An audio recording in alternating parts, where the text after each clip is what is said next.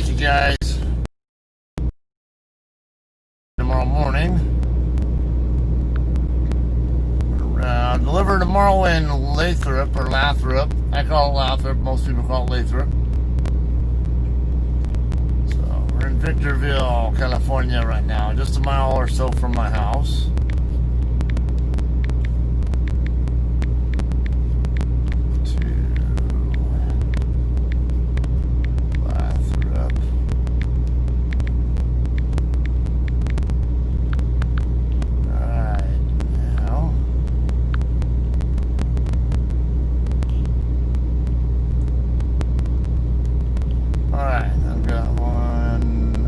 Recommendation on a Cobra Kai video. I'll write about that. Got my glasses replaced. Waiting on Dora and the kids to show back up because I forgot my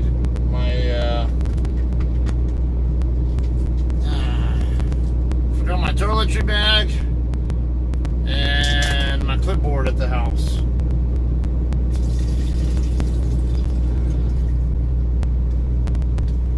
Been a bit of a cluster because the confusion there,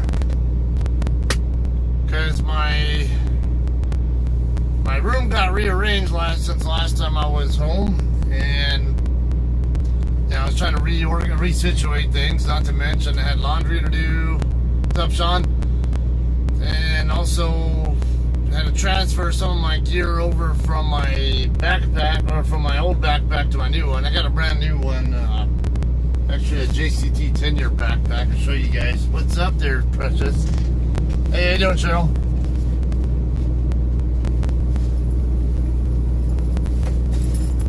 So, you ended up getting me this backpack right here, JCT logo on. It's actually a pretty nice backpack overall.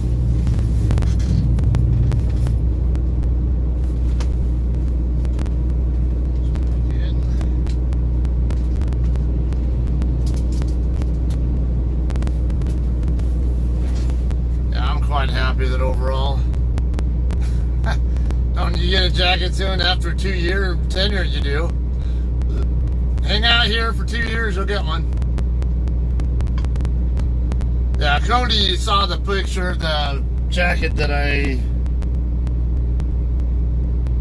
received for my 2-year tenure. It's pretty nice.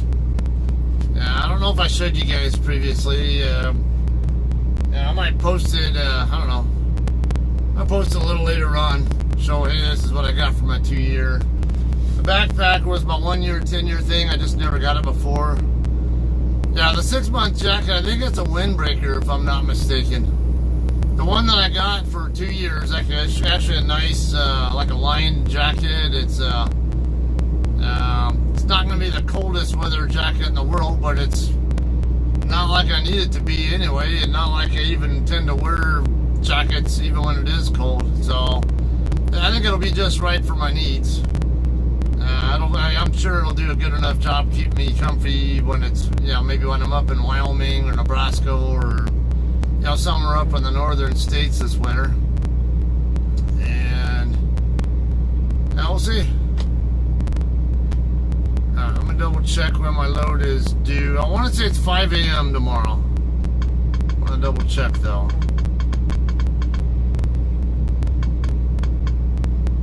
Yeah, 5 a.m. Working on front of the glasses back and getting rid of this face mask that wasn't mine, and I don't know how it ended up in my truck. So hang tight.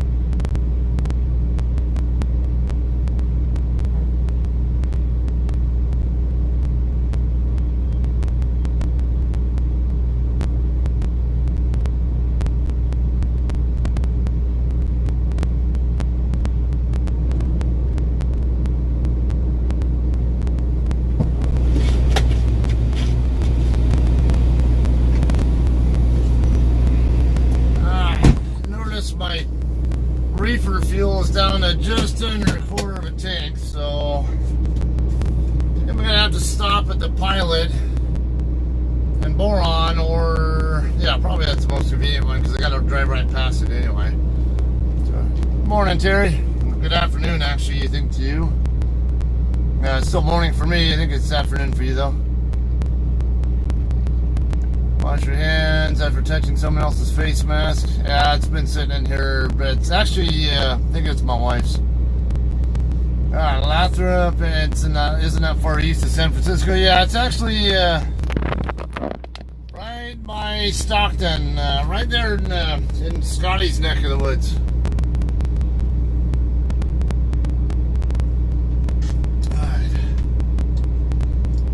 You have 7 hours and 53 minutes of remaining drive time. Yeah, and I got a brand new face mask. It's alright. Good.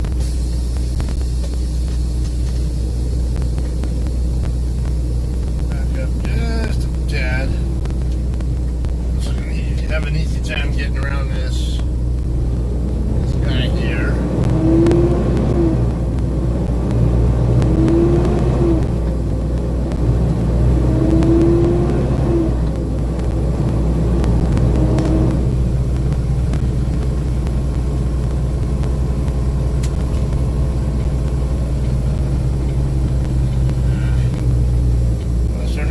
Don't tell me you're going to screw up what I'm trying to do here. Not look like he's just trying to get inside the Church and Dwight plant. Alright, we'll double check right here. Not for good. See a four-wheeler coming up from the end of the cul-de-sac. By one of the JB Hunt workers going home.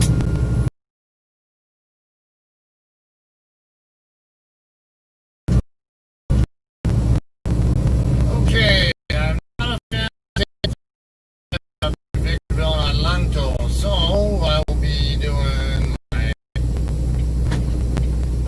typical routine up that way. Simple gauges.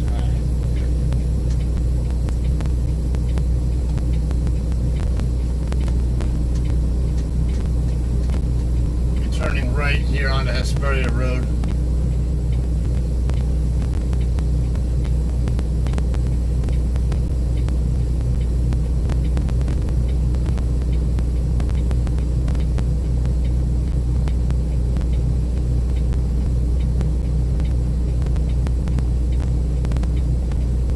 Have to be spaced at just the wrong intervals, right? So I can't pull out and make my turn because I need both of these. Northbound lanes to make my turn. Oh, now it looks like the light's turning red, but the traffic across from me gets the green first. Ah, great! And now I get this this guy at the corner.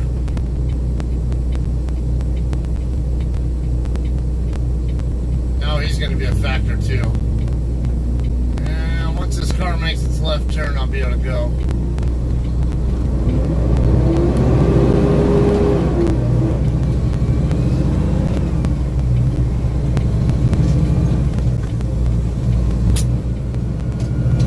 Yeah, dude, you didn't have a walk sign yet, so fuck you.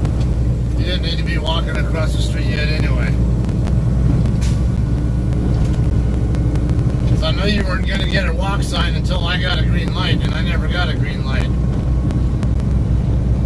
I kind of live here and know that intersection, alright? I'm not stupid.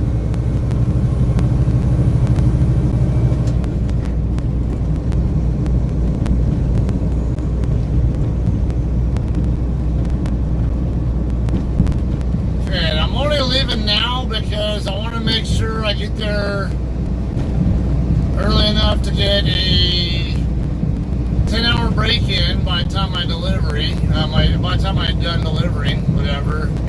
I want to get there so late that I might have trouble finding a place to park.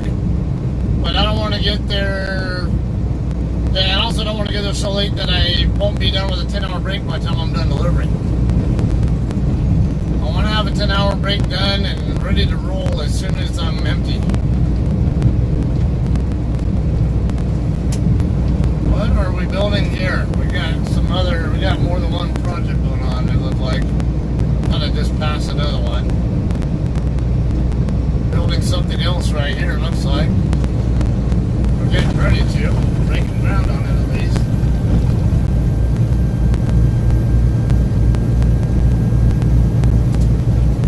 I hope Cody's still watching so he can get some education on how to get from my place to up to 395 next time he comes, stays over here.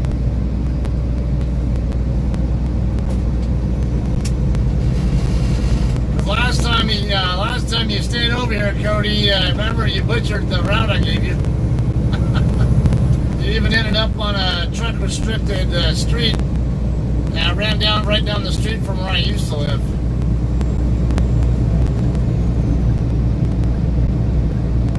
So all I'm going to do here is take Hesperia Road all the way up until it ends into D Street, also known as Highway 18, also known as... Fucker. I knew it. Fucker. I can't stop for that. If I'm going to have to jam all my brakes for that shit, no, I'll just run it.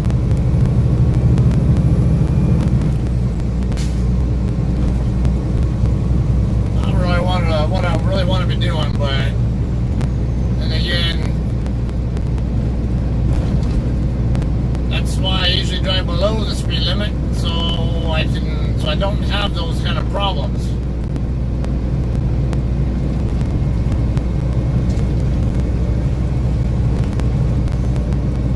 I did try to stop, I just couldn't, so I was like, alright, screw it, I'm going. It wasn't long after the light turned red anyway.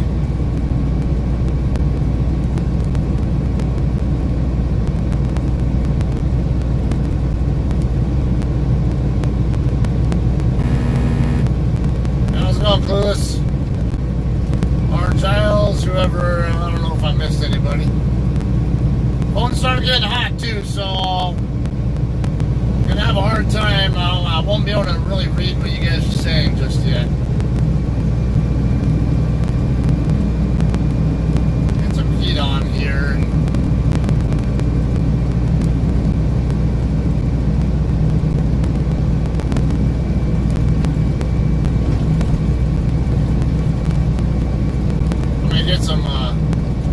Got some AC going here, and hopefully when I'm pointed away from the sun.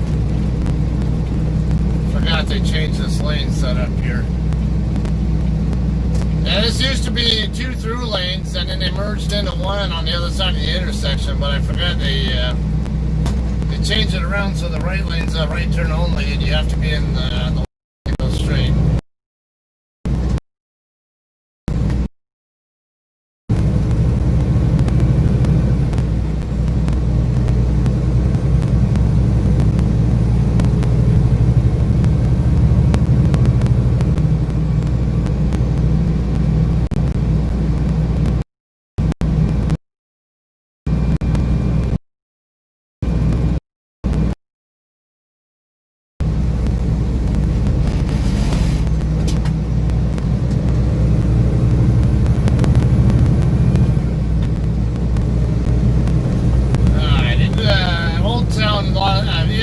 Victorville area right here is what we call it.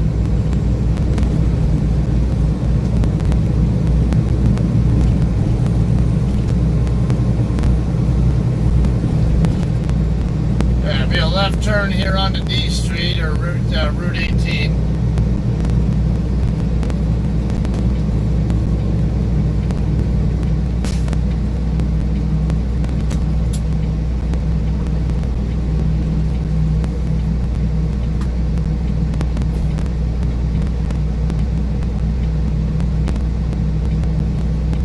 Taking this road past I-15 and up to Air Expressway. Then I take Air Expressway across over to 395. Not as heavy traffic on Air Expressway and not as many lights to deal with either. So I tend to have a strong preference for going that way anytime I'm in the area.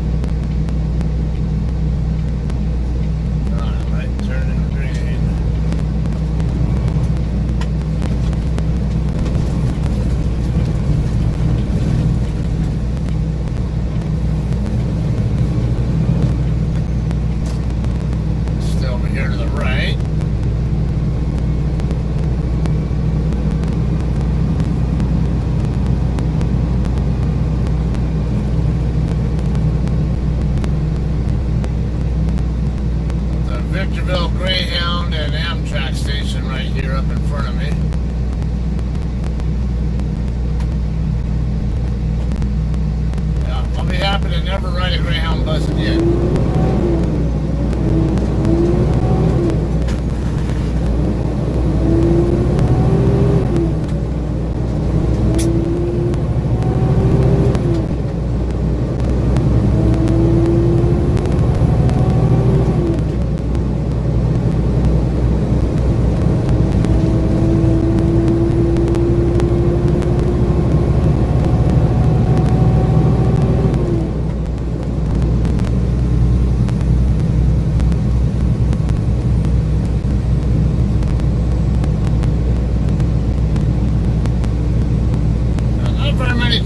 Traffic lights here on this street.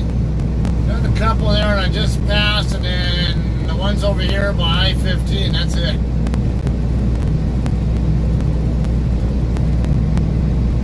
And there'll be a traffic light where I make the left turn on the Air Expressway.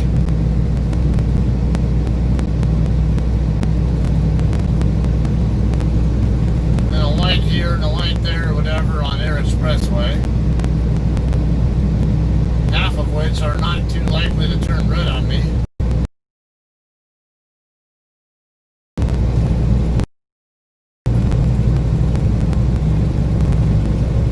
Alright, crossing under I-15 now. Damn it, you stupid lights. Yeah, that's just a little blatant. At least I had an excuse. I tried to stop.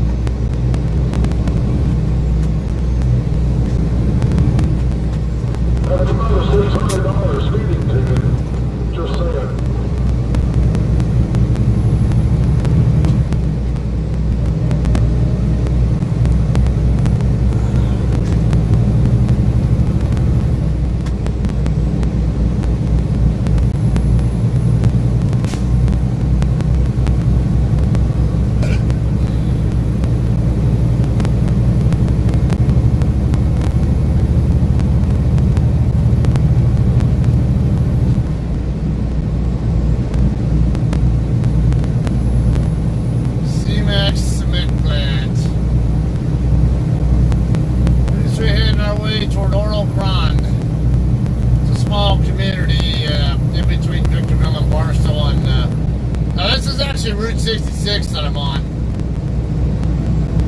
You can actually take a truck on this road, but it's longer miles and lower speed limit.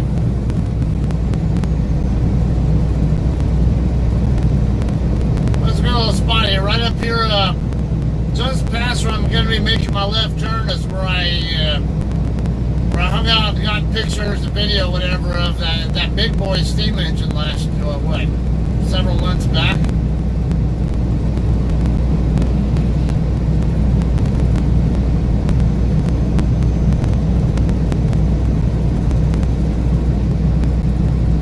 Yeah, if you stay on this road that I'm on right now, it'll take you straight into Barstow. Turns into Main Street in Barstow.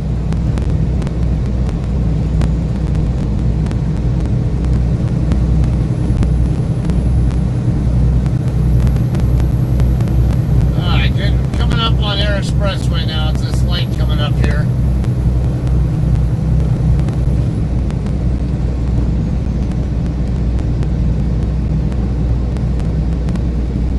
RG, my phone is a little on the warm side still, so I can't quite make out what it is you typed. So when it cools down enough and I get a better idea what it is, I'll figure it out. It is, unless somebody calls me and tells me what is being said.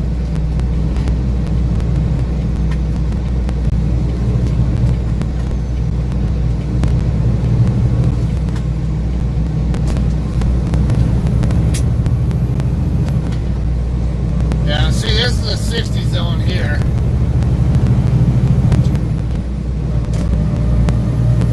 There'll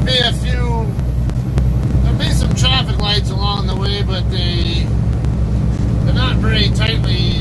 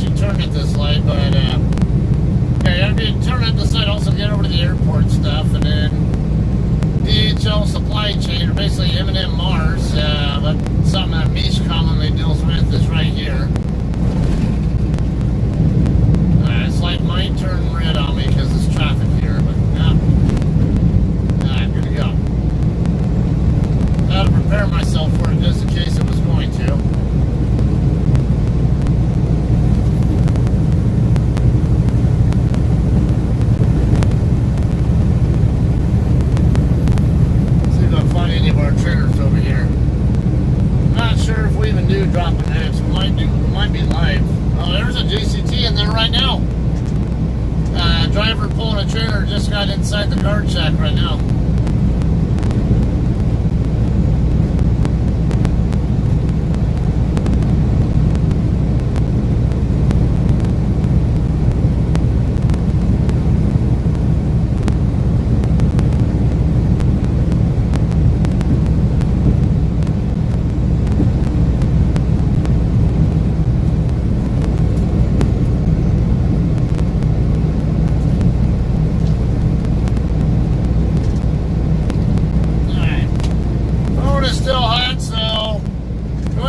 The dialogue, whatever, and then I can get to you whenever I can, alright? Won't be able to get to you right away. I'll have to either wait till I stop, or the phone goes off, or someone calls me and dictates to me what's going on.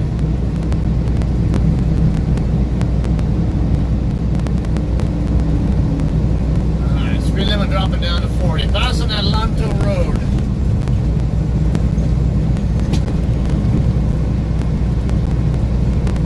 Couple more lights up, it'll be US 395. I'll be turning right onto it.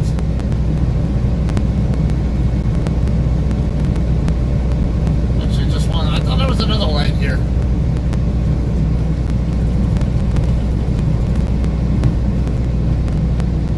Yeah, they totally redid this interchange here too. Nice to see they actually have a dedicated right turn lane here now.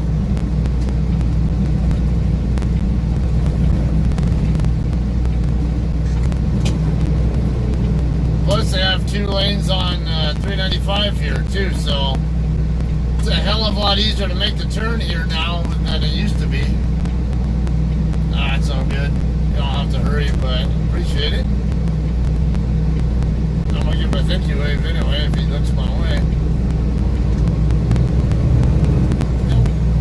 Didn't look my way, but that's alright.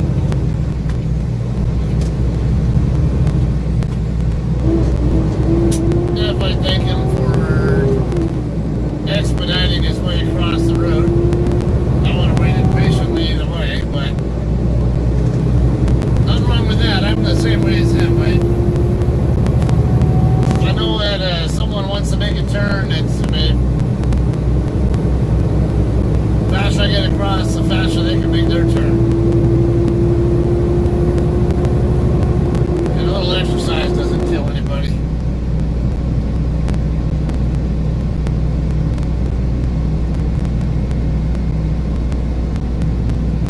Bartlett Avenue.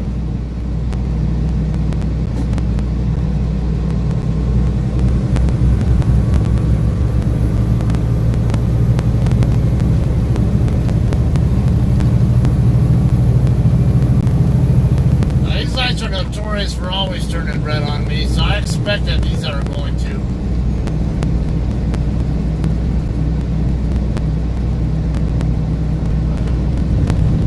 See, once I get onto 395, there won't be much for traffic lights at all. Just a couple of them, really, and then I'm out of the area, and then it's smooth sailing all the way up to Boron.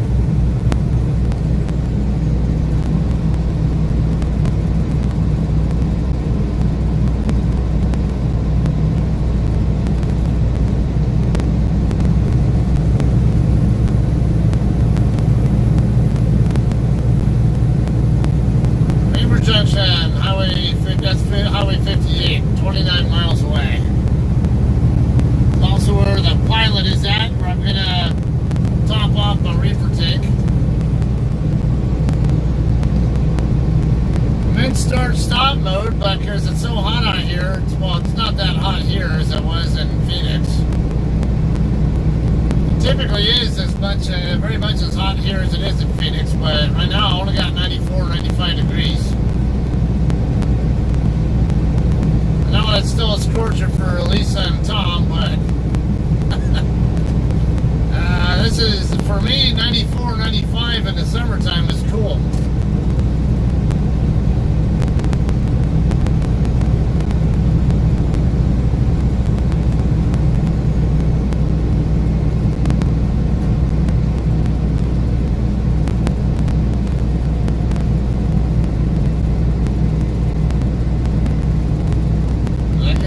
Get in here right when they're opening up for us. Kind of looks like it.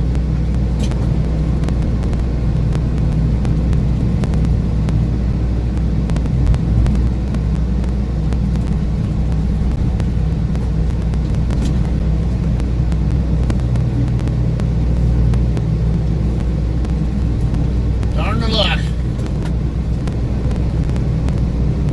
Alright, now I can actually see what you guys are saying. Alright, good driver. I gotta figure out what kind of name to call you, because I feel like I gotta call you that from or you know, that weird noise from the movie Splash. And Daryl Hannah's character calls herself. You guys familiar with that movie? I used to always watch that one when I was a kid, and I think it's on one of the streaming services now, if I remember right. I can't remember if it's on Netflix or Amazon, but I want to say it's Netflix.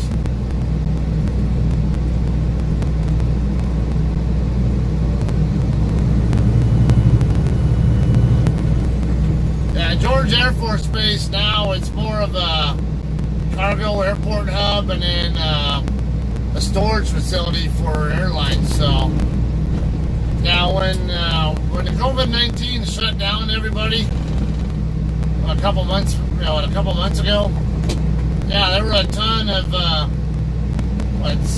who was all there? Southwest, Delta, whoever else, I forget. There were a whole bunch of airliners parked over there temporarily.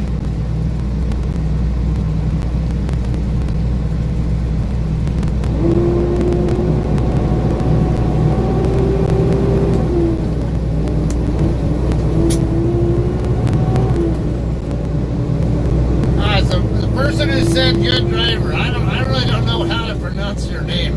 Because you got a lot of non-Latin letters in your name. I don't know if that's just for fun or if you're from a country that actually uses those letters or characters, whatever. So if you know an anglicized way of pronouncing that word, or you know, a way that I can say it in English, that'd be great. No offense, but there are some words even in my own language that I butcher, so don't be.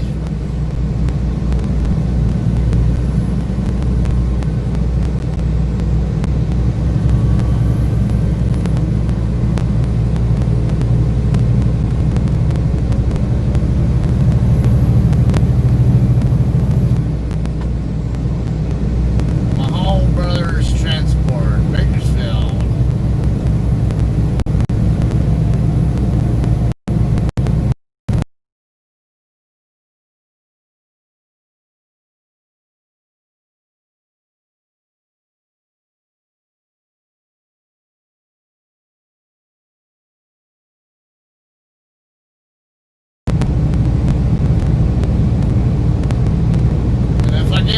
If I get any hassle from the cops about why I'm speeding, well, I'm trying to pass someone slower. And there are very few places that people can pass here and do it safely. So I'd rather be going with the flow of traffic, you know, staying with prevailing conditions than drive slower and encourage people to want to pass me and potentially cause a fatal accident that I don't want to be involved with.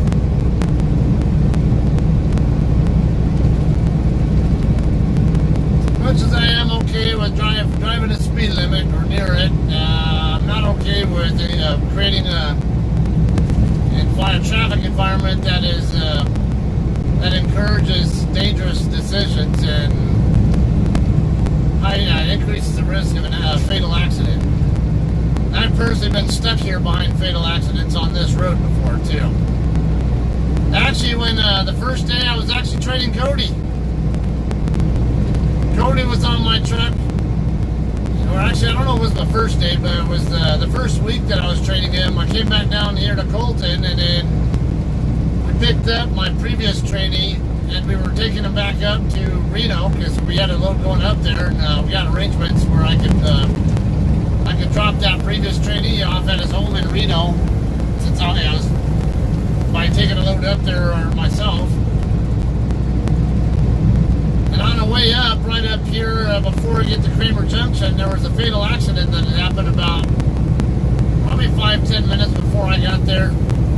But we were just right on the other side of the hill from where it happened, and they had to fly a helicopter in to airlift somebody out, and one or two of the people there died instantly. It was caused by somebody northbound, if I remember right, trying to pass another northbound vehicle, and then in a stupid spot too, for a blind hill. Then they go over the hill, and there was somebody coming the other way, and they collided head on with them.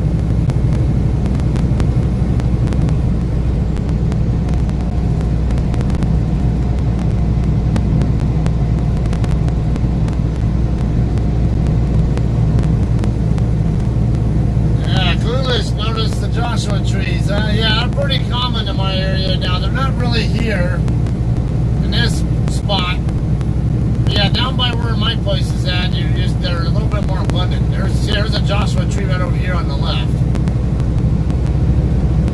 Not nearly as many of them over here, but they're still here.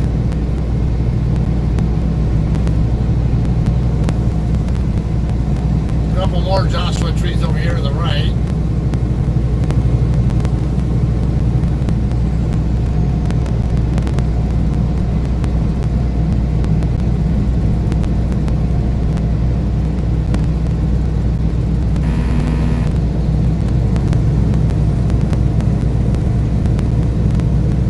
Where was I at not too long ago where I saw like a whole shitload of Joshua trees? Miles and miles and miles of like a dense Joshua tree forest, pretty much. That wasn't on 93 going down from Kingman to Phoenix, was it?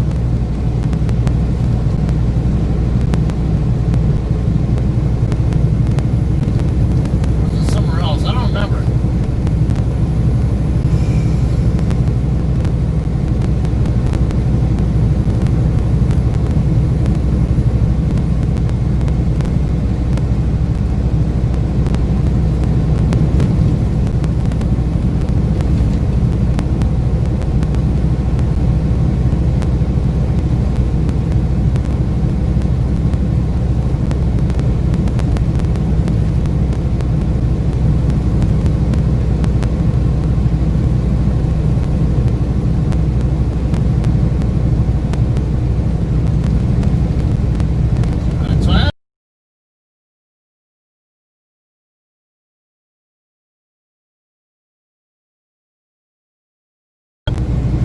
Go across. I gotta double check what street it is. Or I could get on Louise Street, and then take Louise Street to the east, back toward Highway 99.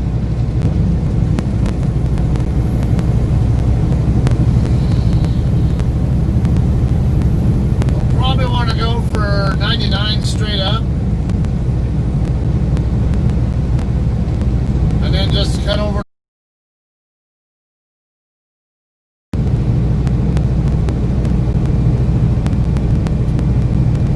California, we have a law called the basic speed law. I don't know if they have that same kind of thing in other states, but here we have the basic speed law, which basically says never drive faster than speed that is reasonable, prudent, basically based on the conditions. And a lot of the cops have enough common sense where they know what the prevailing conditions are, and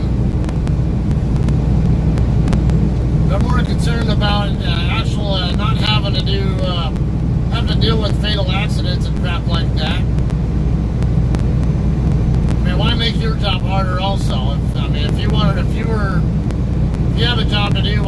you harder. Work smarter, not harder. And a lot of the cops out here actually do work smarter. Where, hey, they'll let some of this stuff go. A little bit of common sense goes a long way.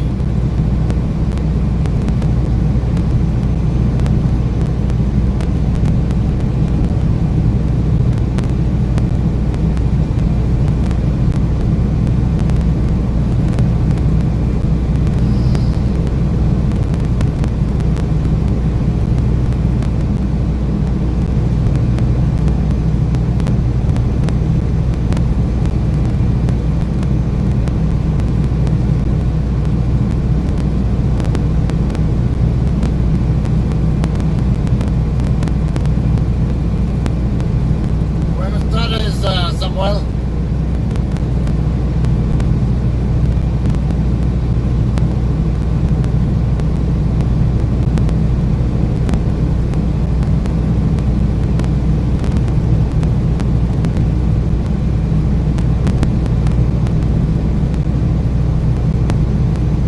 I got 3 4-wheelers passing me now.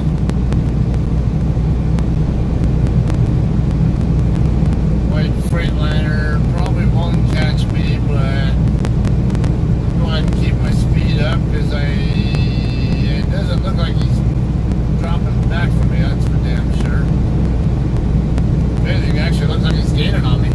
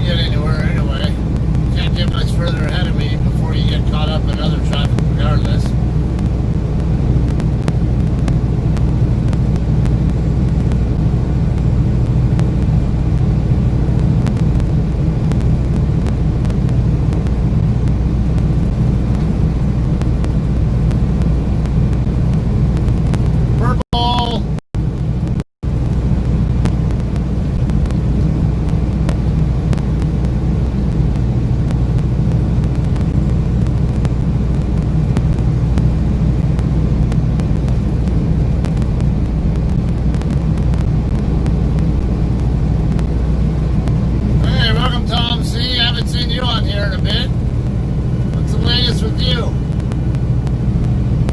Did you retake your CDL test?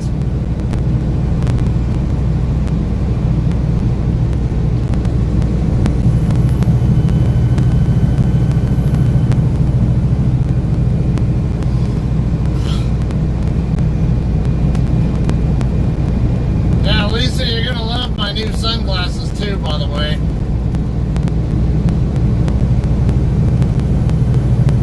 Back to the beginning of the stream, you'll see that I had them on in front of the camera.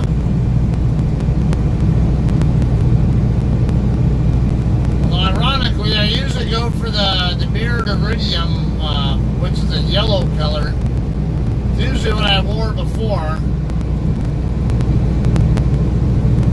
And then the glasses I was previously wearing before these, I've had since before I left the Air Force, and I had lenses on there that were actually dress and appearance of legal for the Air Force. So I couldn't wear them. I couldn't wear mirrored lenses. They had to be smoke, basically charcoal, smoke, whatever kind of lenses.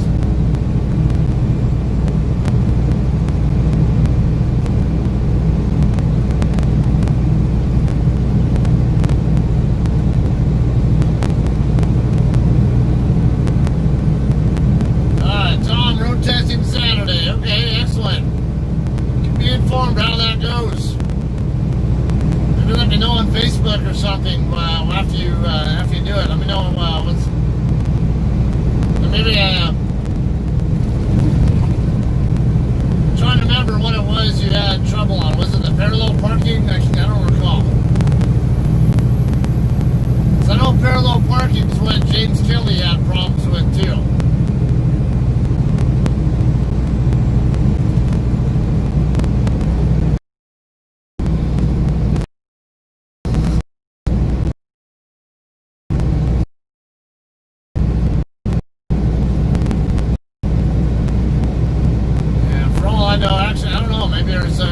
something I can help you with there too.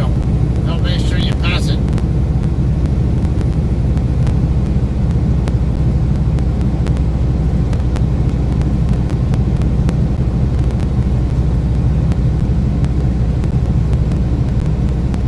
Okay, so it's just nerves. You knew what you needed to do. It was just nerves got you. Okay. Yeah, it's a very common thing. Even for me, I got like nerves of steel, and even I was an astute learner in the class, and they expect that you're going to make mistakes because of the nerves, so they do give some latitude based on that knowledge that sometimes you're going to make just because.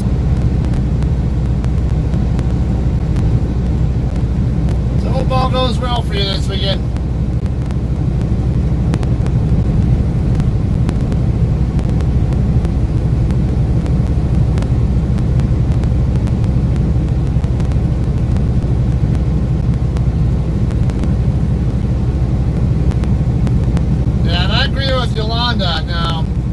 Yolanda drives for a bus company, or she works for a bus company. So, Yolanda, I think you work in the office, right? But don't you? You also have a CDL, if I'm not mistaken.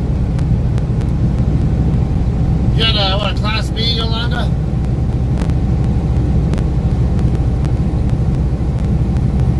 So yeah, Yolanda knows from experience too, if I'm not mistaken, on that. And absolutely right. The more practice, the more natural it becomes. Hey, there's no nerves at all once you're so confident with what you're doing.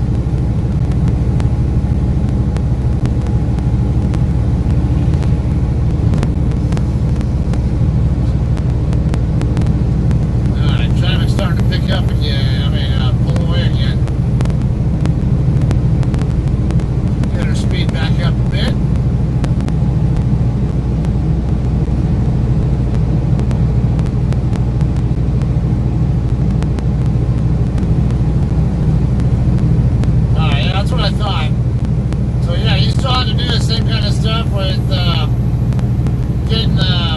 With going through the DOT physical, doing the general, doing the air brakes test. The only thing you didn't really have to do is the articulate accommodation vehicles test, right, for the written. And you still have the turn radius kind of stuff that we deal with too.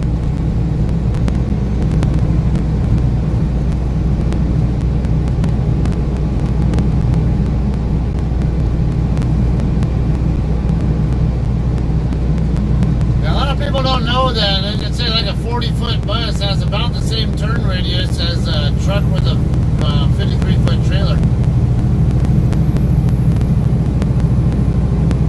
No matter what the distance is between the steer axle and the drive axle. Then there are even some people who drive articulated buses.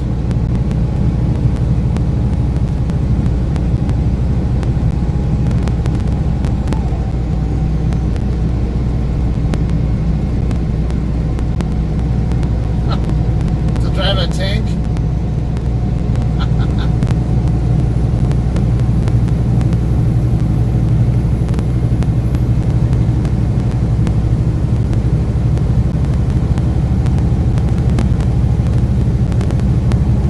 Right here is where I'll go ahead and back off my speed a little bit and actually encourage more. Well, don't really even need to do that much there. I only have like 3 cars behind me that are going to have any chance of passing me.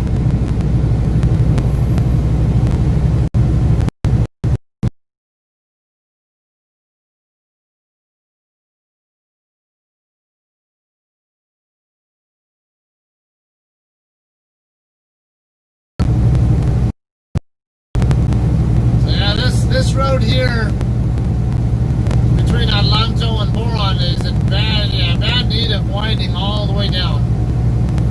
Very common to have traffic problems here and fatal accidents from the passing.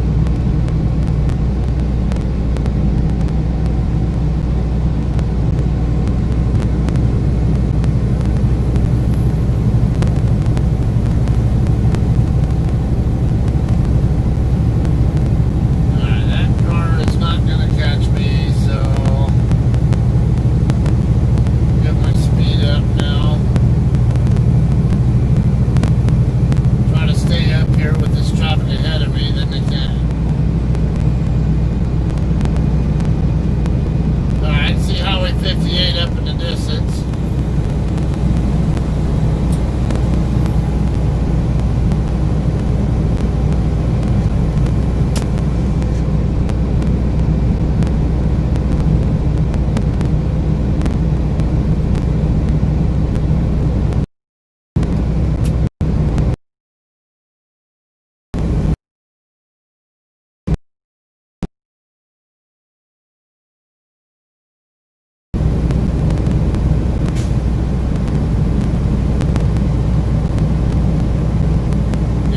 You don't see too much brown. Now, what are your thoughts on this when you do see all this brown? Sometimes people from persistently green areas like Oregon tend to actually appreciate the scenery here, even though it's brown. Then you get people like me who are born and raised in this kind of environment here. I love the greenery.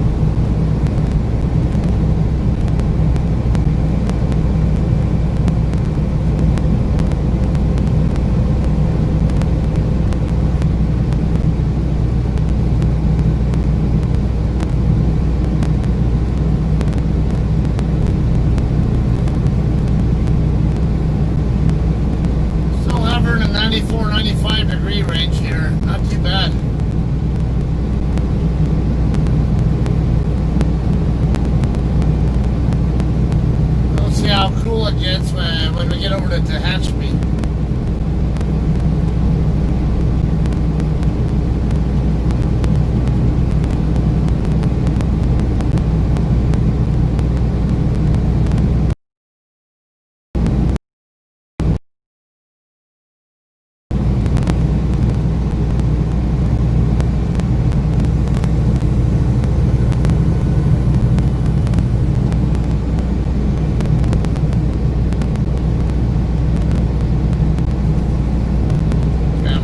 Stop at the pilot up here in Boron, just straight up the street from here. Get reefer fuel. Since I'm down to just under a quarter of a tank, I don't want to take any risk of that thing running out of fuel.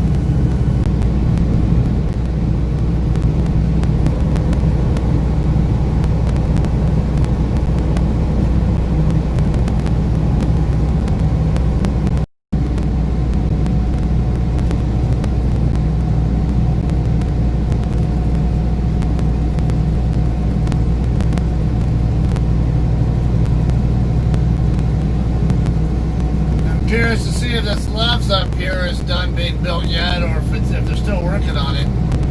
I imagine it might be open by now. It's been about at least a good couple of months since I've been through here, and they were already, I think they already had the building actually built.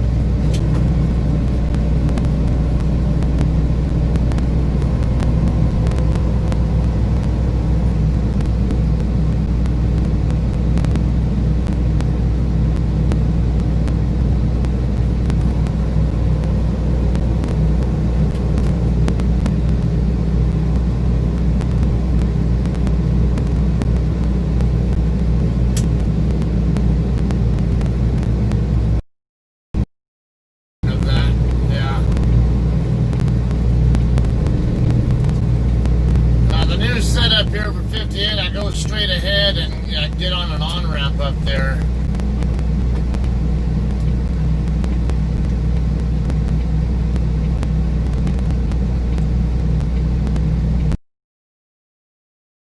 Left turn right here.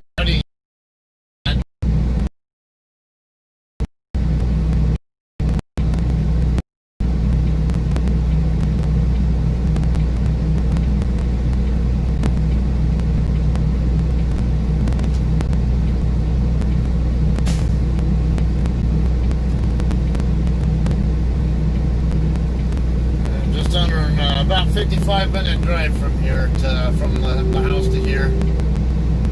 I do it quicker in my car, obviously.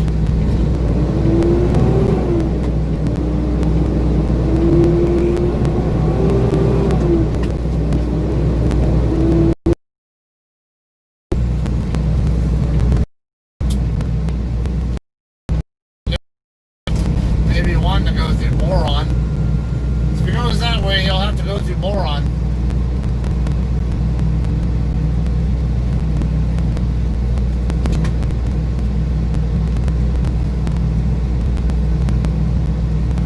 You're open? Yes, it is.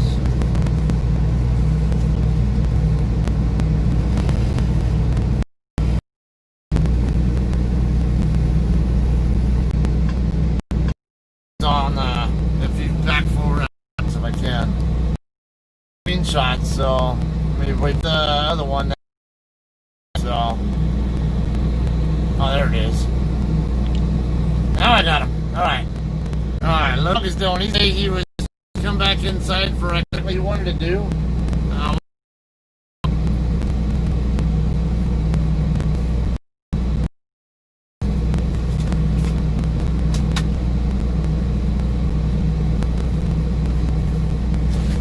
I was waiting on the app to pull up. I want to double check.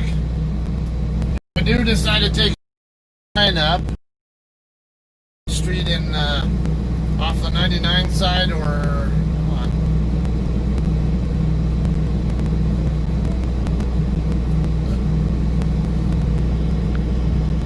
All right, just need reefer.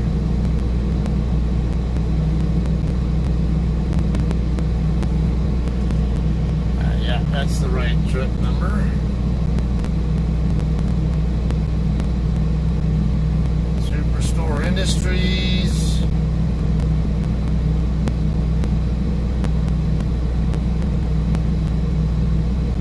Okay, so Louise Street. Well, yeah, I don't want to take Louise Avenue across from 99.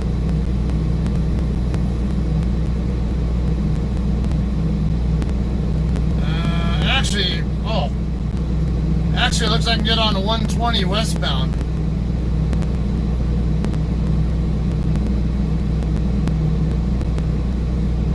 Westbound or over to, I think, Airport Way. Looks like a little more truck friendly. Maybe Yosemite. Maybe across Yosemite and then up McKinley, whatever. I could take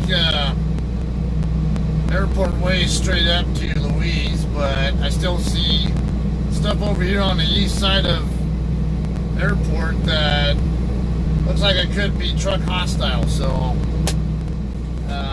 yeah, in terms of like neighborhoods and stuff. So, I'm gonna be prepared just in case I can find any no truck signs over there. 89475.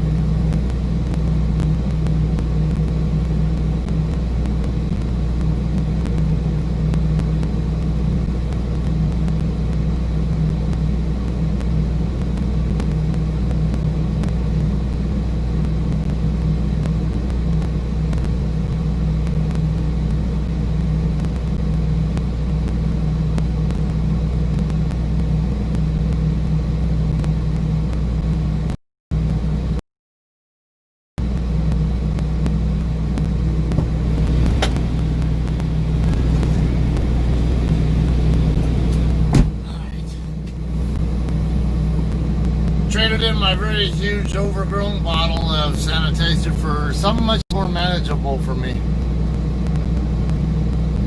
Gave Dora the really huge one that I had, and why is this not? Come on.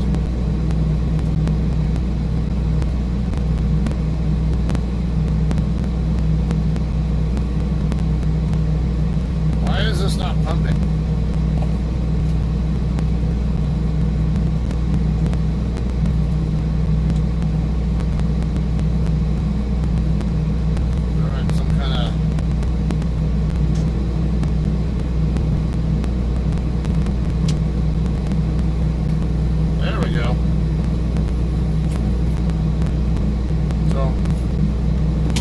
Bottle apparently.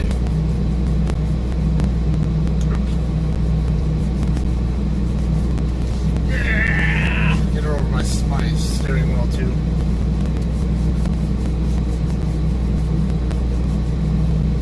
Okay, we're ready to get rolling here.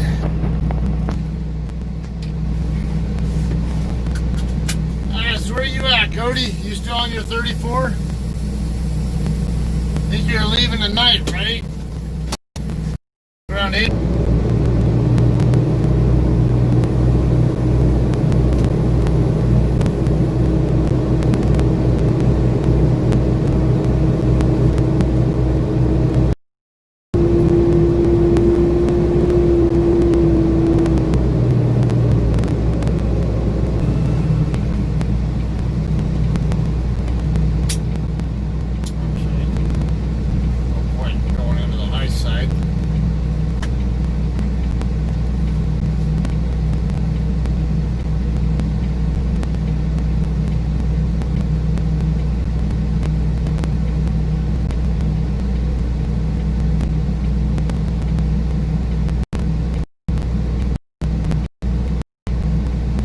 Getting like 37 or something like that gallons of reefer fuel. Not bad. It's been that'll give me another half a shower credit. Even already have shower power for the month anyway.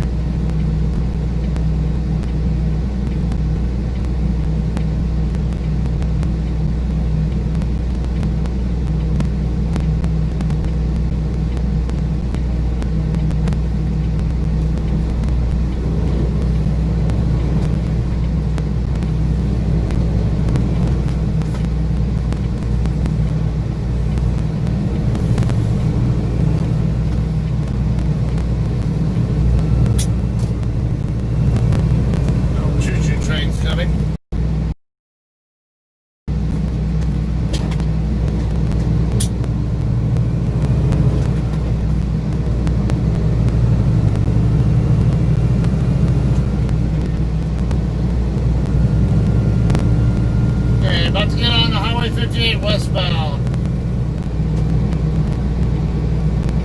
Head through Mojave, actually right past Edwards Air Force Base. Mojave.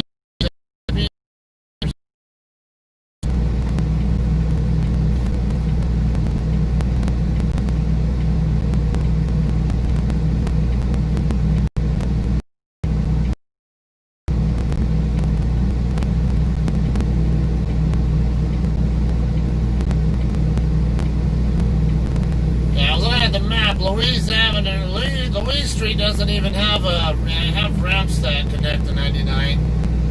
I'd have to get off at her previous exit to get to it. Why would I want to do that when I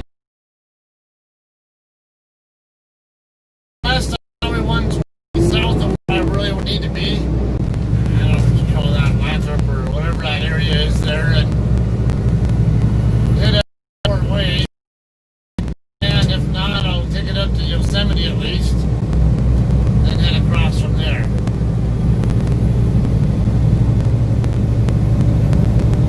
It's not too far down past the airport. Maybe, I don't know,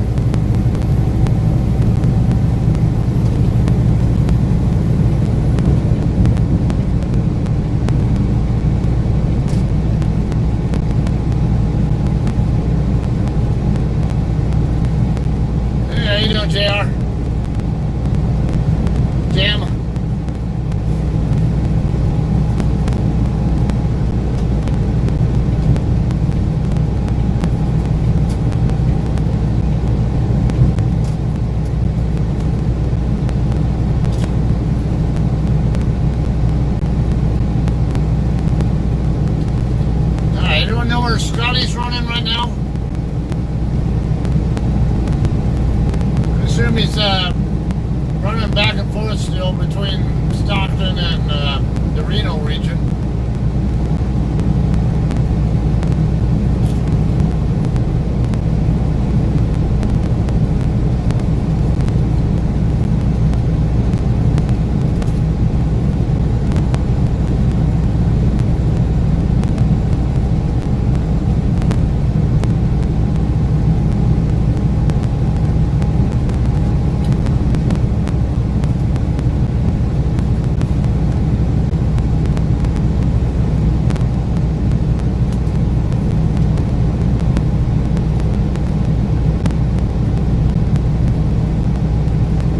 Should have over 300 miles to go.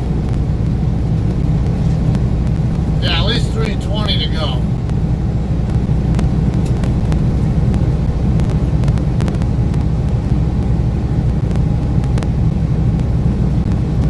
So I'll probably be into my last hour before I have to take a 30-minute break by the time I get over there.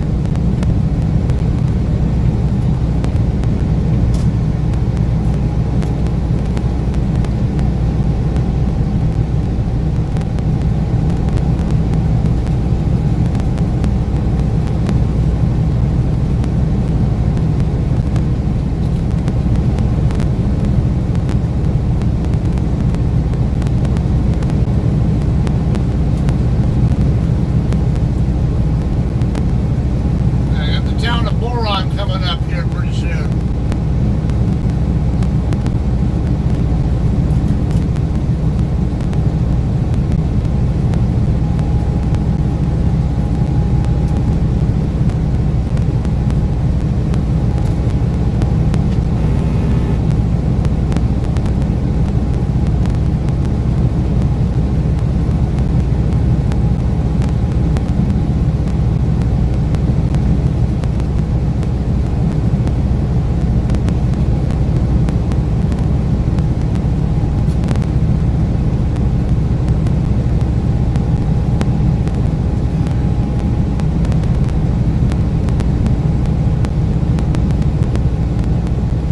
Temperature's back down to 96 now.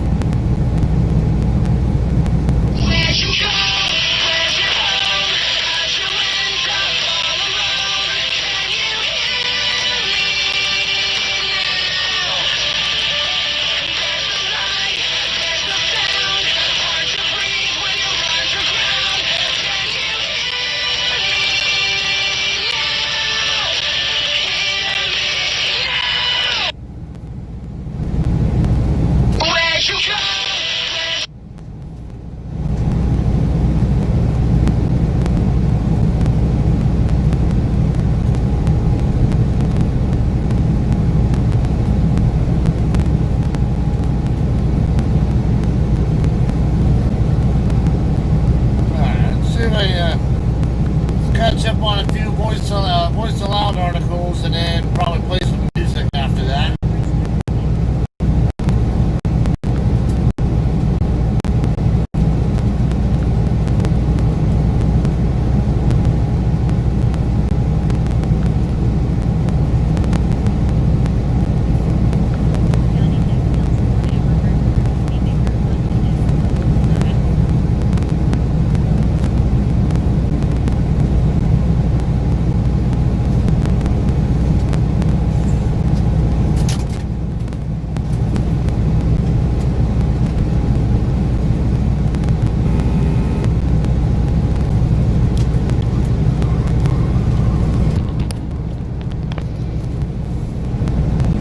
Johnny Depp tells court Amber Heard threw haymaker punch at him. Actor Johnny Depp has said his ex-wife Amber Heard's allegations of domestic violence mirrored what he claims was her abuse towards him. The Pirates of the Caribbean star told the High Court in London that it seemed like everything she would accuse me of was something she had done to me. Depp, 57, also accused Heard, 34, of throwing a haymaker punch at him during a row after her 30th birthday party, hours after he had learned during a bad business meeting that he had lost $650 million, about €570 million. The Hollywood actor made the claims on Monday during his fifth day of evidence in against the. He is suing the tabloid publisher News Group (NGN) and its executive editor April 2008. had labeled him a wife beater. During his final morning in the witness box, Depp's barrister David Sherburne referred to a recording of the former couple discussing matters in San Francisco in July 2016, after they had split and Heard had obtained a restraining order against the actor. He told the court that in the recording, Heard said it was unbelievable to imagine that she had either been in a secret fight club or plotting to do this for 3 years.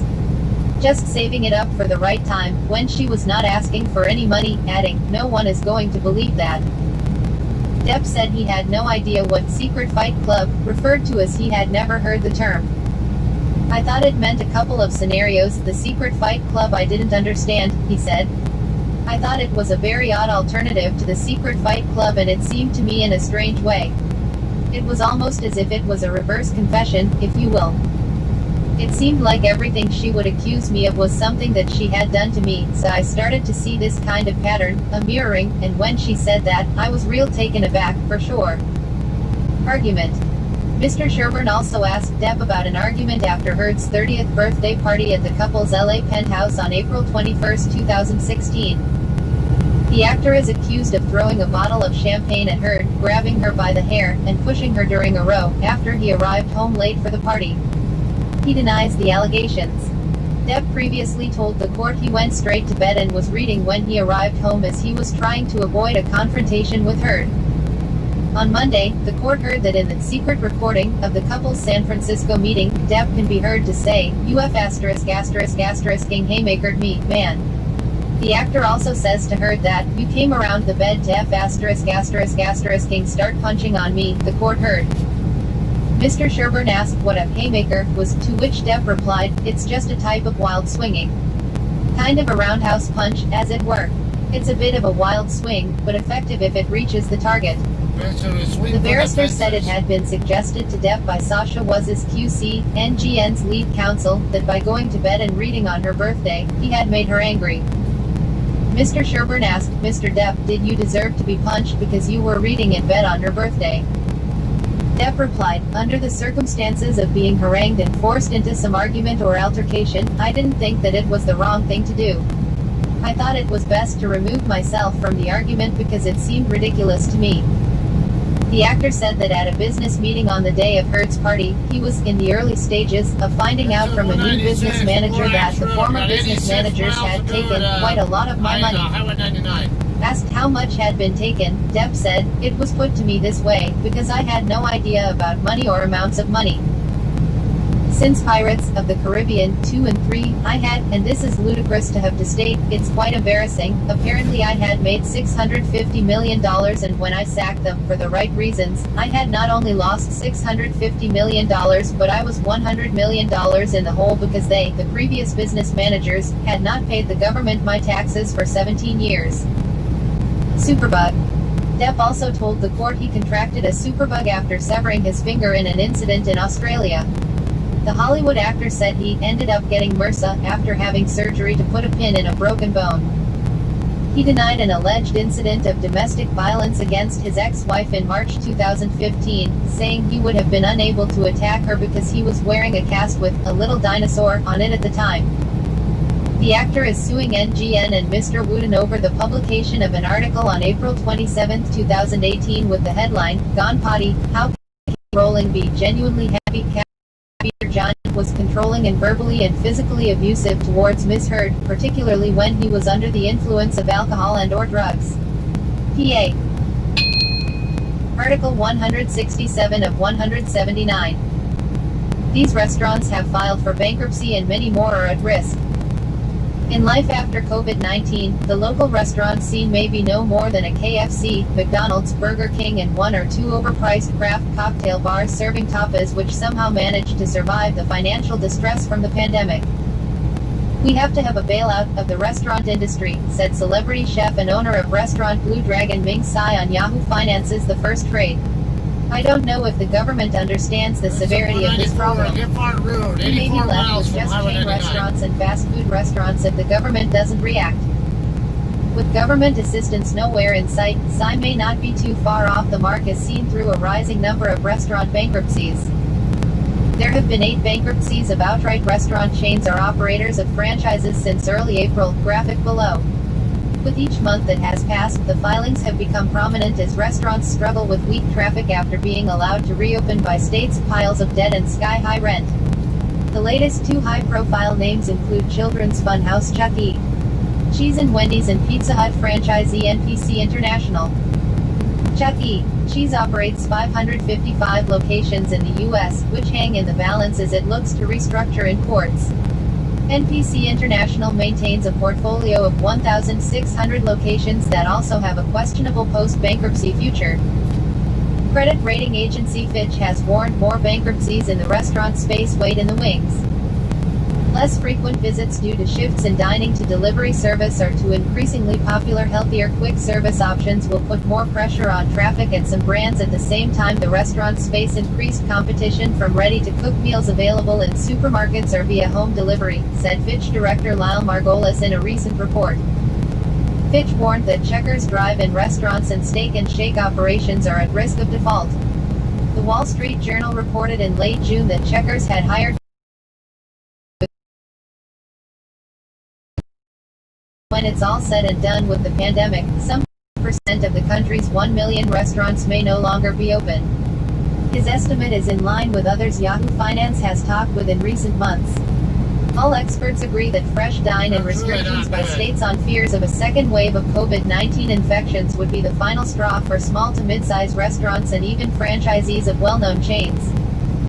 You don't know how long it lasts. The predictions are going to be unreliable for the next couple of quarters, said longtime Denny's CEO John Miller on the industry upheaval. There are PPP loans, Main Street lending, a number of programs to help people get through the difficult time.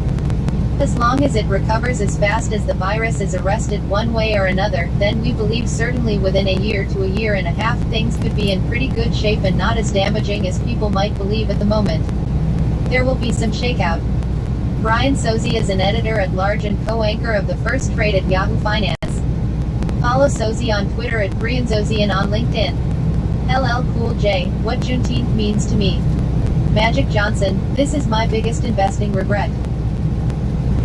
Yeah, hurting the restaurant industry actually can create a snowball for a recession. A lot of people don't think that that's an important part of the economy, but it is.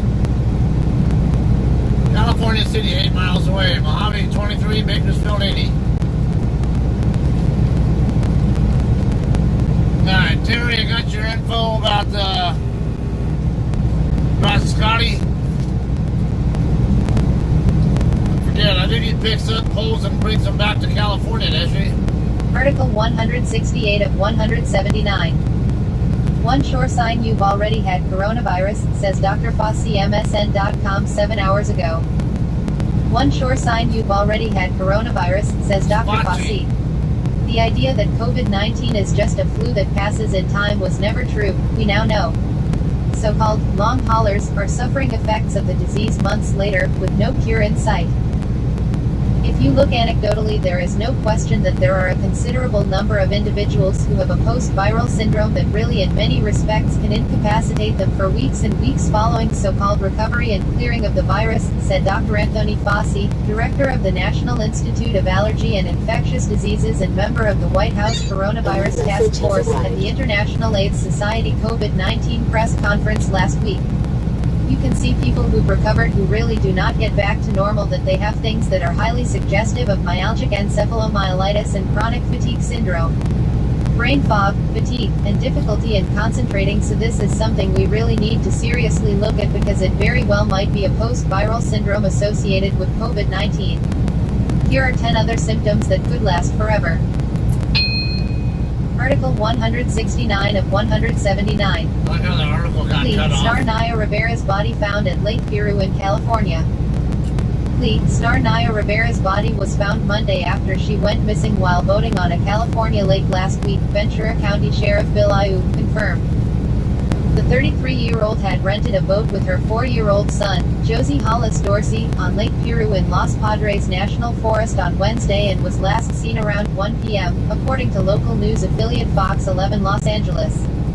The child, who was found alone hours later sleeping in the pontoon boat and wearing a life vest, told investigators that he and his mother had been swimming and that she never returned to the vessel. Representatives for the actor did not return a request for comment. Soon after, search efforts began as investigators combed the lake, which is 2 miles long and about 130 feet deep at its deepest point. Due to the water's murkiness and subsequent low visibility, one volunteer diver, Max O'Brien, told reporters that they had been conducting the search by touch. The visibility is about 1 to 2 feet, O'Brien said, adding that there's a lot of tree branches and overgrowth from when the lake was lower, so we're digging through, breaking through sticks and searching a heavy brush bottom. He went on to say that it's a lot by feel, and kind of a braille search. Here's a clip of the interview with diver Max O'Brien in his own words on the search for Naya Rivera. 1 to 2 feet of visibility makes it into what he describes as a braille search. pic.twitter.com/div806heg2. Jeremy Childs, at Jeremy_Childs, July 10, 2020. Don't lollygag your way out of the freeway, 'cause I'm not lives slowing over down. the years. Park officials speculated to the Los Angeles Times in 2000 that it has to do with wide gusts and deep columns of chilly water on the lake, Fucking which is dog, up you to dumb 160 motherfucker. feet deep depending on the Get your time gas of year, pedal, and can get out of my overtake swimmers face or quickly. back off. After news broke that Rivera was missing, the hashtag praying for Naya trended on social media as fellow stars and fans expressed their hope that she would be found okay and alive. Fans showed support in the comments on an Instagram post from Rivera earlier this week showing a tender moment with her son. I hate stupid people. View this post on Instagram. A post shared by Naya Rivera at Naya Rivera on June 7, 2020 I had at no idea I was 3:15 even coming, because p.m. I wasn't even paying the least bit of Model, attention to actor, what and was going on singer, over here. Rivera is best known for her stint as cheerleader Santana Lopez in Ryan Murphy's Glee, which aired from 2009 to 2015. Her character on the Fox show was known for her cutting remarks to fellow classmates except Heather Morris's Brittany, whom Santana eventually falls in love with. A still from season 1 of Glee, featuring Heather Morris as Brittany Pierce, left, and Naya Rivera as Santana Lopez, right. Photo, Netflix. Prior to Glee, Rivera had small roles in shows such as The Fresh Prince of Bel-Air, Family Matters, Baywatch, Even Stevens, and more. Most recently, Rivera's previously canceled YouTube show, Step Up, High Water, was purchased for a revival by Starz. The show, which was supposed to even get really 10 know who she episodes in is. its I never reboot, was watched to be a Glee. reimagination of the popular dance film franchise of the same name and also star All Neo. those guest appearances Love would really helped. HuffPost. Become a founding member of HuffPost Plus today. We're coming to it, Starz. The new season of Step Up is going That's to the be one. Yeah, right there for us. .com. 6 miles from 855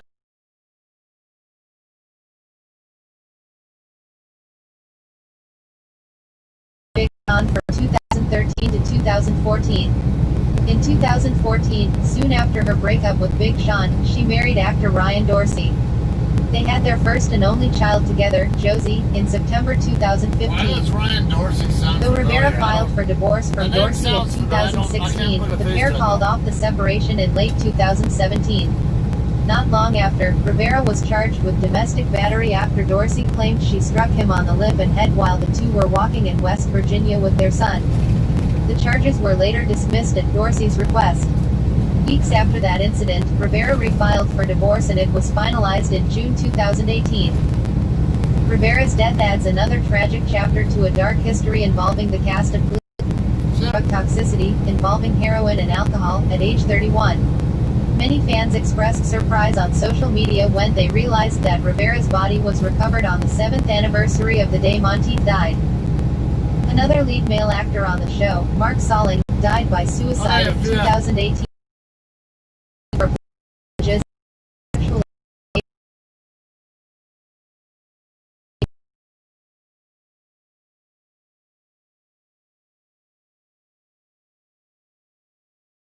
Headlines when Lea Michele, who played various aggressions. Michelle has since apologized for her past behavior. This article originally appeared on HuffPost and has been updated. Article 170 of 179. U.S. carries out the first federal execution in nearly 2 decades.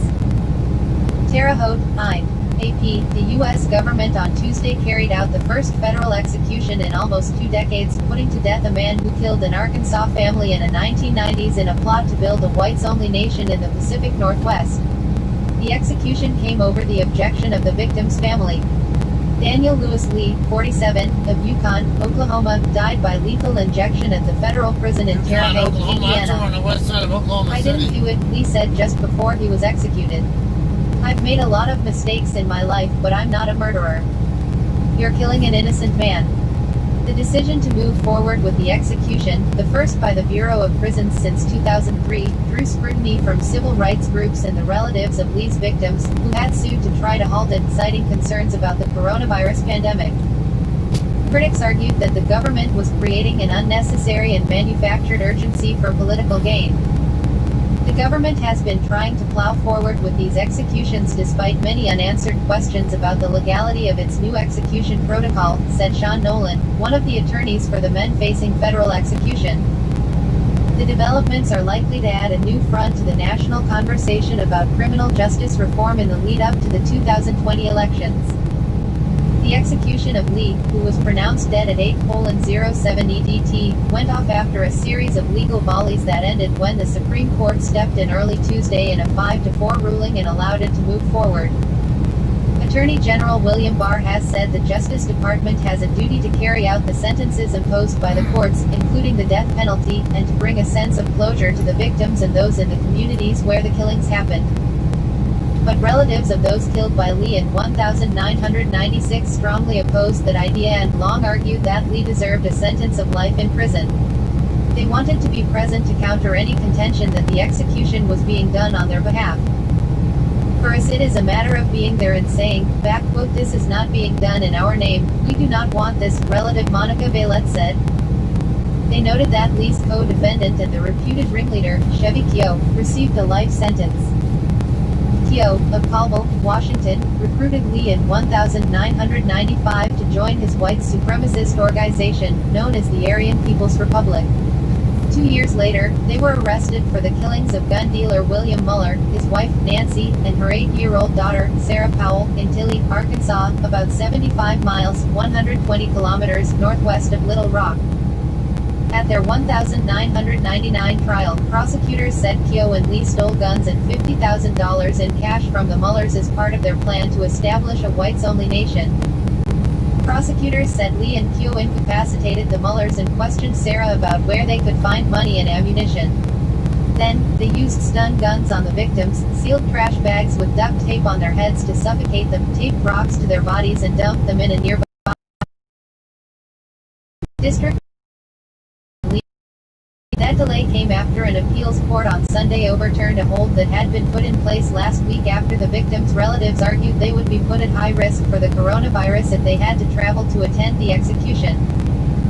2 other federal executions are scheduled for later this week, though one is on hold in a separate legal claim. There have been 2 state executions in the U.S. since the pandemic forced shutdowns nationwide in mid-March, one in Texas and one in Missouri, according to the Death Penalty Information Center. Alabama carried out one in early March. Executions on the federal level have been rare, and the government has put to death only 3 defendants since restoring the federal death penalty in 1988, most recently in 2003, when Lewis Jones was executed for the 1995 kidnapping, rape and murder of a young female soldier. Though there hadn't been a federal execution since 2003, the Justice Department has continued to approve death penalty prosecutions and federal courts have sentenced defendants to death. In 2014, following a botched state execution in Oklahoma, President Barack Obama directed the Justice Department to conduct a broad review of capital punishment and issues surrounding lethal injection drugs. The Attorney General said last July that the Obama-era review had been completed, clearing the way for executions to resume. He approved a new procedure for lethal injections that replaces the 3-drug combination previously used in federal executions with 1 drug, pentobarbital. This is similar to the procedure used in several states, including Georgia, Missouri and Texas, but not all. Numbers of state executions have fallen steadily since the last federal execution, according to data compiled by the Death Penalty Information Center. States put to death 59 people in 2004 and 22 in 2019, 9 of which were in Texas.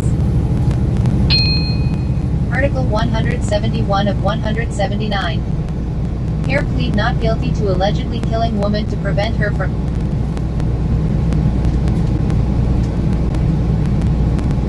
that case makes me wonder. If the guy was adamant that he did not do it, even to that point right before he was about to get executed,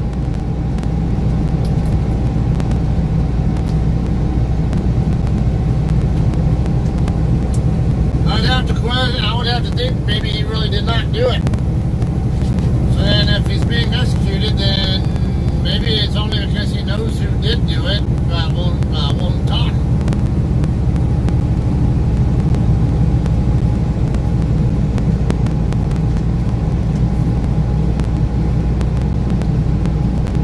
Or maybe he just didn't have anything to do with it at all and they think he did. Of course, having that kind of a background definitely didn't help the situation, I bet. Being a white supremacist and all.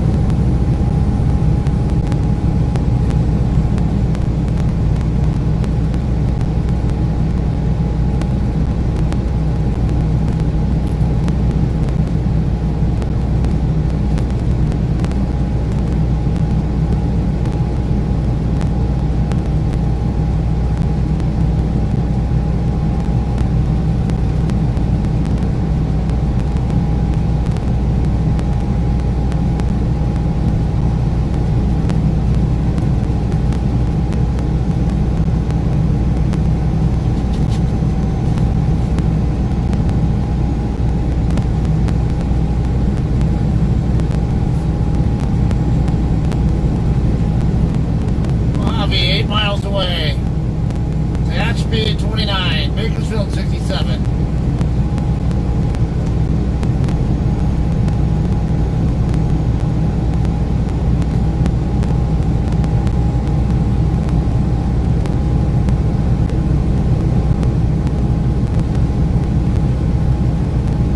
Look at all them windmills.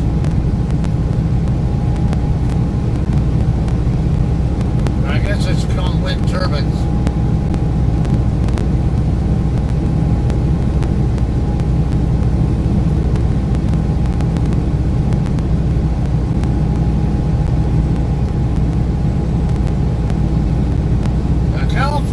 Isn't the biggest wind power provider in the U.S., supplier or whatever, but this farm here in front of me actually is the single biggest farm in the U.S.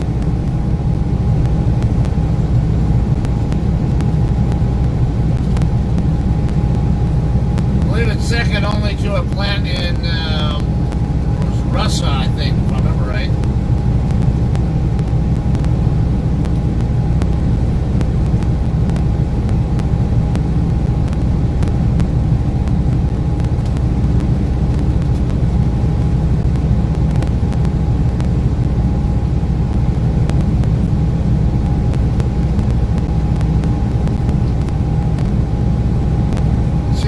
Airport up here at about 1 o'clock position.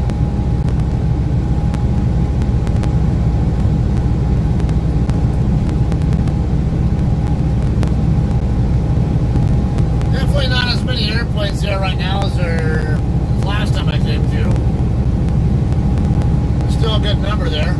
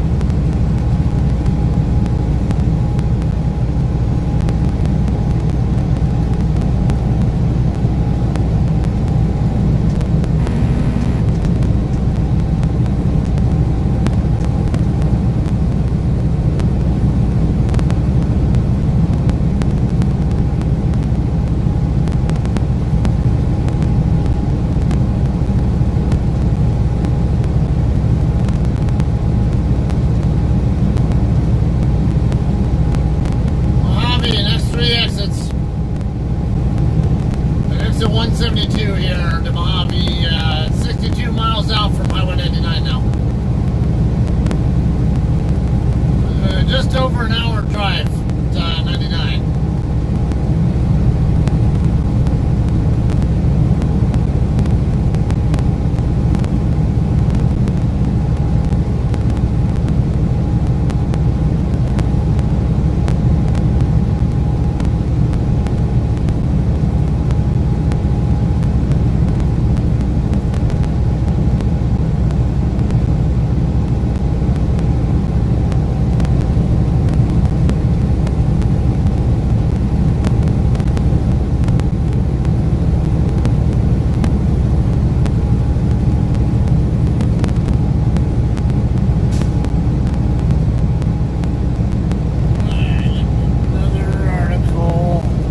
Not guilty to allegedly killing woman to prevent her from testifying. KESQ 37 minutes ago.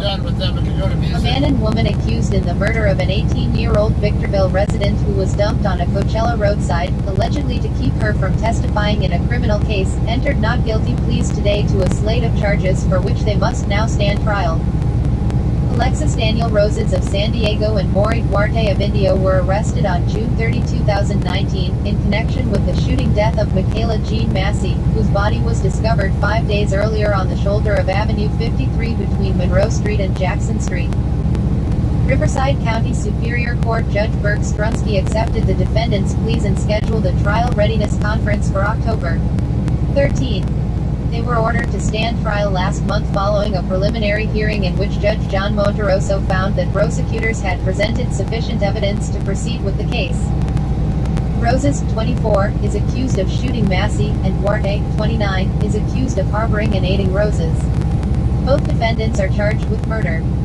Roses also faces a special circumstance allegation of killing the witness of a crime, making him eligible for the death penalty if convicted, although Riverside County District Attorney Mike Hestron has not yet announced whether his office will pursue capital punishment in the case.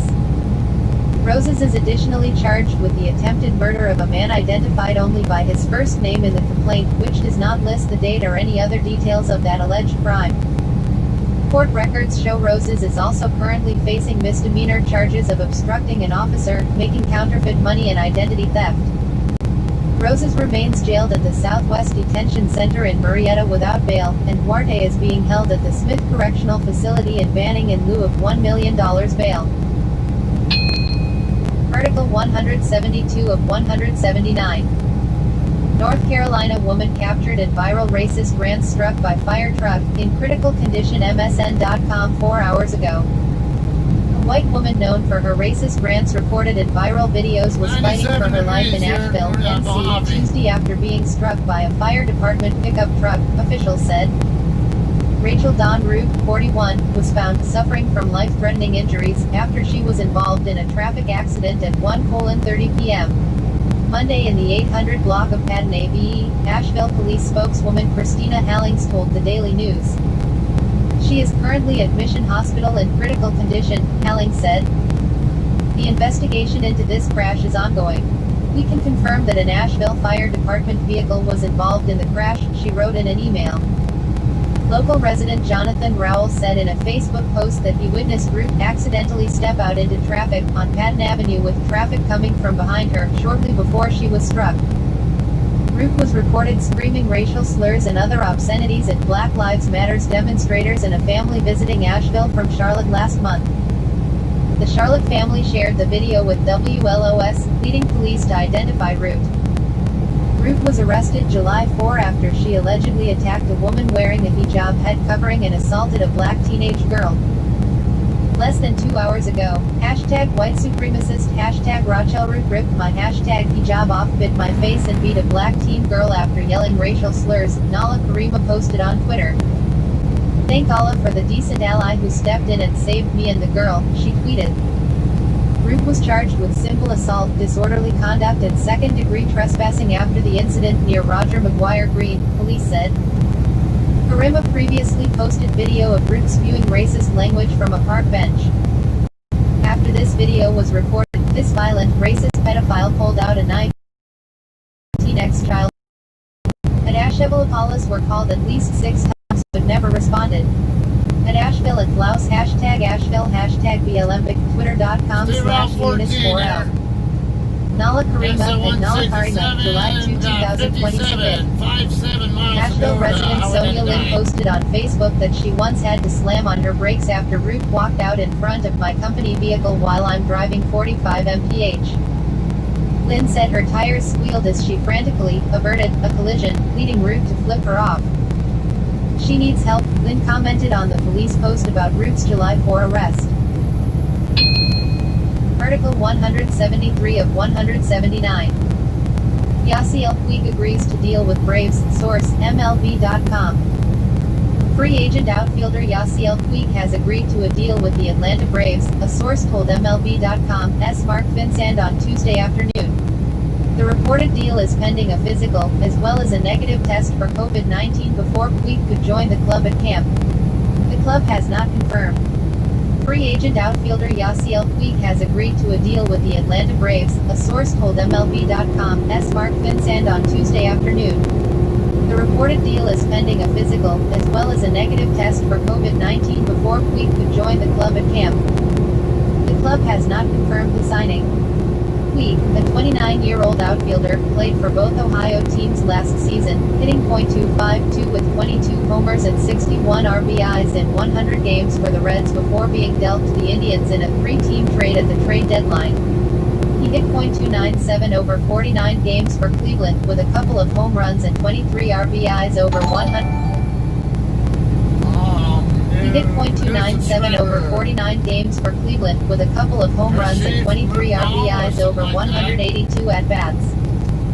Puig should bolster the corner outfield in Atlanta after veteran Nick Markakis elected not to play in 2020. He'll join a Braves outfield core that includes Ronald Acuna Jr., Ender Inciarte, Adam Duvall and fellow free agent addition Marcell Ozuna. Puig's addition to the Braves roster could also give the defending National League East champs more flexibility with the designated hitter position. The bat first Ozuna, for example, might fit best at DH. The Orioles were the only other team known to have made Puig an offer, as Vincent reported on Saturday. One of the bigger names left on the open market, Puig spent his first 6 big league seasons with the Dodgers, bursting onto the scene during the 2013 campaign, for which he finished second in NL Rookie of the Year award voting. For 7 big league seasons, Puig has hit .277 with 132 homers and 415 RBIs. He's put up a .823 ops in 3,376 plate appearances, accumulating 18.9 WAR, according to Baseball Reference during his career. David Adler is a reporter for MLB.com based in New York. Follow him on Twitter at @_Adler. Read more. Yasiel Puig. Article 174 of 179.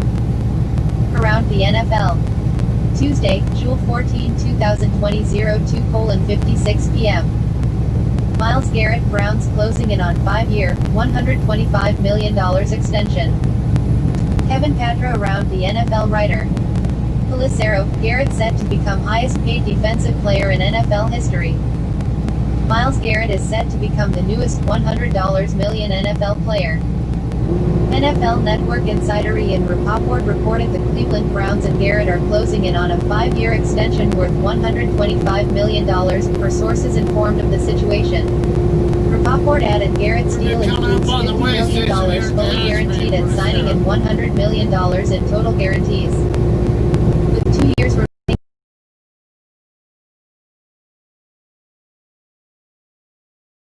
$41 million in signed extensions with more overall money. The $25 million per year in new money on Garrett's deal is tops among defenders.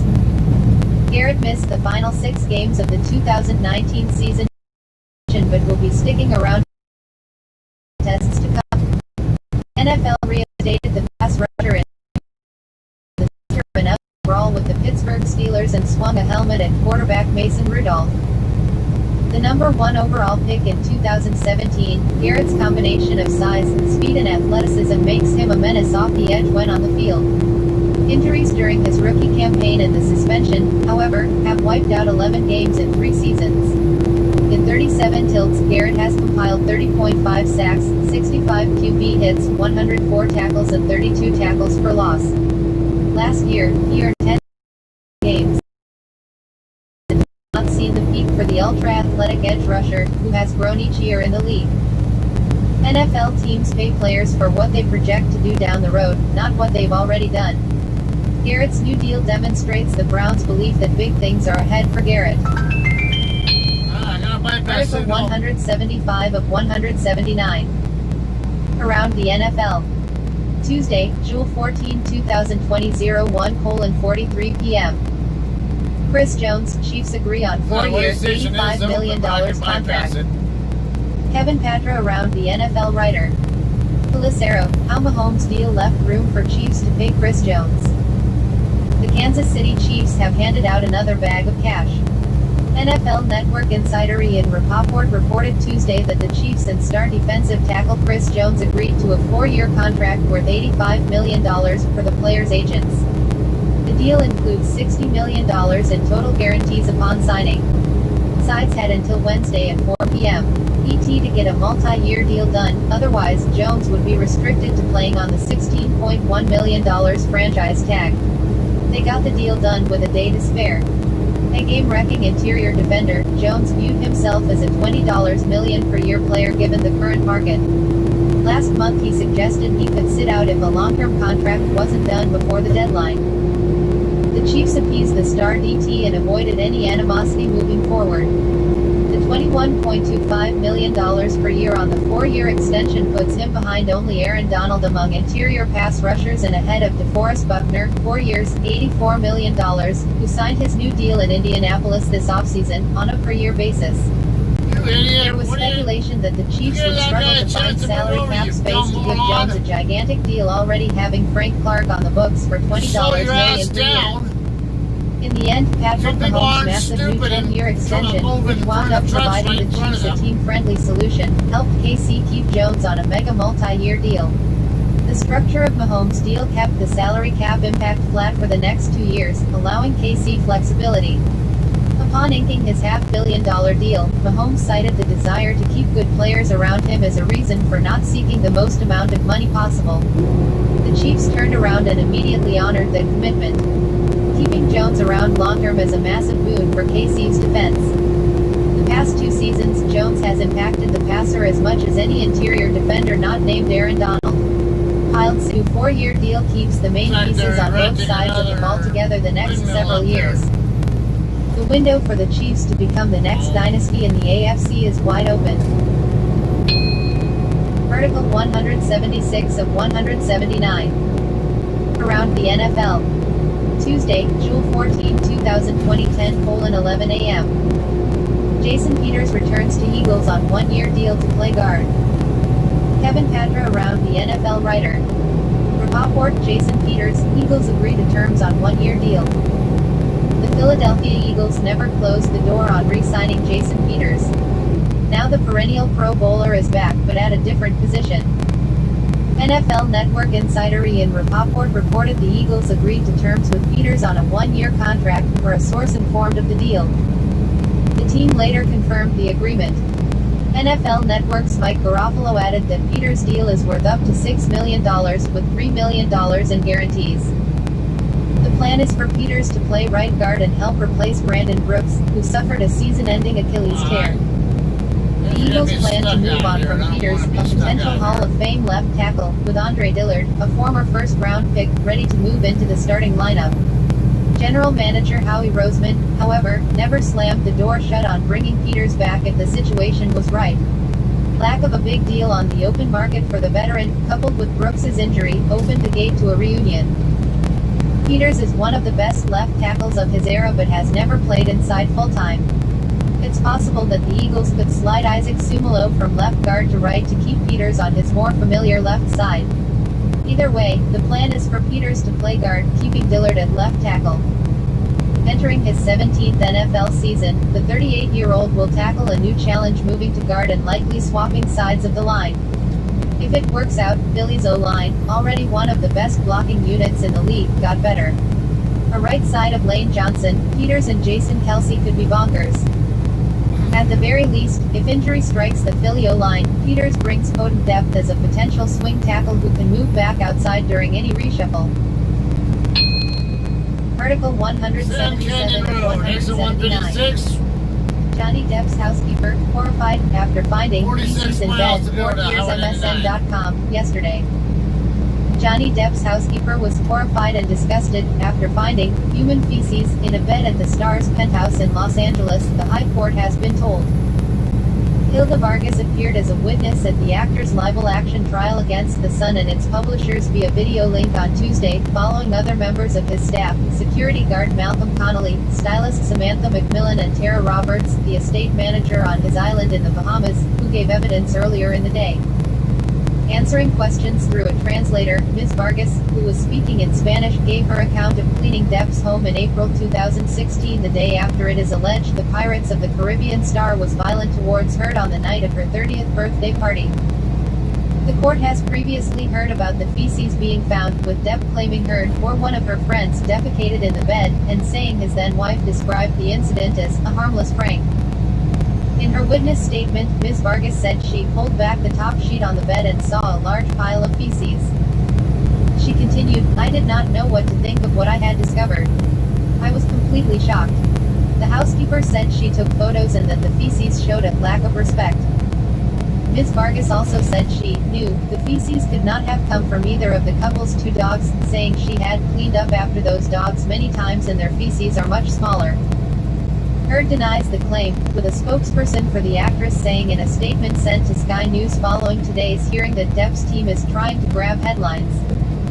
Depp is suing the Sun's publisher News Group Newspapers and its executive editor Dan Wooden over an article published in April 2018, which labeled him a wife beater. The actor denies allegations of violence against him. The trial continues. Article 178 of 179. Hospitals told to send coronavirus data to Washington, not CDC. Only 85% of hospitals. The president's COVID response requires 100% to report. Critics have charged that President Donald Trump has sought to downplay the severity of the coronavirus pandemic and that he or members of his administration have encouraged states to reopen though the virus remains a threat. 4 former CDC directors or acting directors wrote an op-ed that appeared in the Washington Post Tuesday titled, "We ran the CDC. No president ever politicized its science the way Trump has." Tom Frieden, Jeffrey Kaplan, David Satcher and Richard Besser warned in the op-ed of political leaders and others attempting to undermine the Centers for Disease Control and Prevention. They wrote that the Trump administration has cast public doubt on CDC recommendations and highlighted comments regarding the reopening of schools. As of Tuesday, more than 3.4 million cases of the coronavirus illness COVID-19 have been confirmed in the United States, with more than 137,000 deaths linked to the disease, according to NBC News count. Download the NBC News app for full coverage of the coronavirus outbreak. The issue of opening public schools in the fall with cases on the rise in many states has been a source of controversy. In recent days, Trump and his administration have pressed for schools to fully reopen, with the president claiming that Democrats want schools to stay closed to hurt his re-election chances. In California, the state's 2 largest school districts, in Los Angeles and San Diego, announced Monday that classes will be online only at the start of the school year, citing skyrocketing infection rates of the coronavirus in their areas. Article 179 of 179. Walmart to require customers to wear masks at all its stores. File, in this March 31, 2020 file photo, a woman pulls groceries from a cart to her vehicle outside of a Walmart store in Pearl, Miss. Walmart will require customers to wear face coverings at all of its namesake and Sam's Club stores. The company said the policy will go into effect on Monday, July 20, 2020 to allow time to inform stores and customers. AP photo, Julio Cortez, file. More. New York, AP, Walmart will require customers to wear face coverings at all of its namesake and Sam's Club stores, making it the largest retailer to introduce such a policy that has otherwise proven difficult to enforce without state and federal requirements. That's a 151. The company said the policy will go into effect on Monday to allow time to inform stores and customers. 41 to go to Highway 99. Victorville, Arkansas-based company said that currently about 65% its more than 5,000 stores and clubs are located in areas where there is already some form of government mandate on face coverings. Walmart joins a growing list of retailers that have instituted mask mandates throughout their chains. Best Buy, the nation's largest consumer electronics retailer, announced Tuesday that it will have a mask mandate for its customers at all of its stores. Starbucks announced last week that customers who visit its company-owned cafe locations in the U.S. will be required to wear face coverings. Both policies were in effect Wednesday. The moves come as new COVID-19 cases are spiking in many states, particularly Arizona, California, Florida, and Texas. Retailers have been challenged with striking a balance between keeping shoppers safe while making them feel comfortable. Last week, the Retail Industry Leaders Association, which represents Walmart, Best Buy, and other major chains, publicized a letter it sent to state governors to mandate store customers to wear face coverings. It said the hodgepodge of rules around the country have created confusion for shoppers and that has led to conflict between customers and workers trying to enforce store rules. The National Governors Association said last week that its members are discussing the letter and others like it from different retail groups.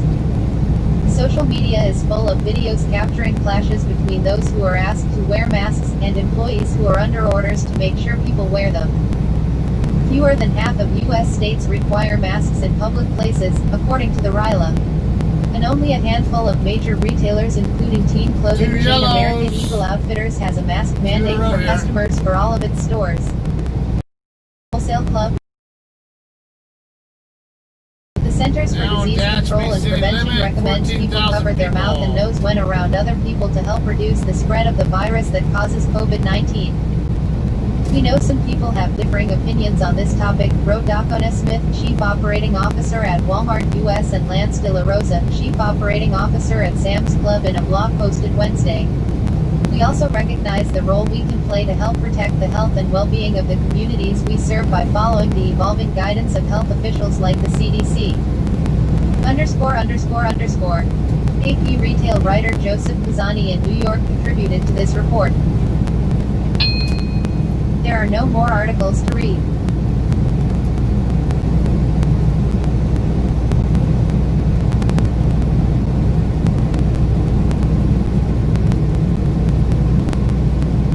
State Route 202 coming up next. So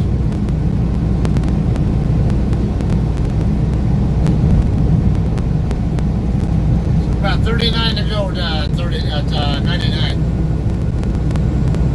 Hang tight, I'm going to restart. Get a buffer.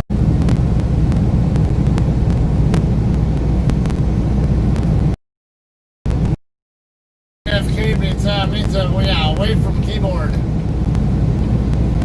Yeah, it's not just gamer talk.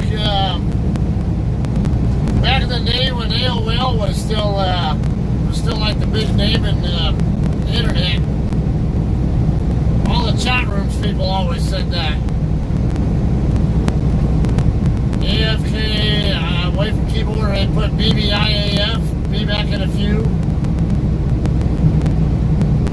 A lot of that text shorthand came about during those times. But it's probably still common even in Usenet and other, like a bulletin board systems that predated AOL.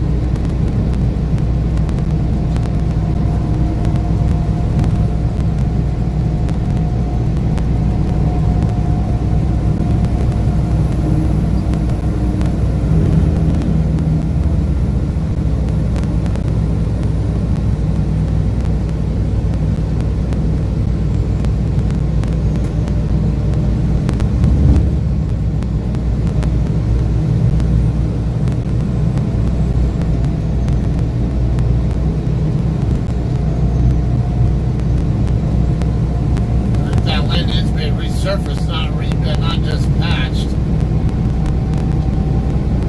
So it looks like all they're doing is patching it for now.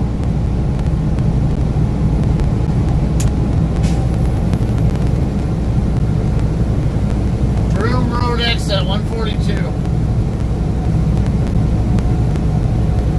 32 miles from Highway 99.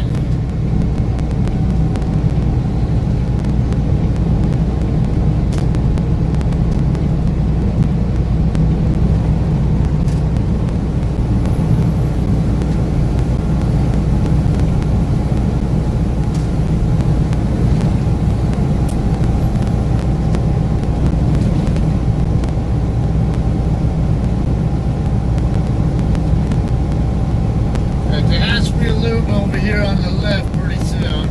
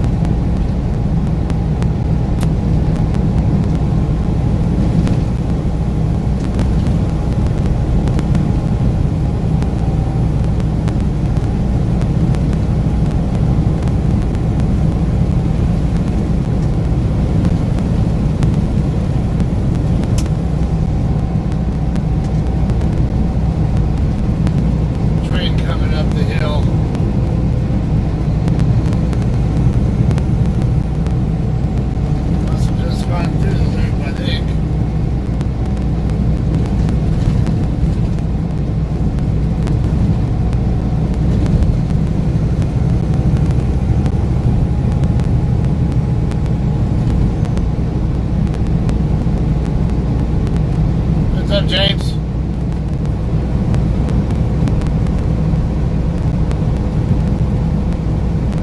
Now, westbound on 58, just west of Tehachapi, California, heading toward Bakersfield.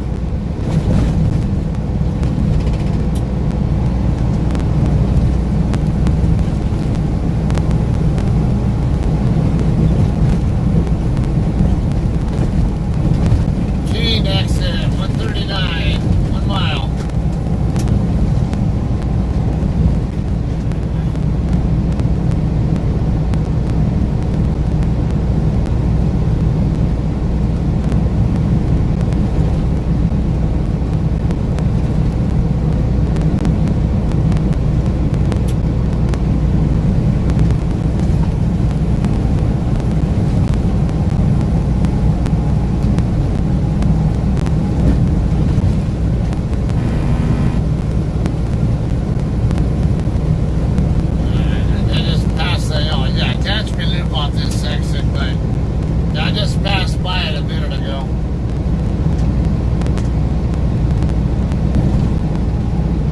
Exactly where it's at coming this direction.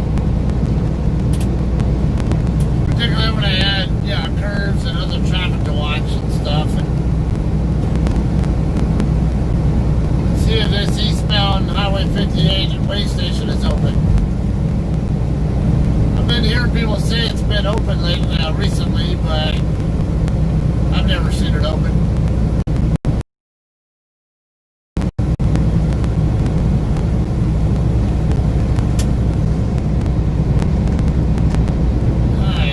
Edison, 20 miles away. Wheat Patch Highway, 22 miles. Also known as State Route 184.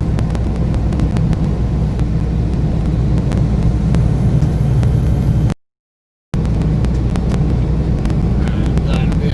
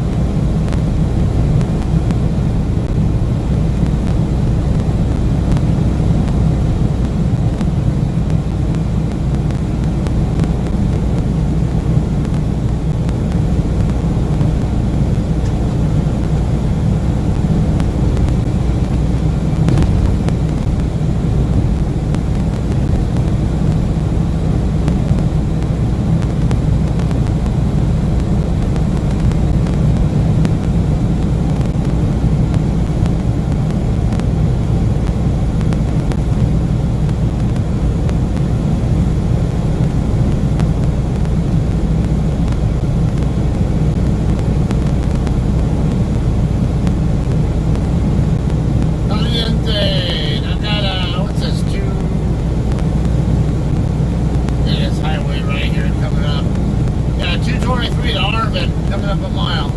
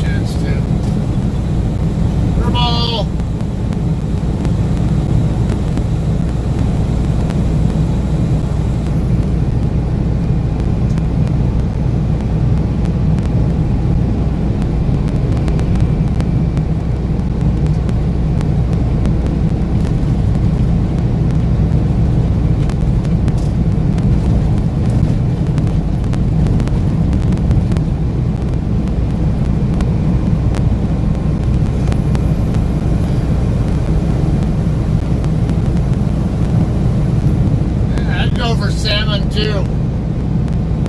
Salmon's good.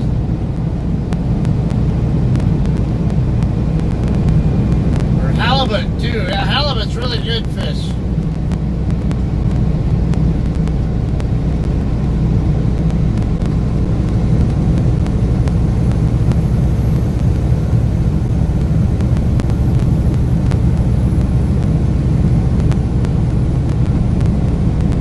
Edison, 15 miles away, Bakersfield, 22.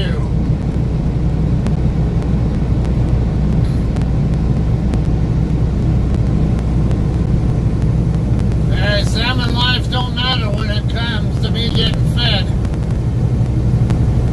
I'll be more than happy to eat a bunch of salmon.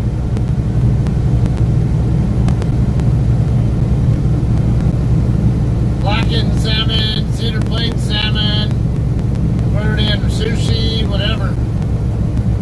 Man, I just passed you not long ago. Now you're been running. Now you just said you want to go faster than me. That looks kind of funny. I guess dump valves are activated on his rear end. It almost looks like they're like his tires aren't even turning, but on the ground.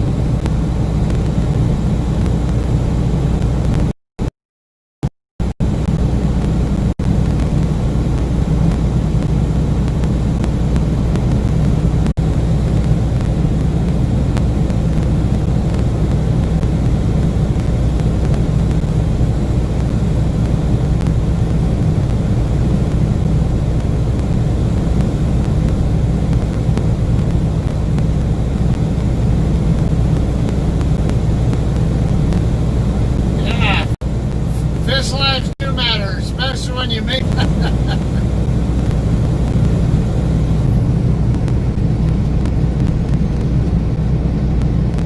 How many of you guys have had halibut? What do you guys think of that? I love it personally. Oh man, whenever I go to Yard House, whenever I decide to eat at Yard House, I usually love getting the salmon, the halibut plate they have there. Oh my god, that stuff's good. And then their tortilla soup too. That's good as well.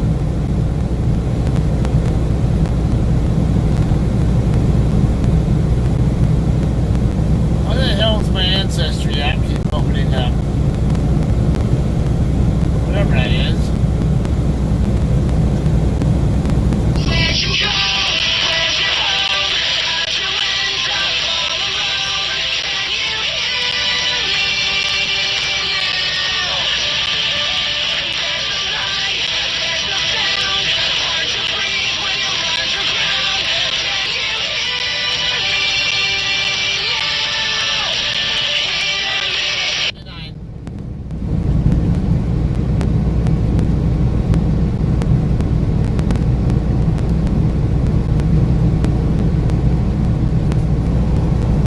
It's a bit of a more pricey fish to eat, but it's good.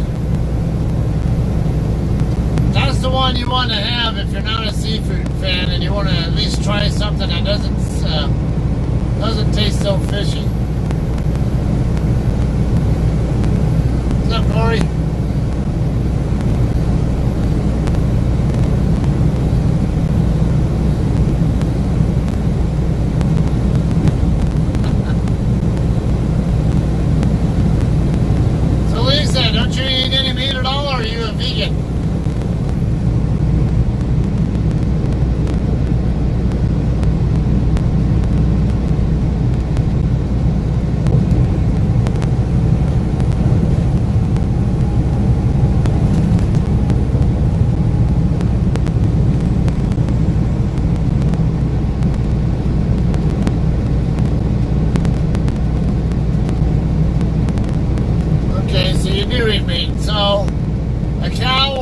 pig or chicken or turkey or something has to lose its life for you to be able to eat it.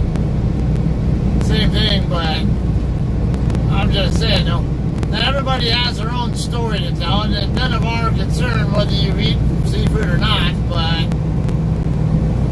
just for storytelling, educate us. Why do you not eat seafood? I'll tell you my story about why I grew up not eating seafood and how I got to get back into eating it.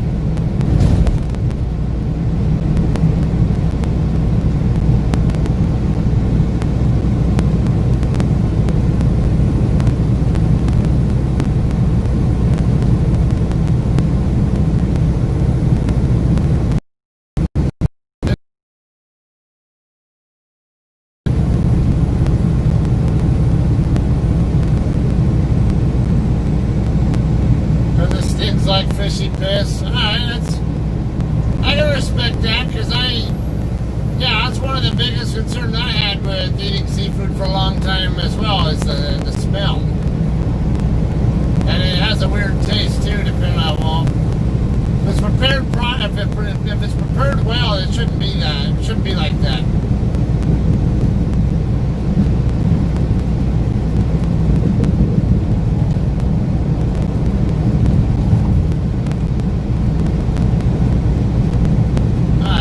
Into the eastern end of the valley where Bakersfield is located.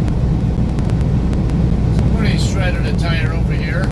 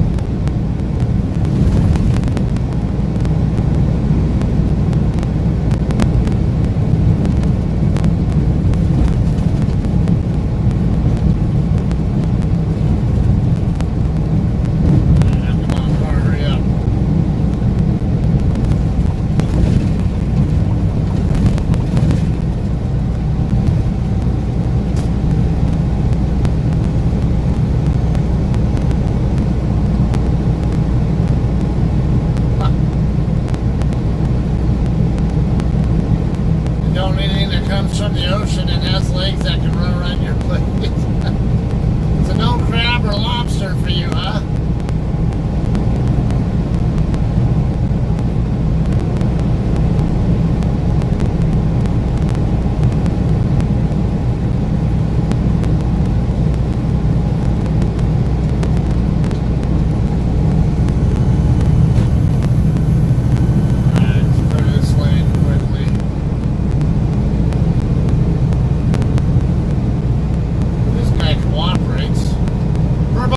Where's that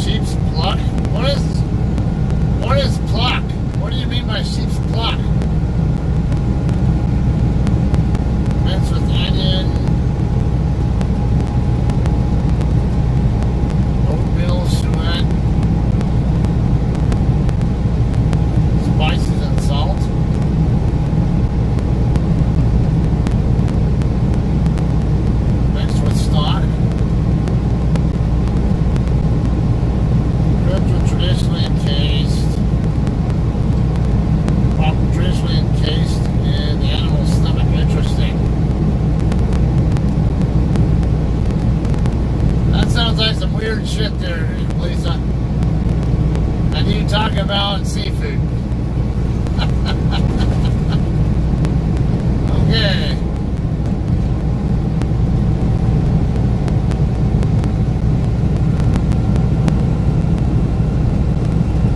Sheep's blood is heart, liver, and lungs. Yeah, you're definitely weird then if you eat that.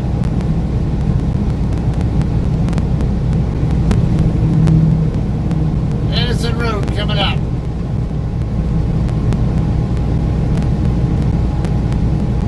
So you're saying that Tom Reed eats a lot of it then? 9 miles to Edison Road. I mean, 99.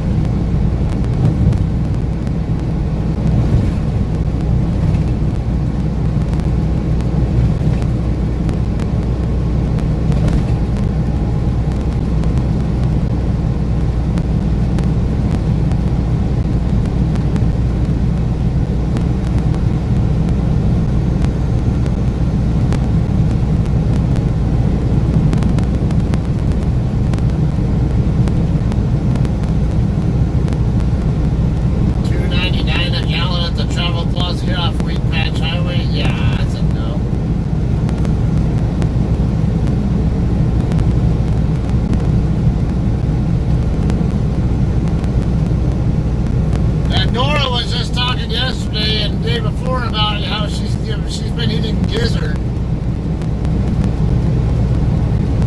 And asked her if she knows what gizzard actually is, and she's like, no. Like, I'm pretty sure it's the stomach area of a chicken.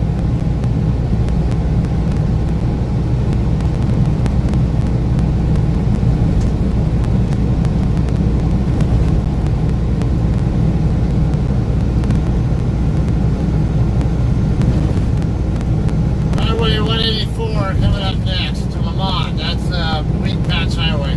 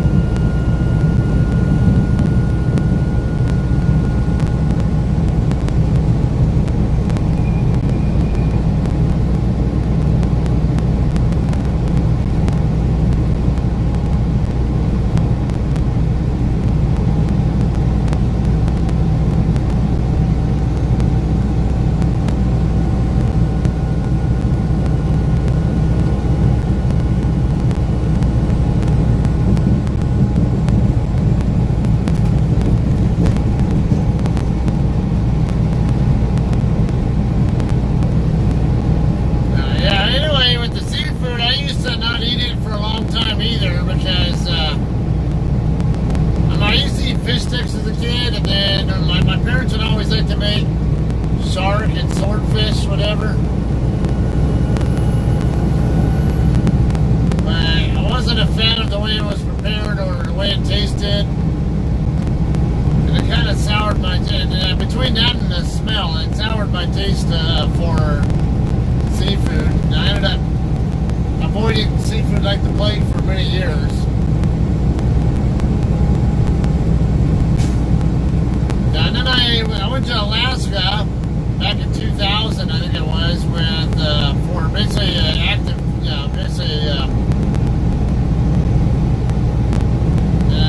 guess you call it active duty orders for a couple of weeks. After I'd already left active duty, went to reserve. And I basically did in-route support there. The aircraft that fly in and out of there on the way across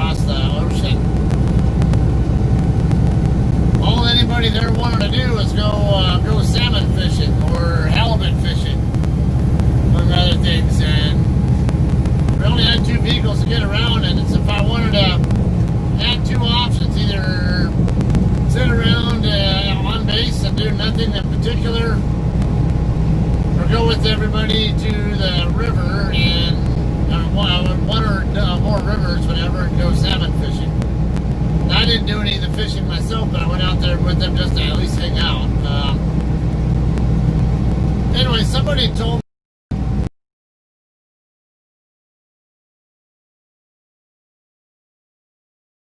I want to try seafood, though. It would be salmon and halibut. I wouldn't touch it still, but the Japanese and American buffet restaurant there, I'd already paid for food, and I'd already had a good amount of food, like the regular stuff, like chicken and beef and whatever else. I went back another time just because I noticed there was a salmon, big salmon on there. It actually looked pretty good. Well, you know what? I've already paid for it anyway. Why don't I just give this a try? I don't know what it's going to be like, but I'll give it a try. I tried it out. I was actually surprised that it was pretty good. But yeah, I'll eat this again. That doesn't bother me. So that was what started me on getting back into eating seafood.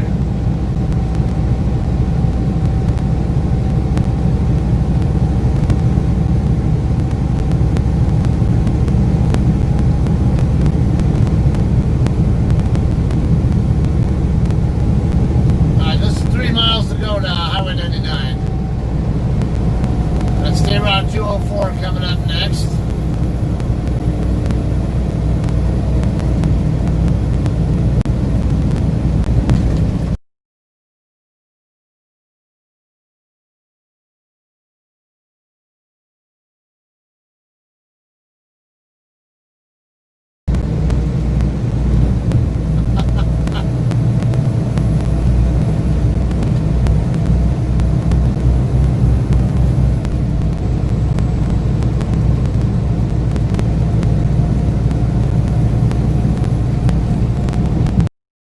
Out from 90.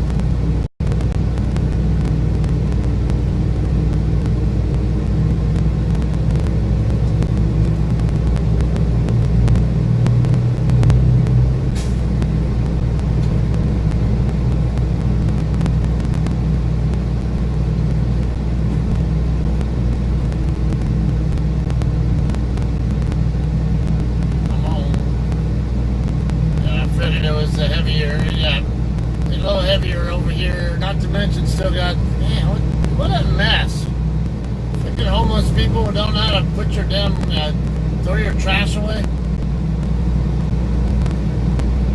You guys have to be pigs?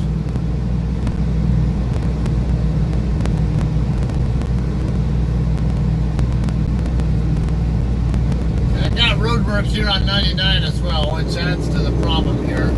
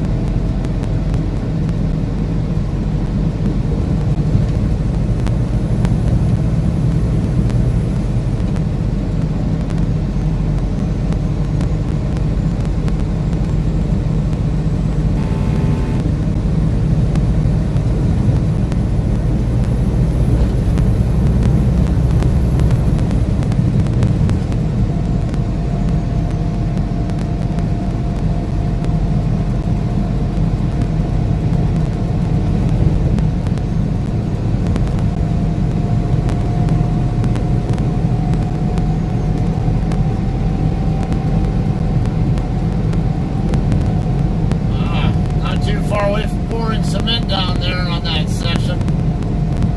That'll be good. So it won't take too many more weeks or whatever to get these lanes open back up.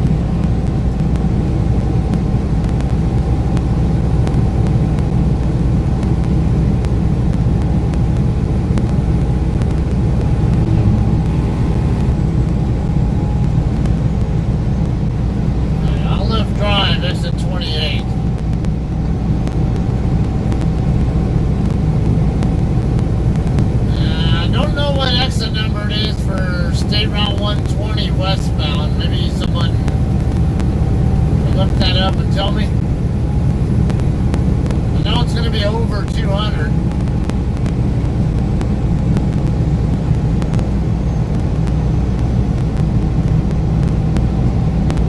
Maybe 240, I don't know. 240, 250 range, something like that.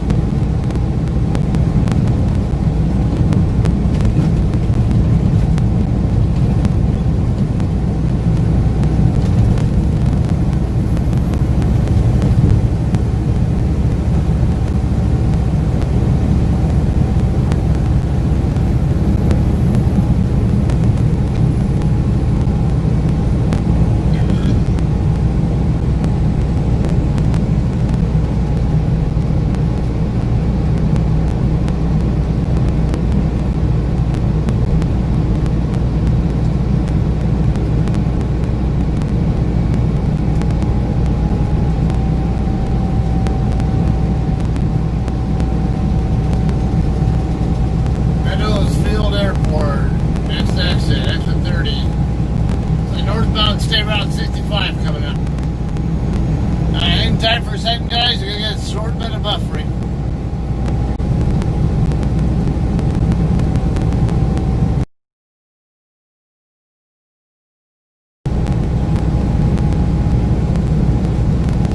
Could also be a guy named Scott.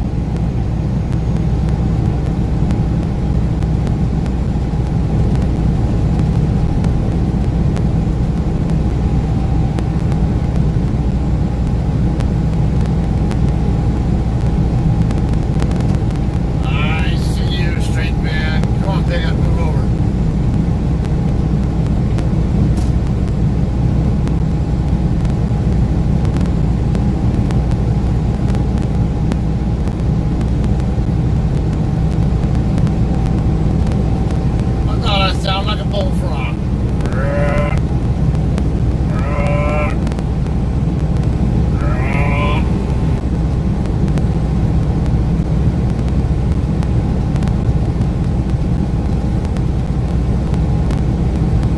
97 degrees here on the north end of Victorville.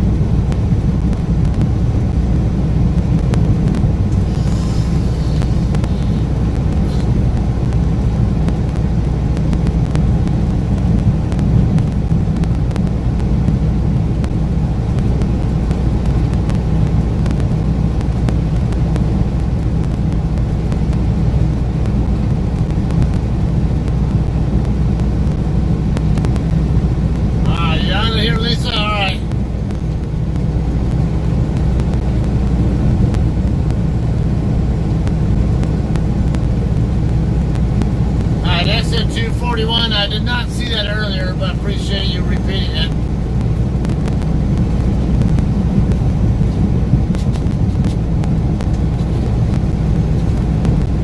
This may be a really good idea how many miles I am from the exit then.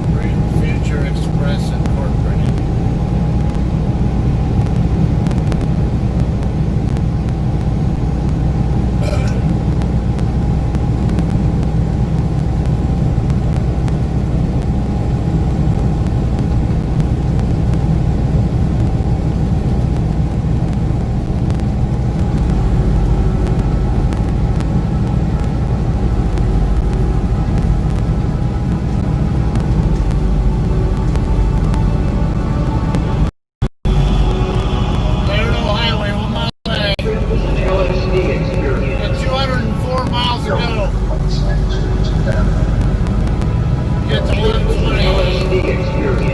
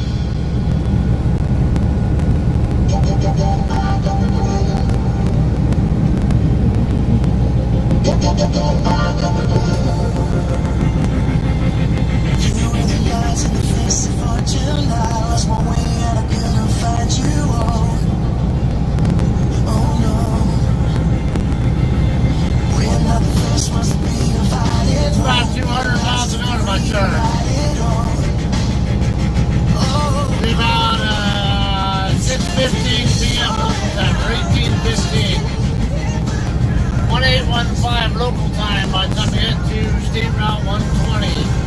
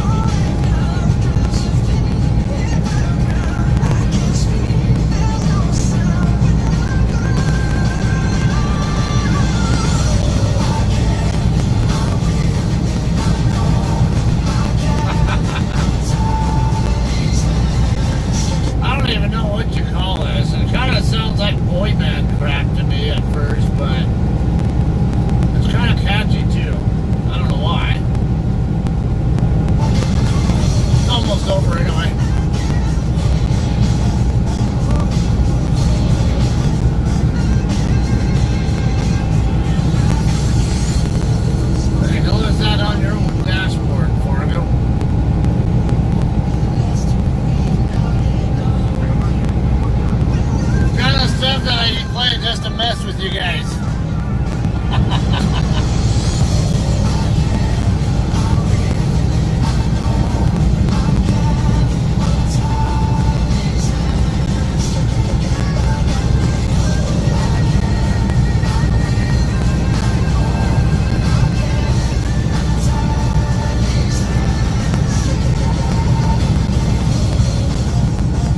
Alright, so it's just about over. The misery is finally about to end for you, JR.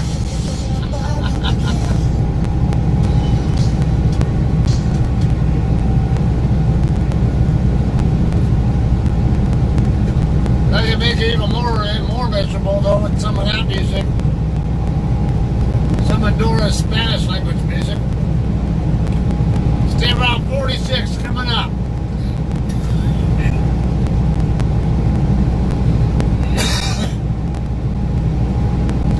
Stay around 46, that goes all the way across to where you lives.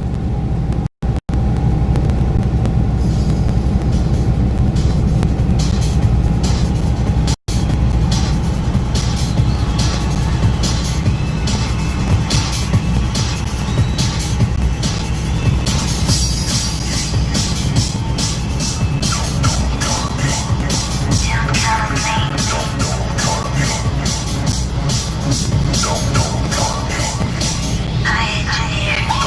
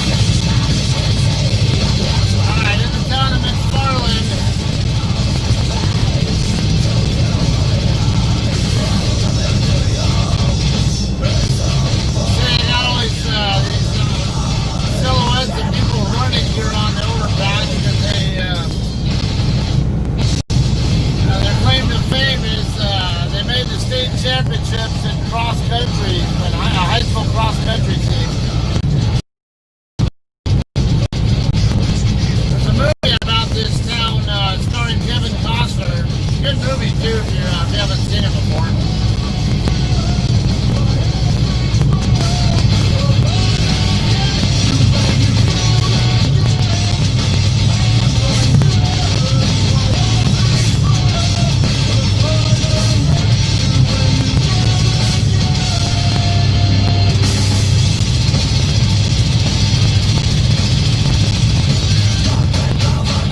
Delano, 6 miles out, Visalia at 48.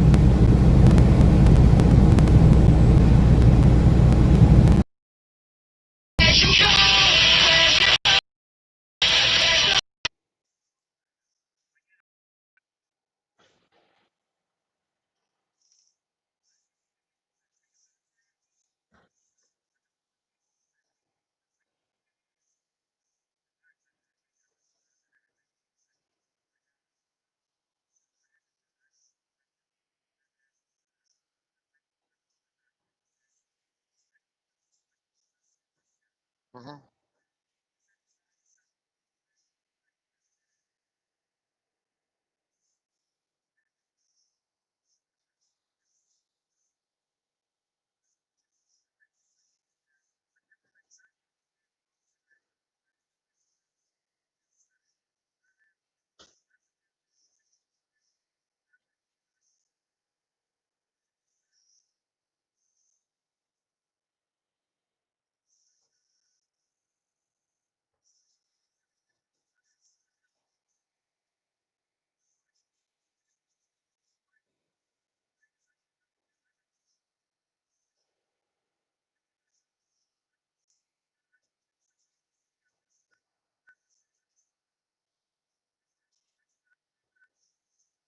Yeah, exactly. Yeah, it's who's the planner there? Jeremy or something?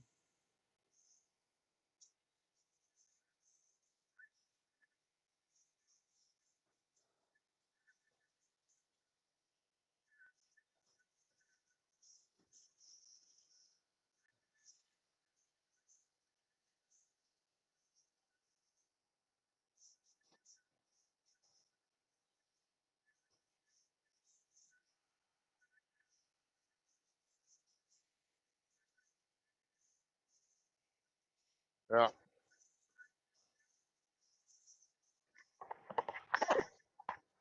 I would have been like, did you tell them that I refused it because you failed to update to give put my PTA in correctly like you were supposed to?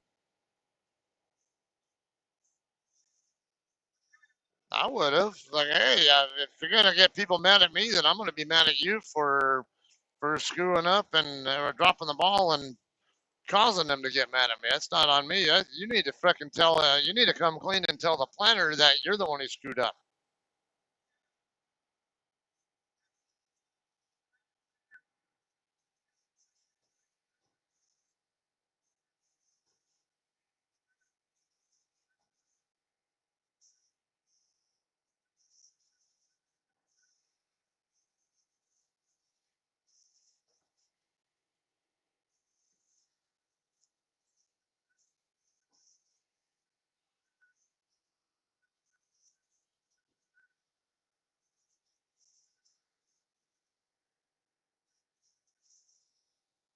Well, he's got a point because we don't have a lot of outbound freight in Utah, and it's only I mean, it's particular days where you're more likely to get a load.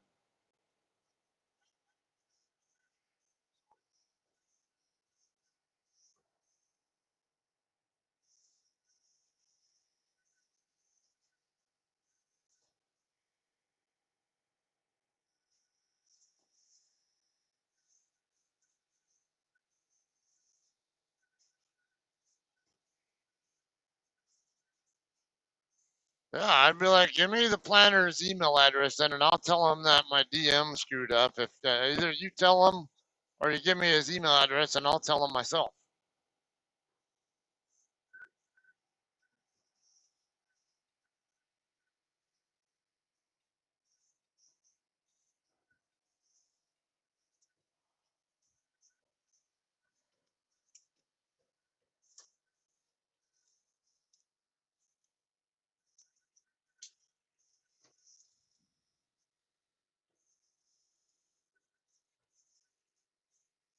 Don't pull out, truck.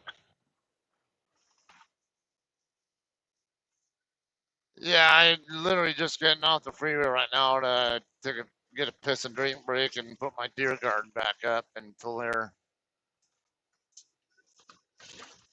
Yeah, it'll be fine. Yeah, as soon as I get back on the road, I can give you a call. All right, no problem. Bye.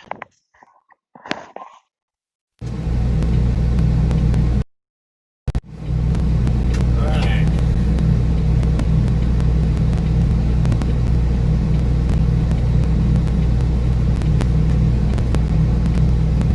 Hey, I've done just right around 200 miles so far out of 363, so about 100, a little over 160 to go from here to my customer.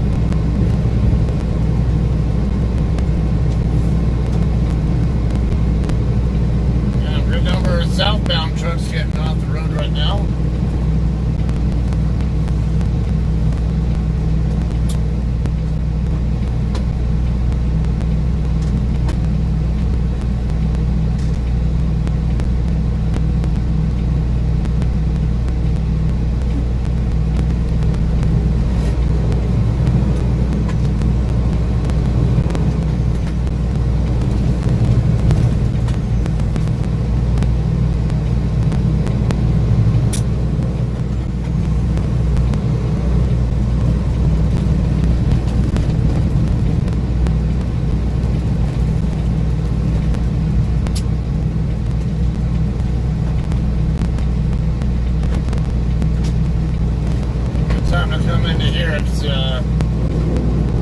JCT, your front bumper's down. yeah, I know. That's why I'm even. That's why I'm stopping here. I'm not gonna stop on the right shoulder for that crap. It's gonna do it to me again anyway.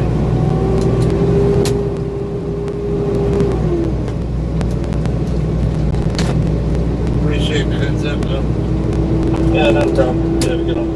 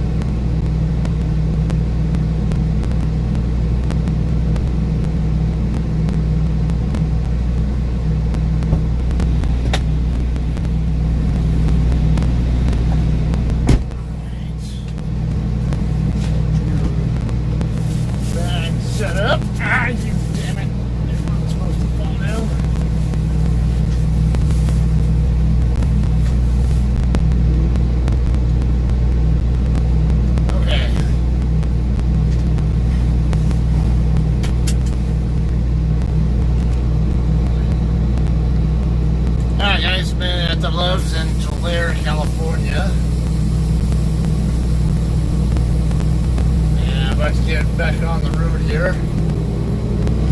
Make the final 160 mile or so trip from here to Lathrop. I can never figure out why everyone pronounces it Lathrop.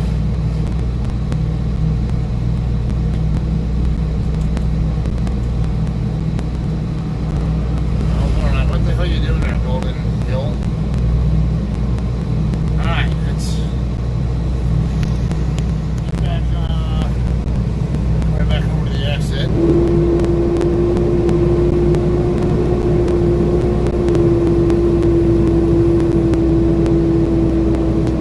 I could go to the driveway over here to my right, but I don't like having a fight against inbound traffic trying to get out of the lot, so I usually prefer to come over here to this driveway where it's usually all outbound traffic.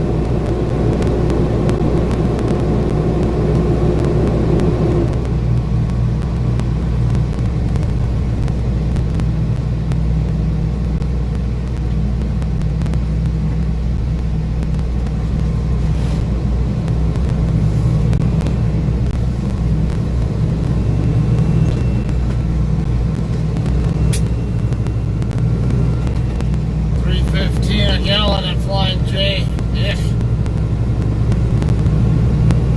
Hey there. Just leaving Tulare, Tulare right now off Highway 99. Yeah, about 10 miles south of Visalia. Yeah, you damn right. You couldn't wait for me to make my turn first.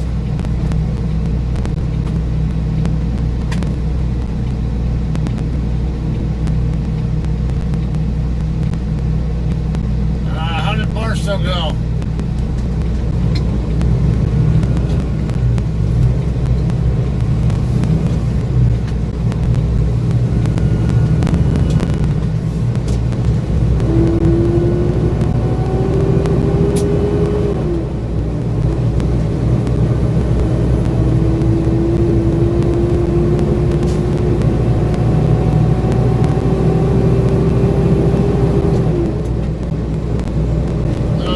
In and out, take care of Kate's dogs.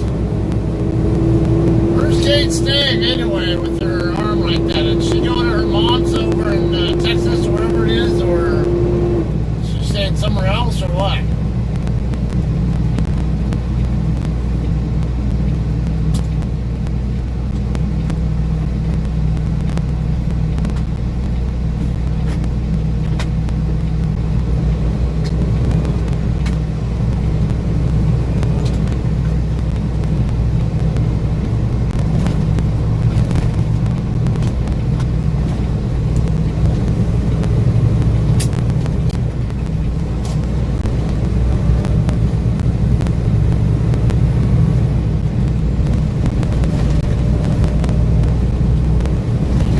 Okay. Where at her old place or something? I know she used to live in Big Bear. Is that where she's staying right now?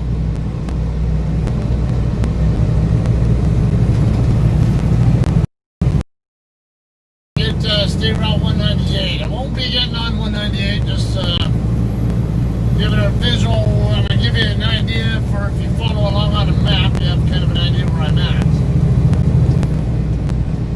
198 goes across from Visalia over through Hanford. Basically goes across over to I-5. I got 100-degree weather here right now. It's actually about the hottest I've seen it here today, along the route today. Briefly hit 101 in Boron, but then it dropped back down into the mid-90s. Been mostly mid-90s all the way up here so far from my house. It's actually kind of cool. Purple truck coming at me. Tulare Avenue, Highway 137, next exit. Right around 160 miles to go. Let's call it about the 1830 to 1845 neighborhood for what time I'll probably be there. For 6:30. 6:30 to 6:45 p.m. for those of you guys who are military time challenged.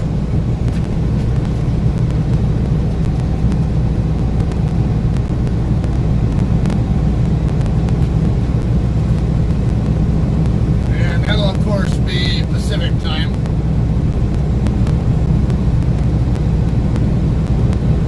Why is my Qualcomm shutting down? No, you don't do that when I'm driving. Now I'm gonna have an ELD error. Watch.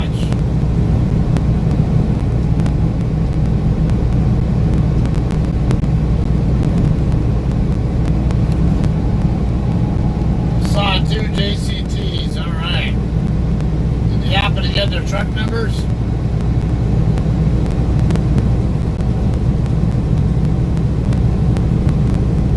I've seen a few of them so far on the way up here today, but not too many. There was one parked right there at Love's. I didn't see his truck number though.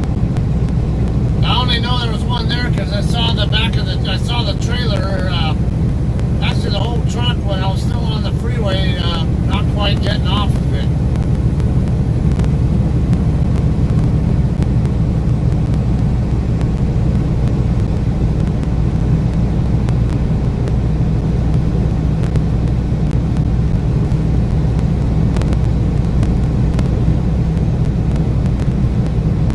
They were going southbound, you were going north. Okay, when you were still on your way to Barstow, then is when you saw them, it sounds like. Yeah, that's alright.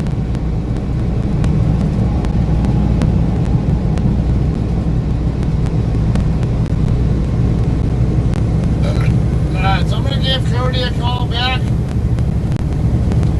He called me just before I got on, a little bit before I got off the freeway. Didn't get a chance to finish that conversation with him.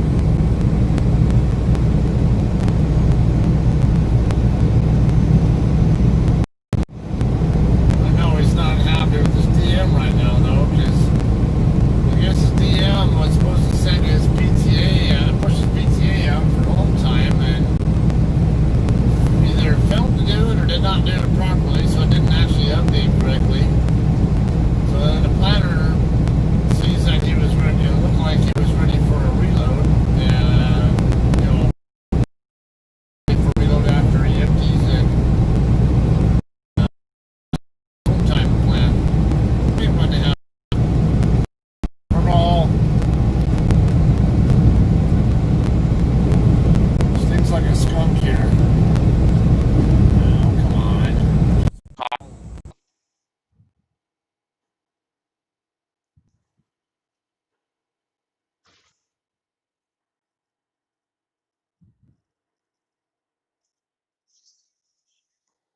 No, just went to pee and get a drink and fix my deer guard.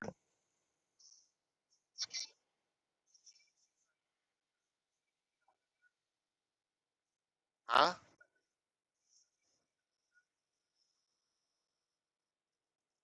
Jay? Oh,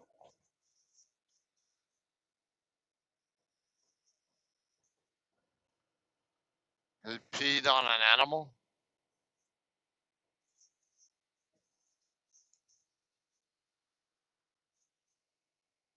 Okay. Huh. Yeah, he's in Oregon. I didn't know they even really had much for mice up there.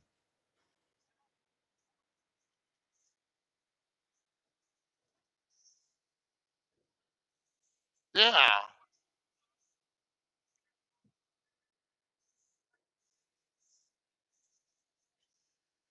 Yeah, like in my area, actually between Victorville and Barstow, I've seen times that, like at night, where there's a shitload of field mice next, back along the shoulder.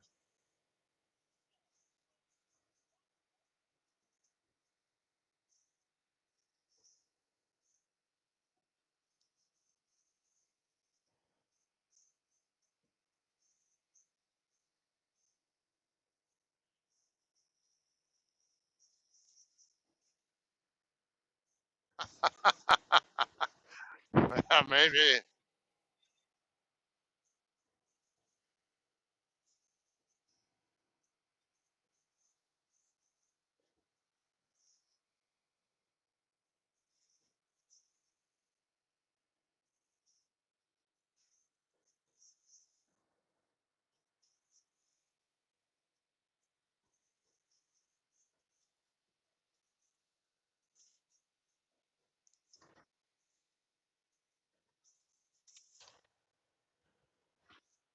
Where'd that come from?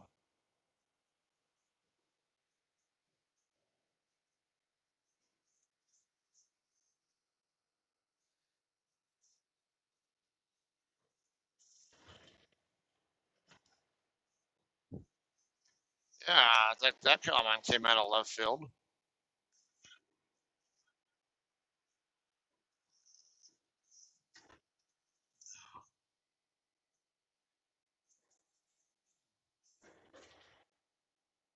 Huh.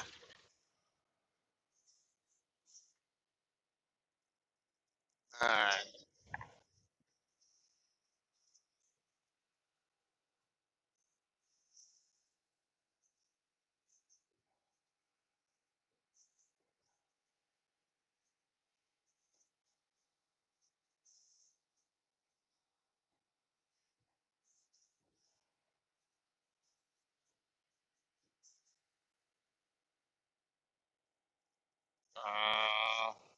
Okay.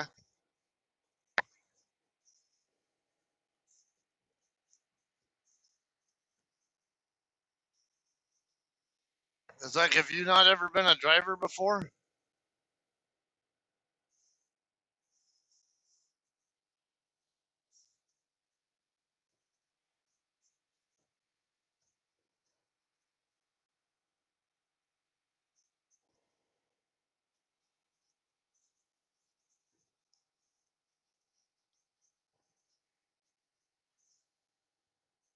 Exactly.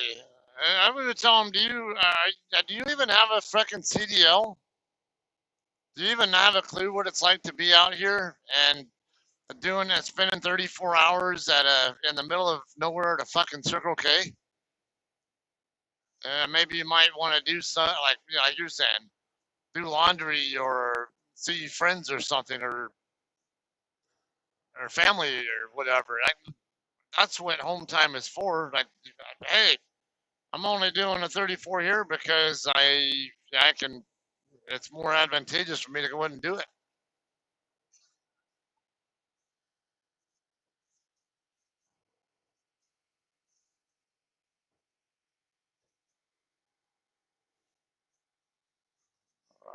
They route you through that way a lot, but it doesn't necessarily mean you go home a lot.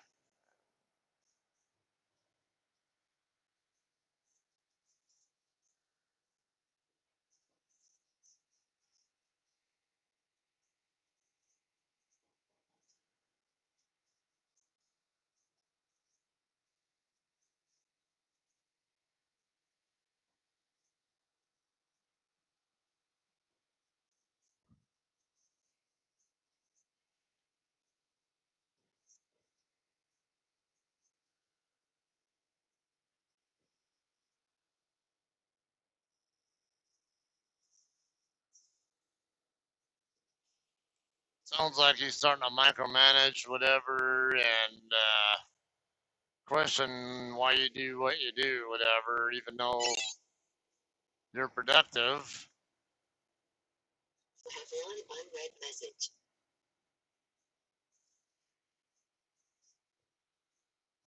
You have 3 hours and 31 minutes of remaining drive time.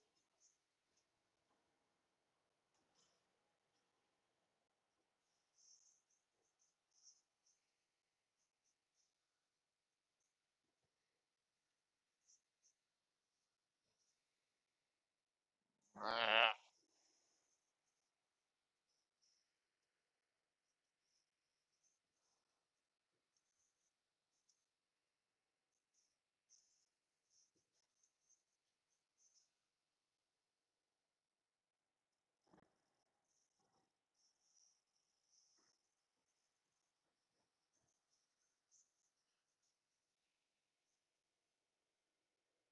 yeah, I can see the concern there, especially if he's going to start micromanage you over shit like that. Like, put me on with somebody who actually knows what it's like to be a driver. Like,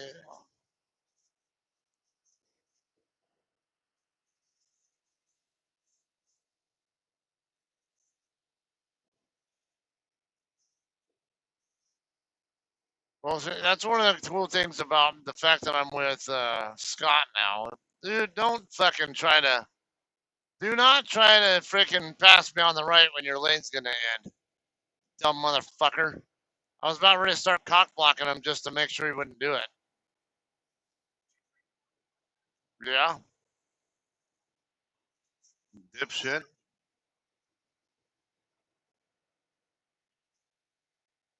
Oh, yeah, I can't be a buddy fucker when he's not my buddy. How about this? That when, if he wants to play the asshole game with me, I can play it back. Let's see which one of us wins.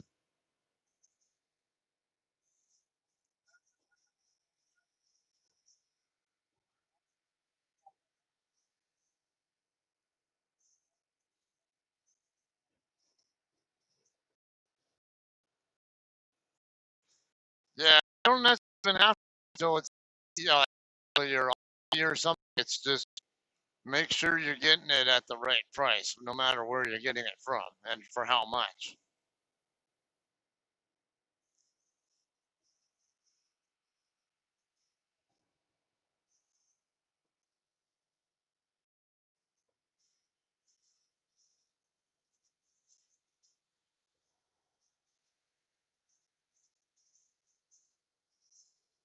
Yeah,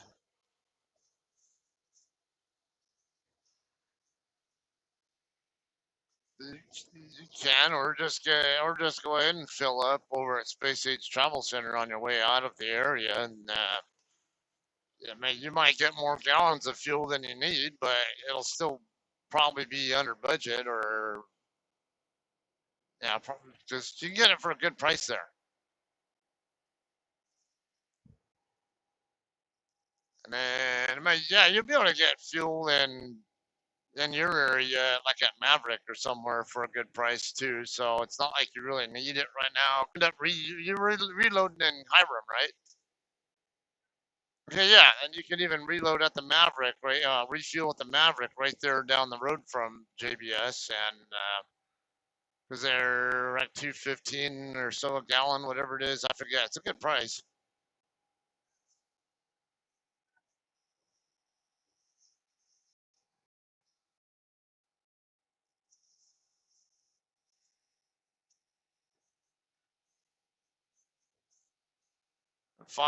How much? How many miles again?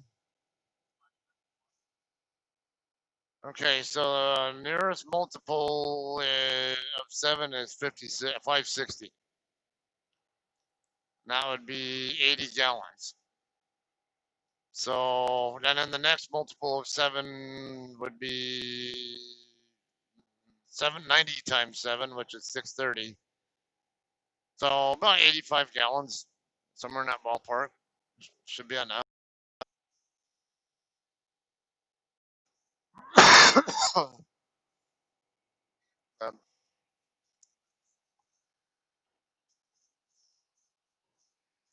okay, so then 7 times $2.43 a gallon, because that's the national average. That is, let's see, 2001. So it's 170.01 or something like that.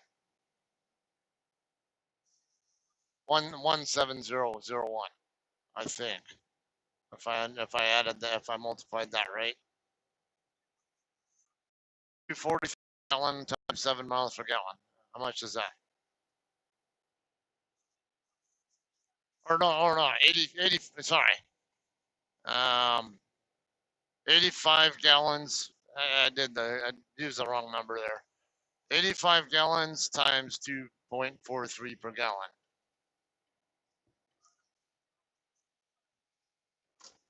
That piece of shit out of my back.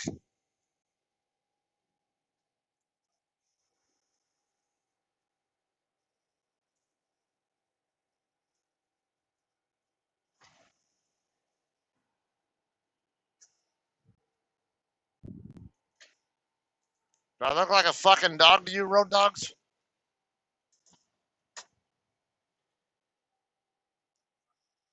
This fucking idiot road dogs guy riding my ass. Apparently, it wasn't. I wasn't getting out of the way, getting past the other truck fast enough. So I decided to be like 5 feet away from my bumper or from my trailer or whatever. It's like, do I look like a freaking dog? I like to say that to people. Do I look like a fucking dog to you? If not, then what the hell are you doing sniffing my ass like that? Any trucker who tailgates is a fucking moron. Has no business being in a truck. You're a goddamn idiot if you think it's okay to tailgate like that.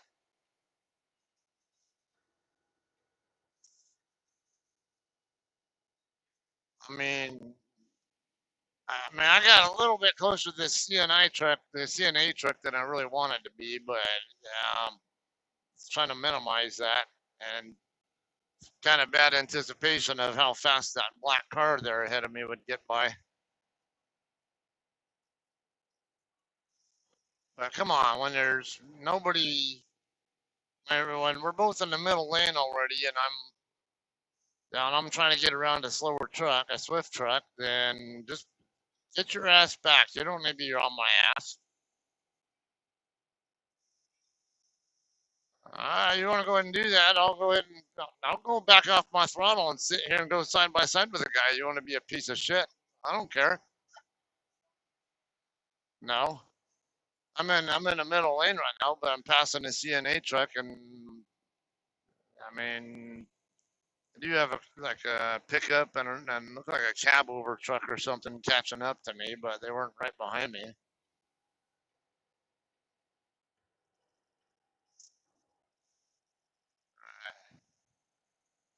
All right, so anyway,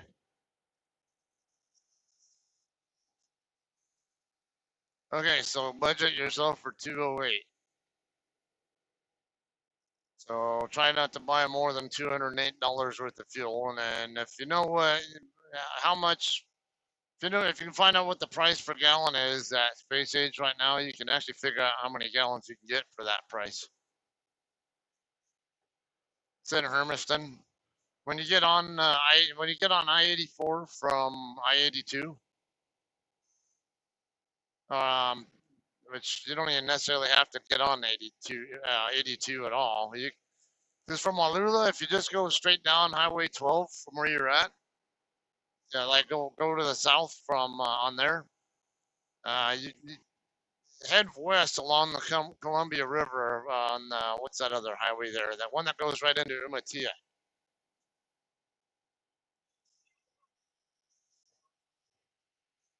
$1.89 a gallon. Okay, so divide 208 by 1.89. Travel center.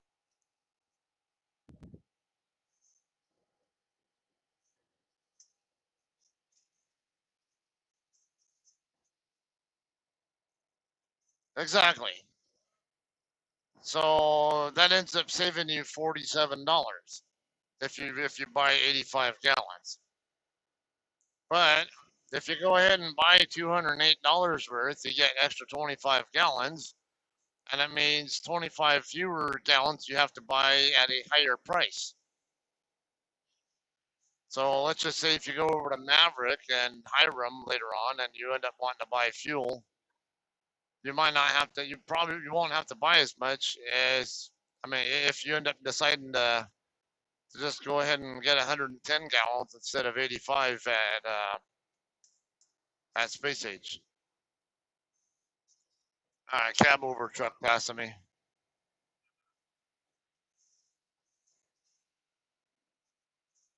Gardner Trucking.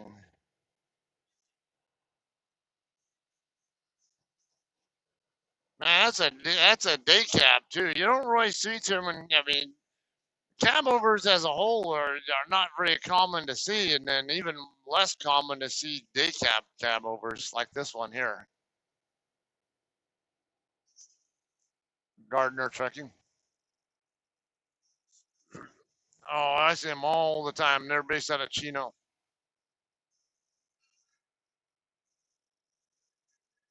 Yeah, you see them all the time here in California. Chino's over off of I would put it between the 60 and 91 freeways. And kind of over just a little bit past like Corona. Yeah, that's it. Okay, if you go across basically where I-15 and I-60 meet up, I'm at Highway 60 meet up. If you go west from there, not too far down the road there, I don't know, maybe 10 or so miles, that's where Chino is. Before you get to Pomona.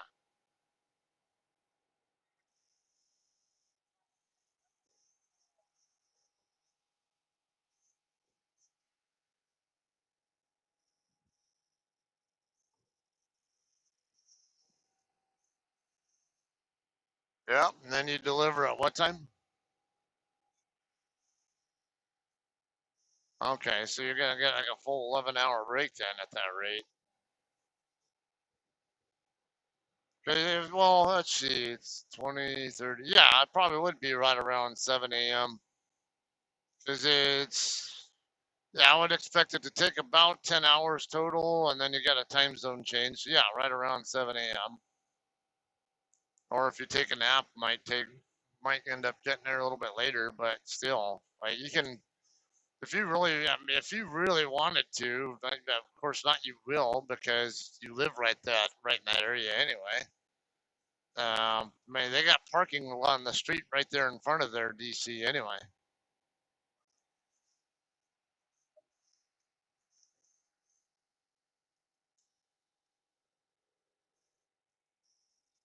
Uh,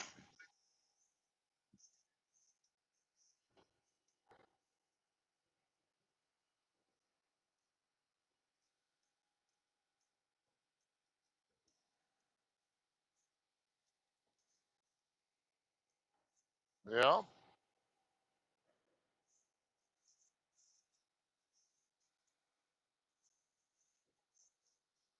right. Yeah, there's an abundance of parking in Barstow.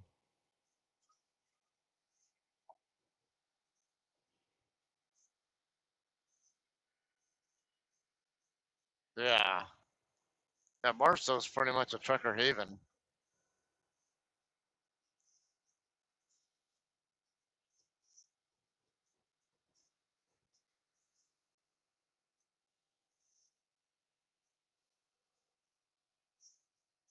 Exactly.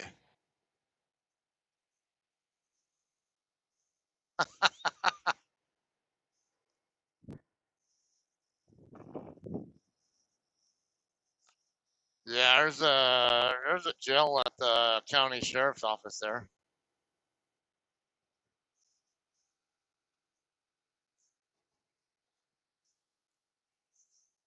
Yeah, and then they freaking made yeah that movie just like every other movie out there. When they talk about Barstow, they make it out like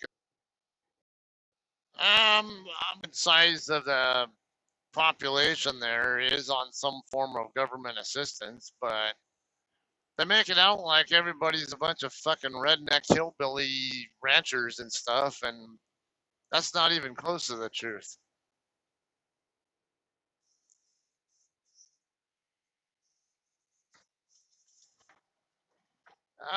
Yeah, a pretty good amount of that, and then homeless people, and I mean, I'm not gonna say there aren't ranches and stuff. There are dairy farms and stuff in the area, and yeah, agricultural places, but they're all mostly over in Hinckley.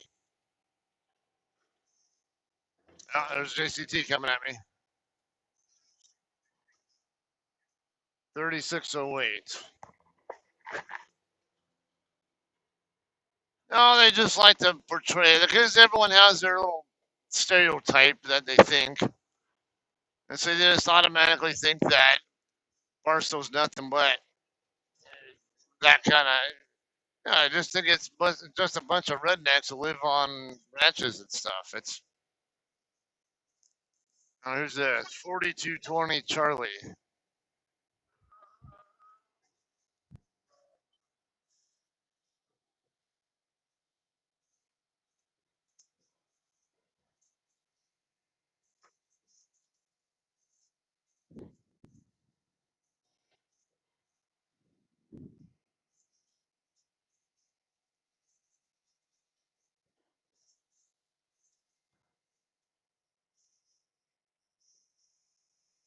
I wouldn't sweat it. I would let him know, unless you know what it's like to be like, was that part about questioning you about why you want to do home time after you're doing a 34? I would tell him, look, you come out here and then you sit here and spend 34 hours at a fucking Circle K in the middle of nowhere, and then regardless, I mean, because you don't really have hours to do much of anything anyway, and and then hey, you got other people and things you want to see and do, whatever, when you at your actual house or home, whatever. It's a, now don't sit here and question.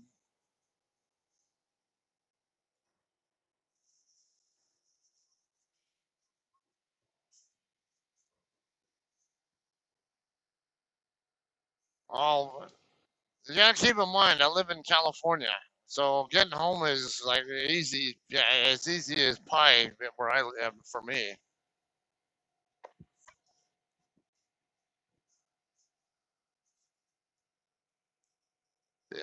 So far it seems fine. Yeah,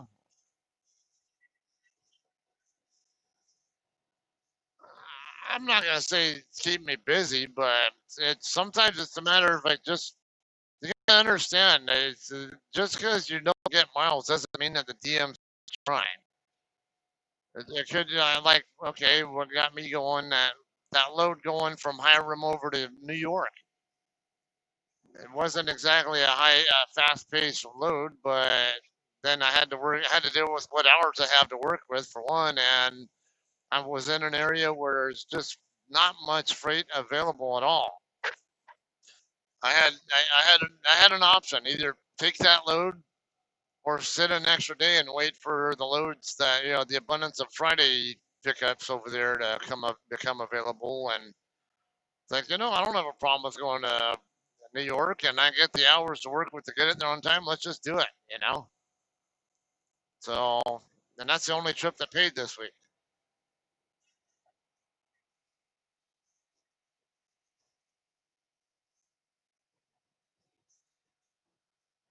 All right, I got another JCT here. Is it 41.95? All right,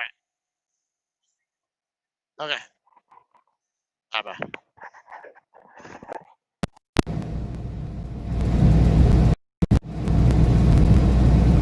All right, hey Sylvia, how you doing? I noticed that you're on there. Let's see. Oh yeah, I know. I think you tried to call me yesterday, but I think I was busy on the other line or something, and then got home.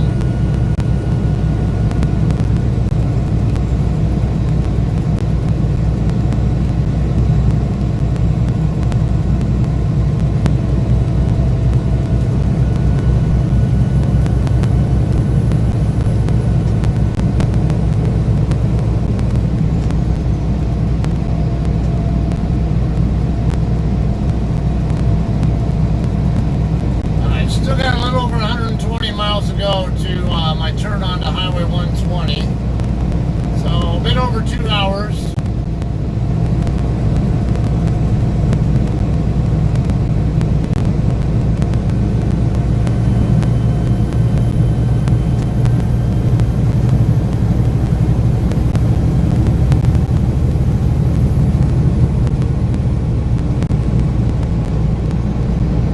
We'll stay here because there's on-ramp traffic right there trying to come over.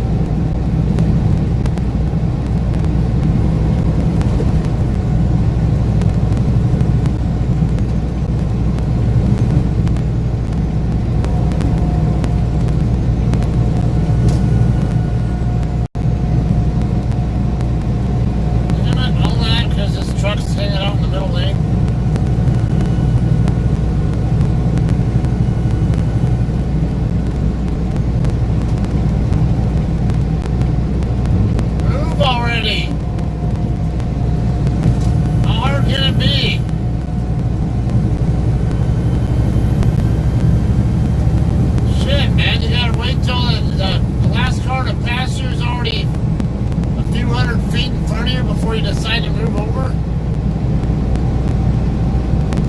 No, then he decides to speed back up.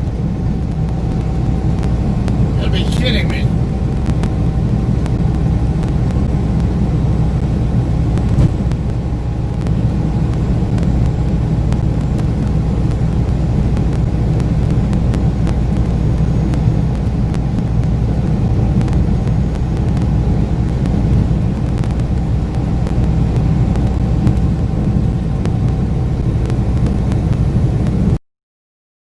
I'm not playing your damn games, truck.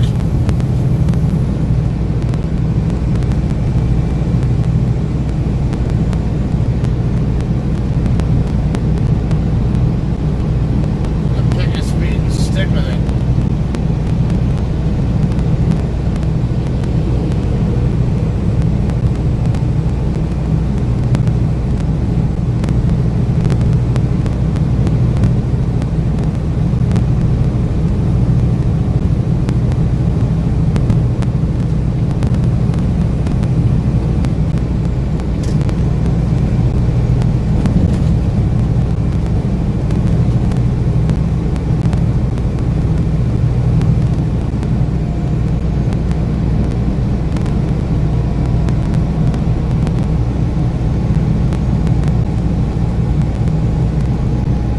Exit 124, Clovis Avenue. Northbound California Highway 99.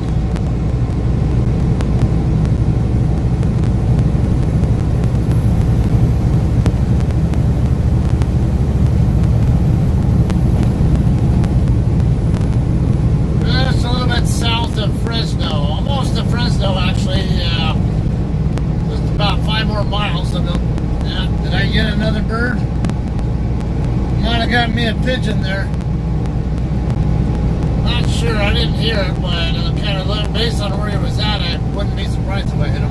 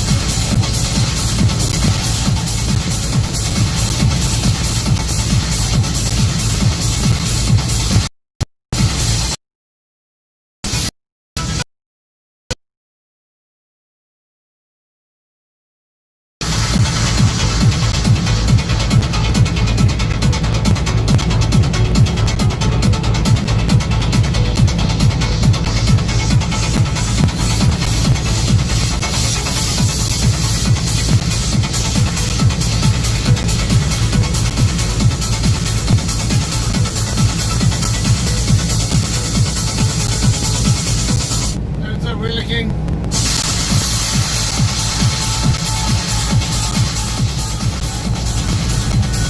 Alright, 99 north, passing through Fresno right now. About to pass by State Route 41 northbound.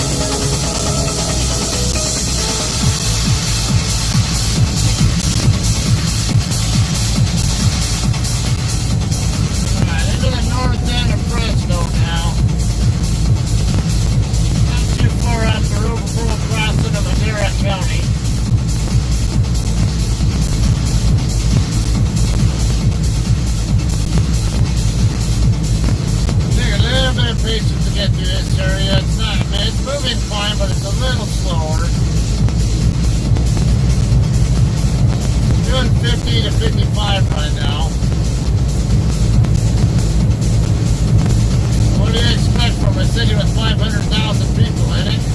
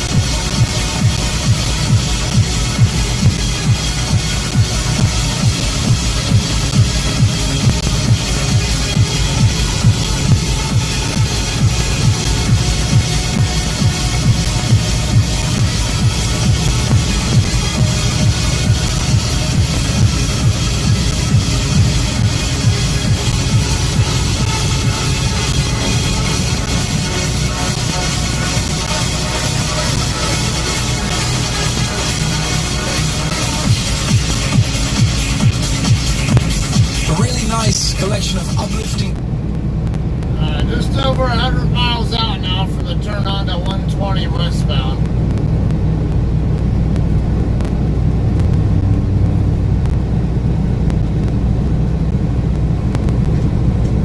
What's up, Scotty? Where you at?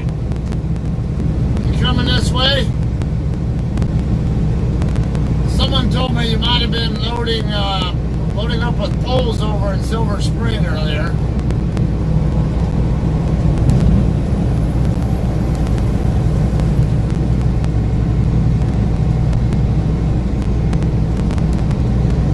Easy Trip Truck Plaza. $2.57 a gallon's not too bad for truck price in California. And don't get me wrong, it's above average, but above national average, but it's not that far above it.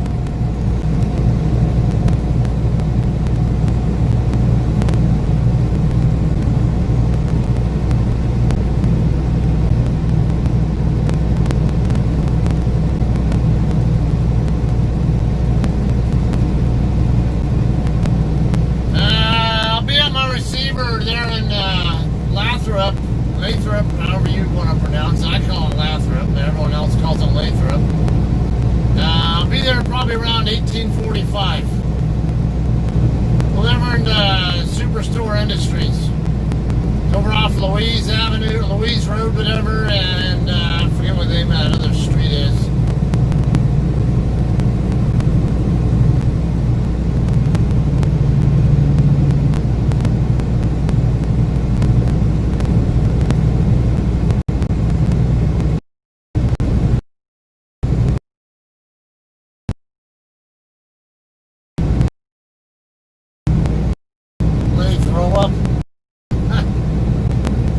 Everybody I know who lives up here in Northern Cal calls it Lathrop. I'm always scratching my head on why it's pronounced that way and why it's not pronounced Lathrop.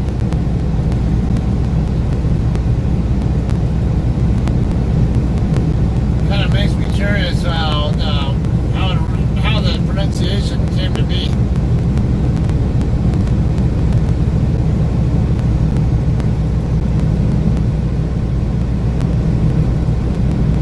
Just inside 100 miles out from 120 now.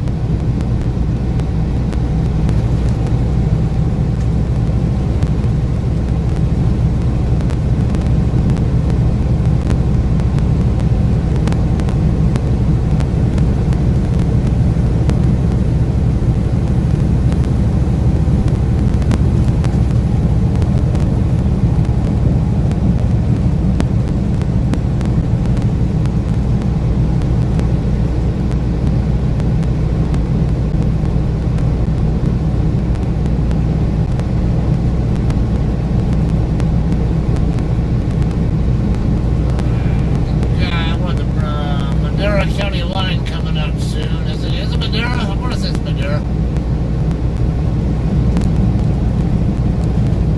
No, it's right after I get past this river coming up.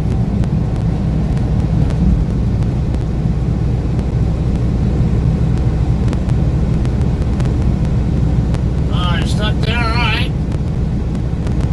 Well, maybe if you're around when I get up there, beat up for a few.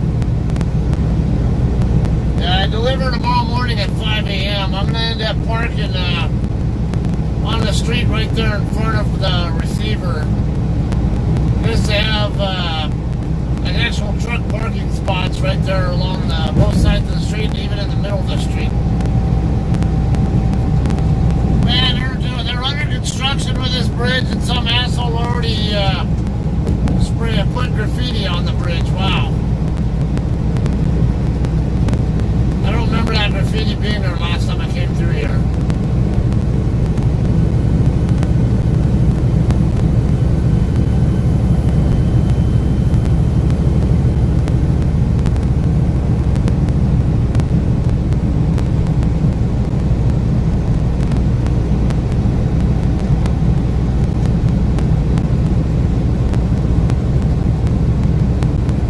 They actually could use some APU work, but get my maintenance account brought back down some because I took a huge hit on my maintenance account because all that shoddy maintenance work trying to get the power steering leak fixed and the hard start problem fixed. And I took a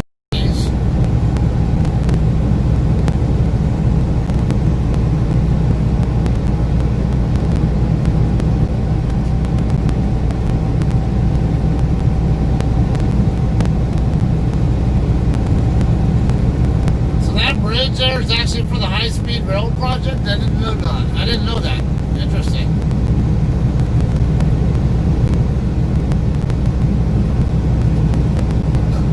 Boomtown, okay. So I'll be up here before you get there then anyway.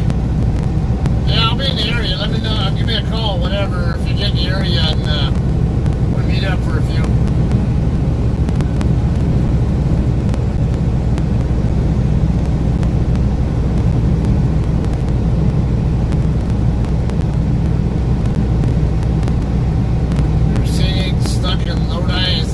Is that the name of a song or something? I don't know.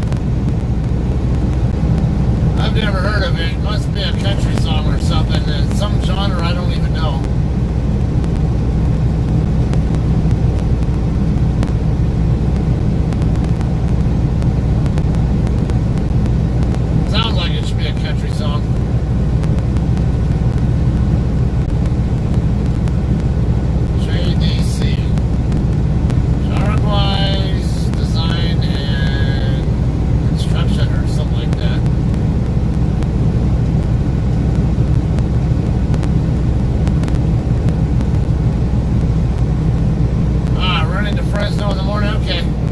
Yeah, I'll probably be in the dock door by the time you're, in the dock door or checking in by the time you get over to the area. I don't have a reload assignment yet, but once I have an idea once I'm empty and have an idea what I'm doing, I'll let you know.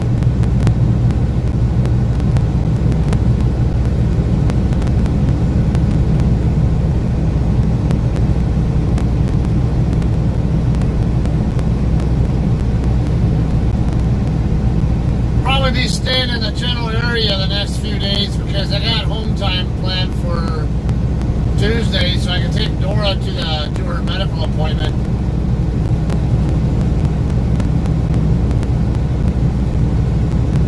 So at worst, I'll probably end up maybe picking up a load up here and then take it out over to I-40 somewhere and then swap with somebody to come back into Cali or something.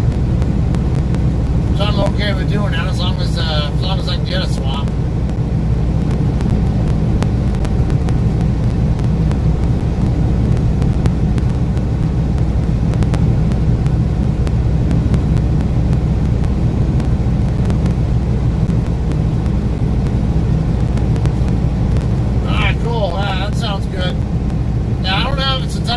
Reload assignment. Of course, you know how we run here. 6 a.m. tomorrow morning will be when our time was when the planners will show up. I'm kind of explaining for other people who are watching. You obviously know the routine, but for everybody else listening, at 6 a.m. Pacific time or 8 a.m. Central time is when our planners and DL come back in.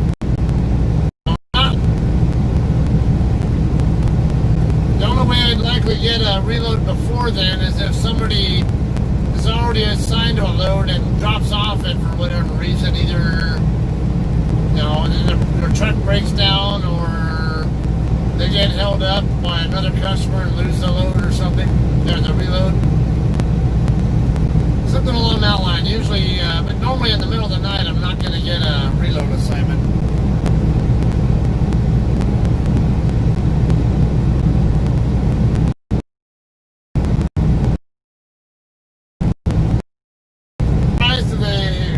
Maybe have me reload in Tulare or Lemoore or something, and then take it back down to the San Bernardino yard, drop it, and then but then once I start getting close to that day, they tend to like having me do local stuff, like just run back and forth between the drop yard and either the Inland Empire or LA area. Detour ahead, split traffic.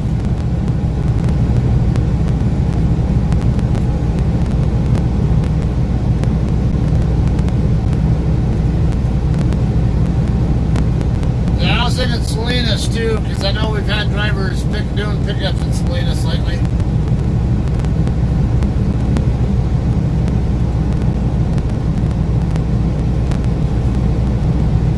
But then those loads out of Lemoore usually always have a ton of time on them. So it gives a lot of time for me to pick up and then go drop in the drop yard, and they can have someone. And it gives them plenty of time to have someone planned in to pick it up.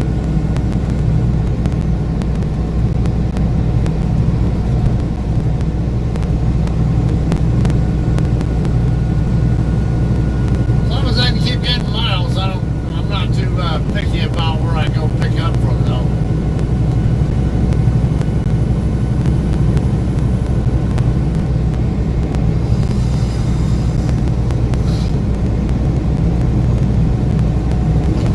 Miles out from 120.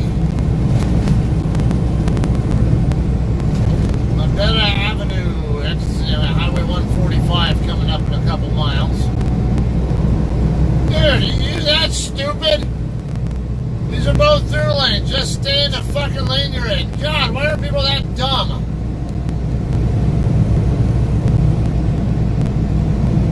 I got all freaked out. Oh my God, I gotta be in the right lane. Just go ahead and cut off a truck and run over some.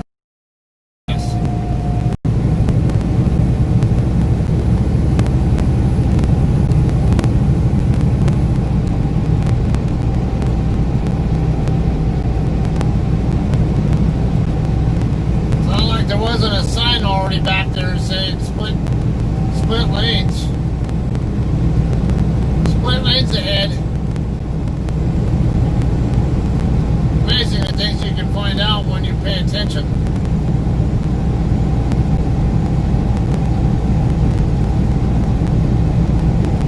On a free lifetime warranty. New homes in Madeira and Kermit. Kermit? Where the hell's that at? Just call it Kermit.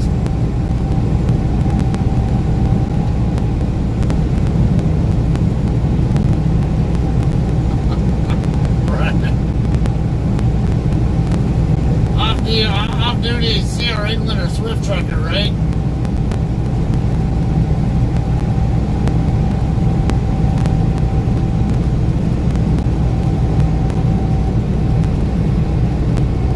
Deep ripping JT ad service. Midland tractor. Man, it's just funny this. It's funny that billboards I see over here and yeah, jumping into your area there, Scotty. The billboards out in my neck of the woods, half of it's all advertisements about what kind of entertainment's going on in Las Vegas.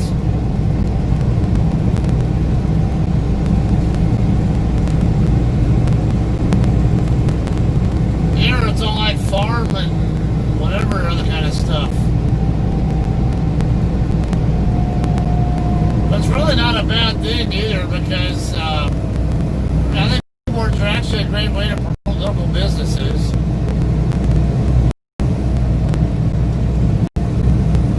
I never would have thought that very many people even pay attention to billboards, but I guess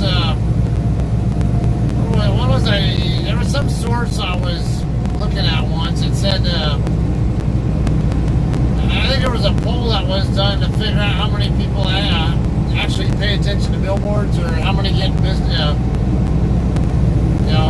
visit businesses because of billboards, and it was surprisingly high. I think it was like 80, more than 80% of people actually look at billboards.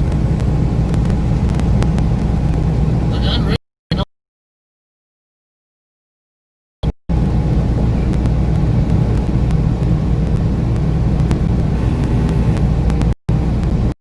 Splits the future southbound lane. All right.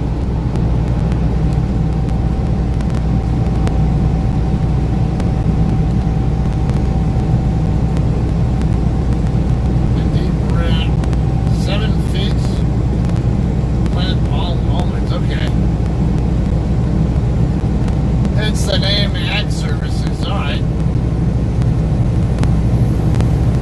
7 feet down to plant almonds, though. Why so deep for almonds? It's interesting. So, I can't remember, do almonds grow on trees or in bushes or whatever? I can't remember.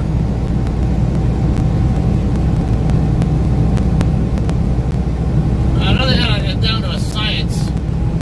Oh, here's that river here. I think, let's see.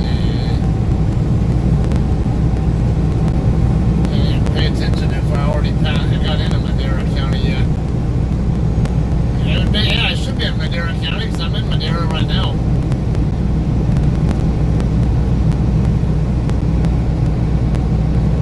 Yeah, I want to say I crossed into Madera County not far out, just a little bit after going by that bridge that they're building.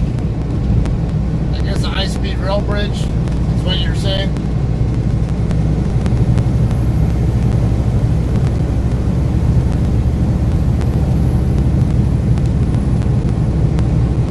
Don't do it. You're gonna get ran over. You got lucky. Good thing you didn't come out any further than that white line there, ground squirrel or prairie dog, whatever the hell that thing was.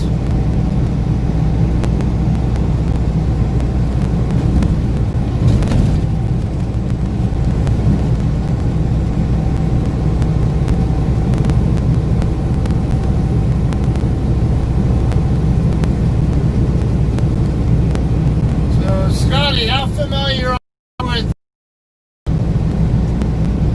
So I was kind of curious. I had the impression that there was a possibility north of Yosemite. So I have a contingency plan to go west on Yosemite just in case I have to, just in case it's truck restricted north of that road.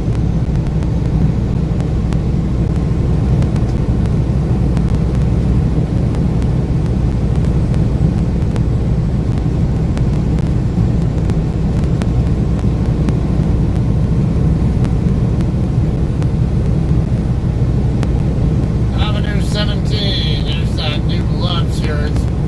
Well, this Love's have been here, what, maybe a year and a half or so? I know it hasn't been very long. At least about a year or so, but... Because I remember, I don't remember this Love's existing until I came up through here several months back, and someone said, oh yeah, they opened up about a year, like within the last year or something like that.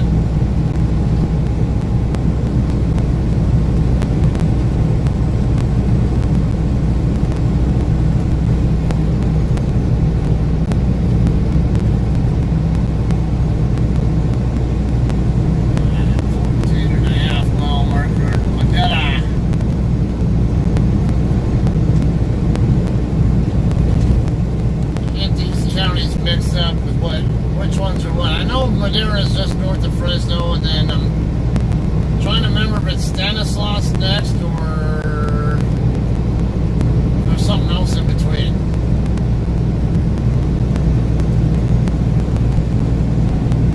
So you got like Stanislaus County, San Joaquin County, and Sacramento County in a row, right? Something like that. Isn't that how it's laid out?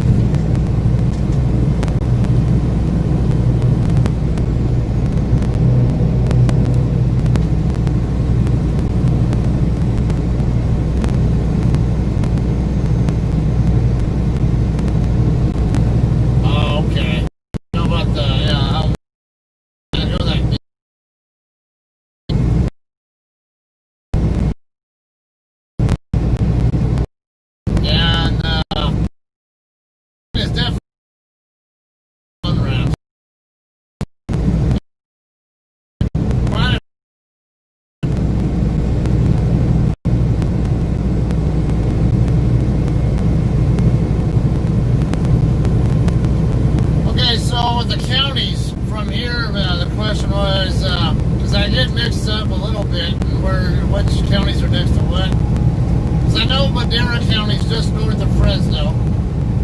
And then up there, coming down from Sacramento, you got Sacramento County. Then I want to say it's San Joaquin County after that, coming south. And then I believe it's Stanislaus County, correct? Is there anything, what is there between Madera and brain fart? I can't remember. I know I'm familiar with all the county names up here, but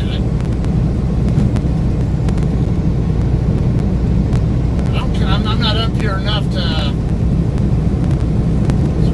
really clearly remember what's what. Get around this guy. Yeah, this lane fast.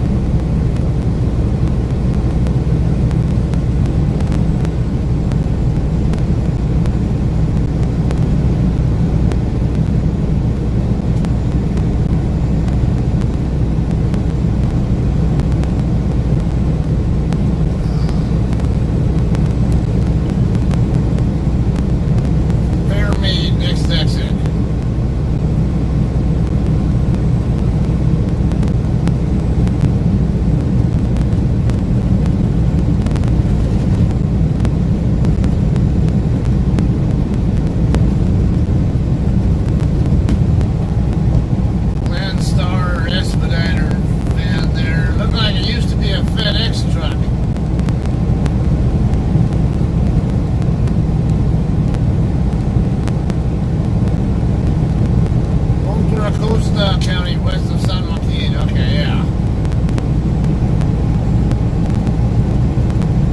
That's I think that's what's that going over across 120 or 4 or across 80 or something. I don't know.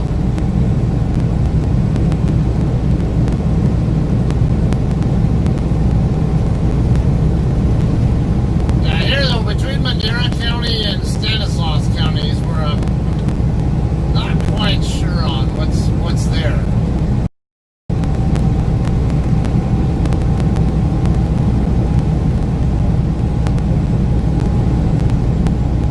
Gotta refresh my memory on this stuff. Oh, now you decide you want to pass me, huh? After I just passed you up because you were holding me up? Asshole. RV that I just passed because he was going slower than me, and now he's decided he wants to go faster.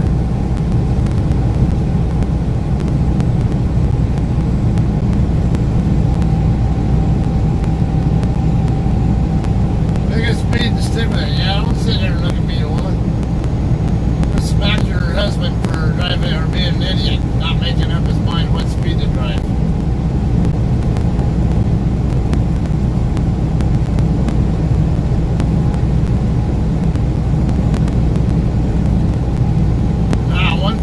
Westbound, straight ahead.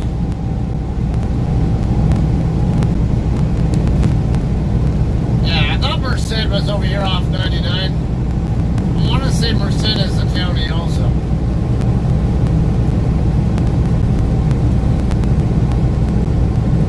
Let's do like Scotty and cheat and go across 152 to get away from the Chowchilla Scales. Go back up and cut across. Yeah, and then go across from like Santanella or something.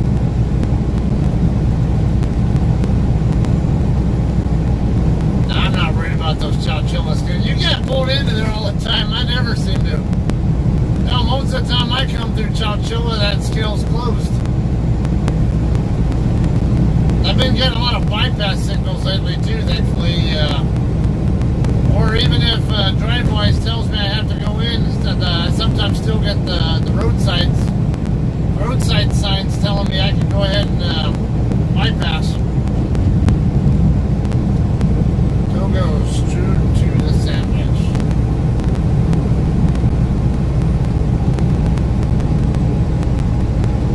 What is that? What's that on the back of this pickup?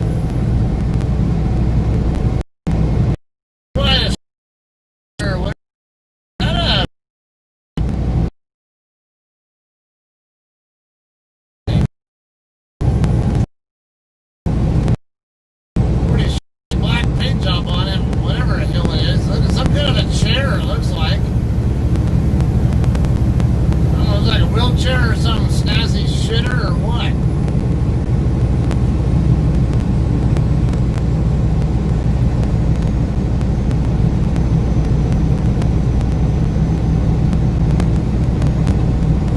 Oh, I hate that when drivers do that.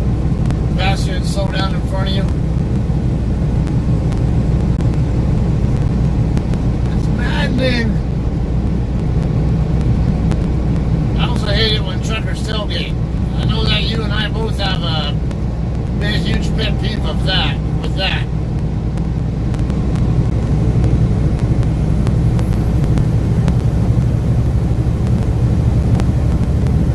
Clovis. Toyota Clovis.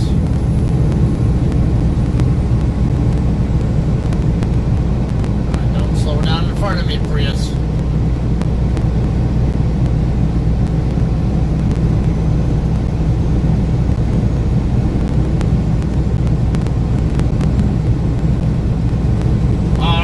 There's a scale on 152? I didn't know that.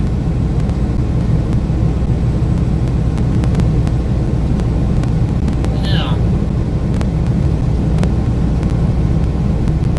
Must love you for some reason.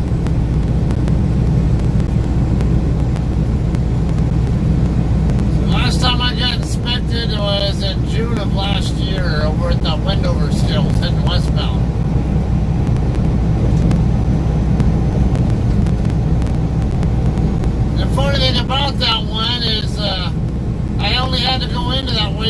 unlikely because I stopped at that truck stop right there, right by this Wendover scale.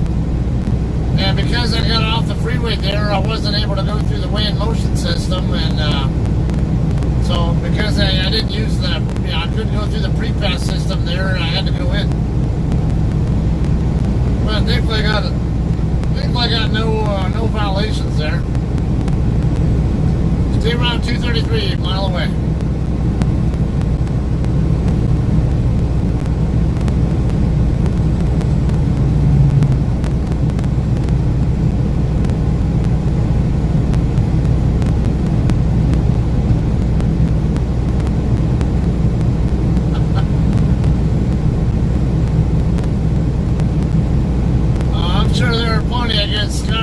When you watch his streams, obviously I don't get a chance to watch his streams as often as some other people on here, but he can definitely get some good rants going on.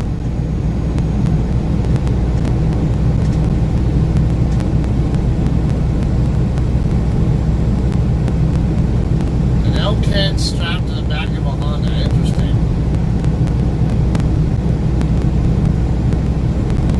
So have you had many encounters with actual live elk over there in the Flagstaff area? I haven't had too many. My first time ever seeing one was when I was in the Walmart fleet. I was coming up from, I think I had delivered over in the Phoenix area first and was on my way up to the Flagstaff Sam's Club. That or I was on my way up from Prescott Valley. One of the two, I don't remember. I was going up I-17 toward Flagstaff, and about 20 miles south of Flag, saw this huge-ass bull elk standing right in the middle of the number one lane, facing eastbound. Of course, I'm going northbound right at him. Of course, I naturally thought it was a deer, but that thing is massive. There ain't no damn way that's a deer. That thing's way too big. And it had like a scruff kind of thing going on its neck. Now, and the size of it, because I've seen moose in person, and the size of it made me think it was a moose at first, but there aren't any moose in Arizona.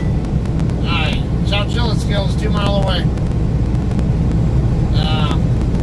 There's no way that could be a moose, so I'm thinking maybe that's an elk. Then I start getting closer, and now this is like practically midnight or something, like in the middle of the night. And when I started seeing a scruff on him and all that, it's like, yeah, that's definitely an elk. And then right when I got close enough where my headlights were giving me a better look,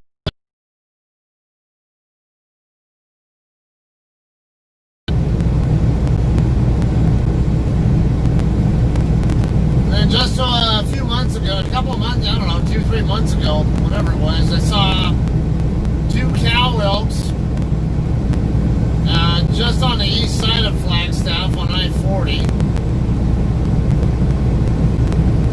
They were not far off the interstate. Oh, this one's open. All trucks stop at scales. I can read it already. Come on, give me a bypass. Bypass. Come on, yeah. Yay! I get a bypass.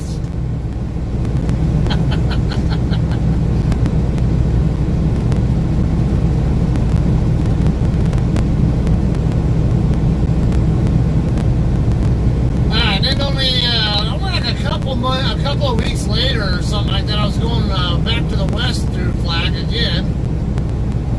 And I think it was not too far east of Belmont. Right there in between Flagstaff and Belmont. Man, I saw a whole freaking herd of elk right alongside the freeway there, grazing on munching on whatever there.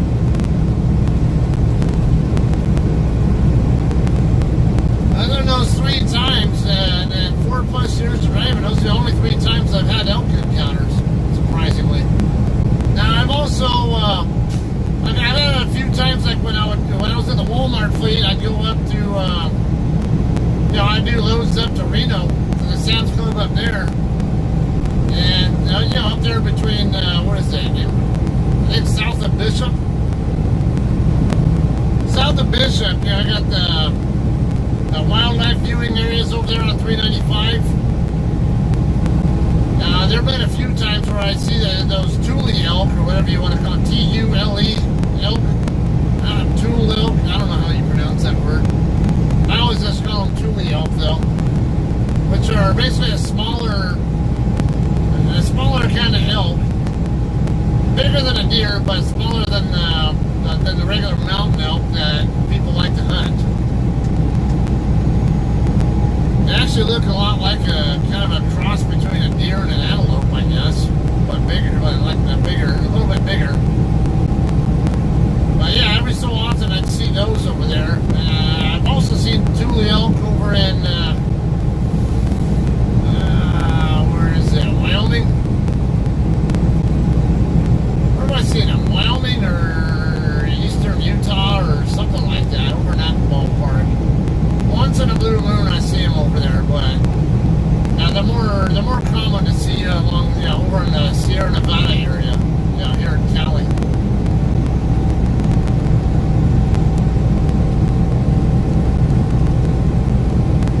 Saw a moose in Colorado. Wow, I didn't know moose got that far south. Interesting.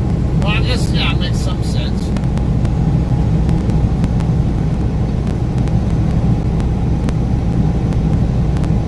Moose are huge.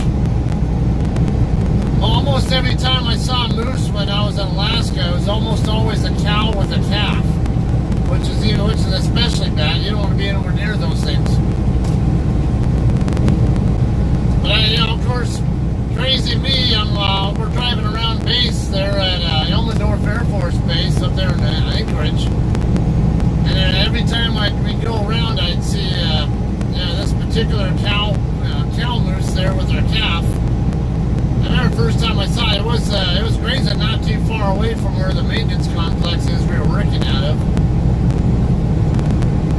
I remember I got out and started acting all crazy, acting all like stupid, and freaking cow just sits there looking at me like, what you gonna do?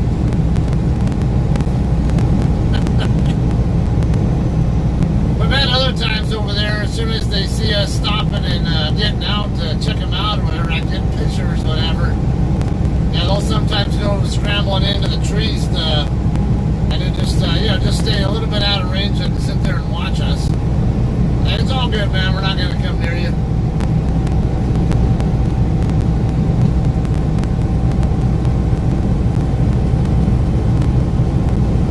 Yeah, what happened is they quit using pre-pass and now they're using drive-bys.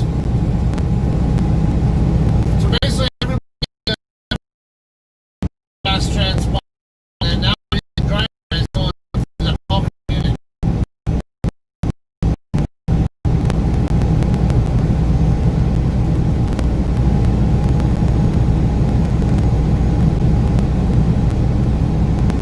Which works for me because my pre-pass unit needed to be replaced anyway, I think, because it was getting to where every time it went off, whether it was red or green, it was always just giving one long tone. And one of my dash cams, not my main one, but my other one I usually use for interior views, half the time that blocks the red part of the pre-pass unit. And then in the wrong light, like with the sunlight conditions, sometimes I just can't see what light is lighting up. I would have to sometimes put my hand up there by trying to create a shadow just to have any chance of seeing which light was lighting up. And normally with pre-pass, it gives a distinctive audible tone for green and a completely different tone for red if you're paying attention. I mean, the pitch is the same, but if you look at the green tone, it would give kind of like your backup horn or something, backup buzzer. But then if it was a red light, I think it would be a longer, like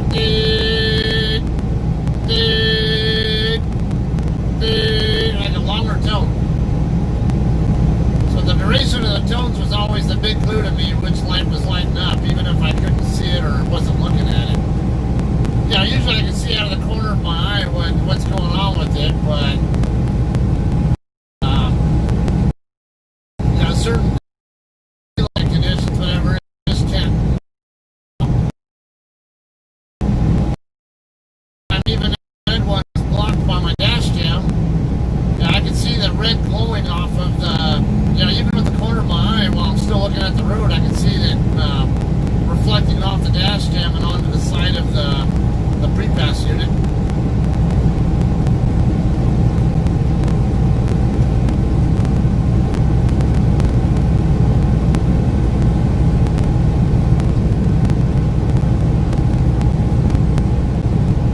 So you pronounce that Thule too, huh? I'm gonna look up what the proper way to pronounce that word is. I don't know, but I just kind of assume it's Thule.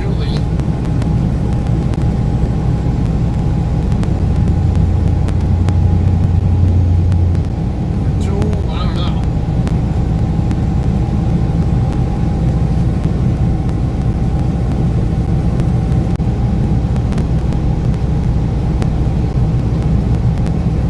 Damn, you person. So that can be docile, but I understand it can be they can have tempers on them too, and they can be pretty vicious. I don't want to go near them damn things. In Alaska though, when I was up in Fairbanks, I actually got to see some muskox. Those kind of look like small bison, I guess I would call them. Kind of interesting, like really thick, furry, kind of smaller bison, cow-looking thing, whatever.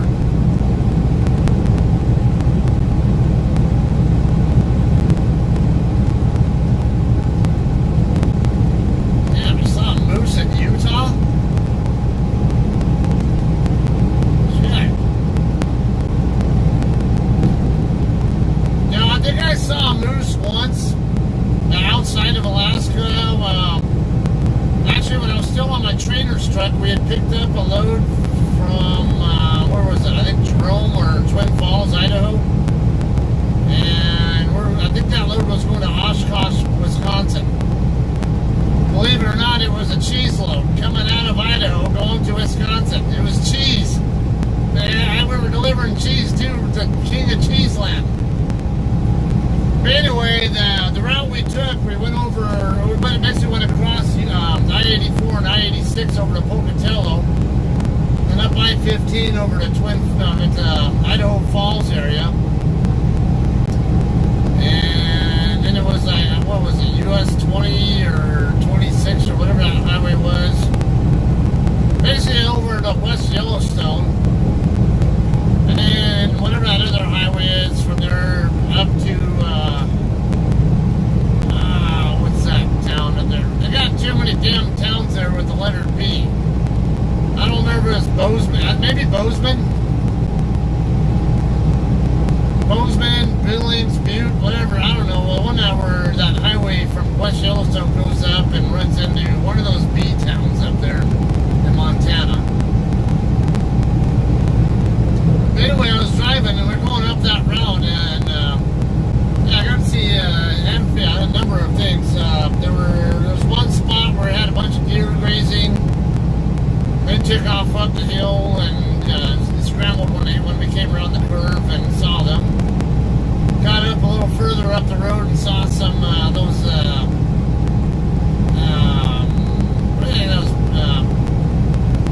mountain goats. What are those things called again?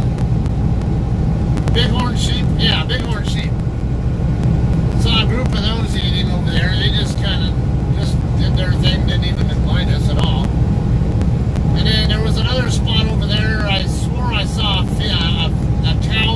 cow moose laying down in the grass right on the other side of that little river that goes alongside the highway there.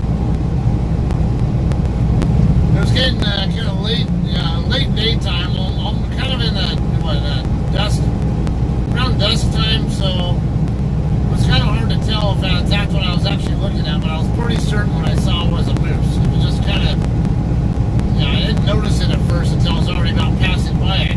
So, yeah, outside of Alaska, that's the only time I've seen a moose. Or pretty sure I saw one.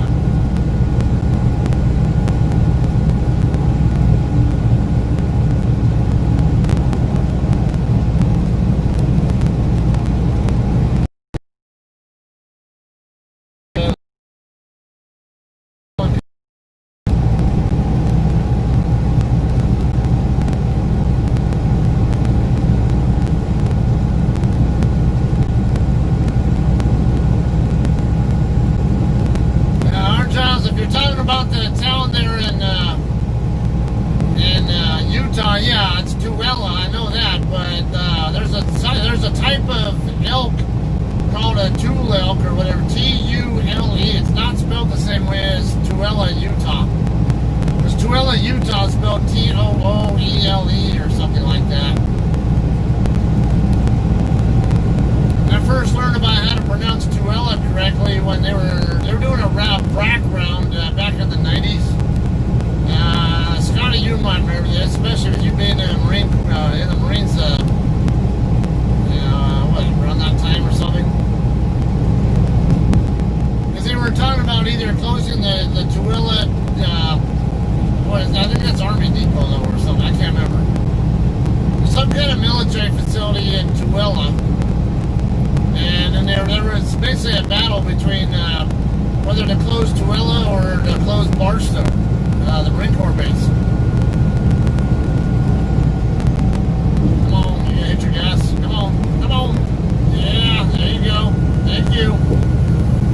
I love it when you guys hit your gas pedal hard like that. You guys are my best friends.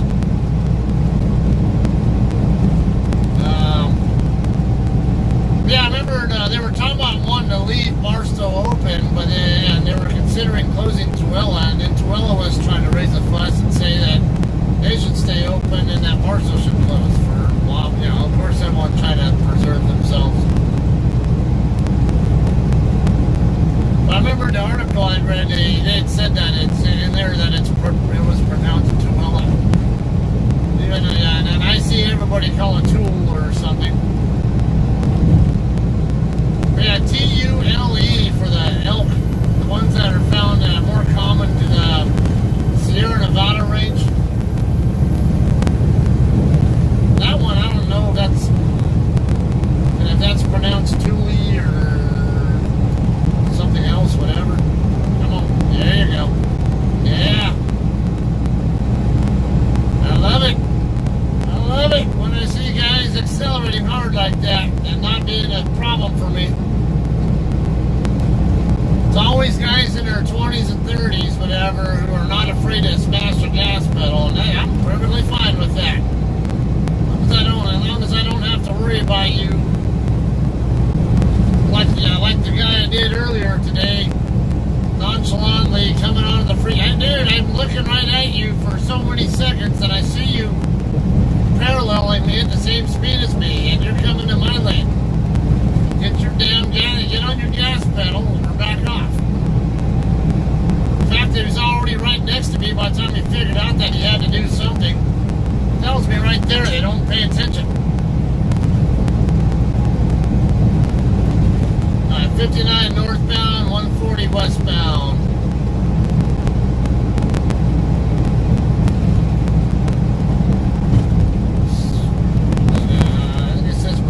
County. Thought I saw an MER on that bridge sign there with the bridge signs always tell what have county and mile marker signs on them also. Info, whatever. What's this one here saying? Yeah, it's Merced County, 15.50 mile marker.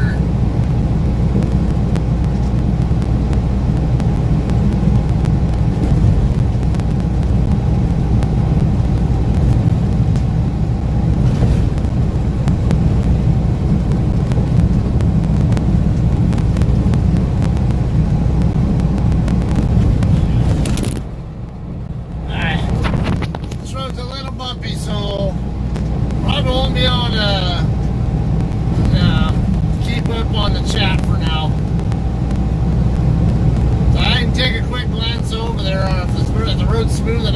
conditions are right and all that, and then, you know, if I can take this like half a second.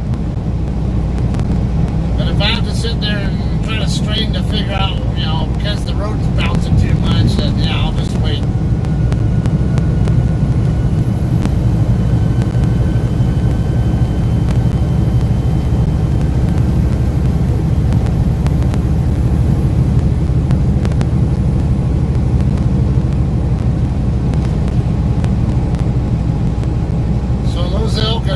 Pronounced Tuella elk, or did I, or maybe, unless I missed his pronunciation of it. I saw somebody say Tuella, but I thought it was you, Margie. Yeah, you're gonna have to back off. Good job.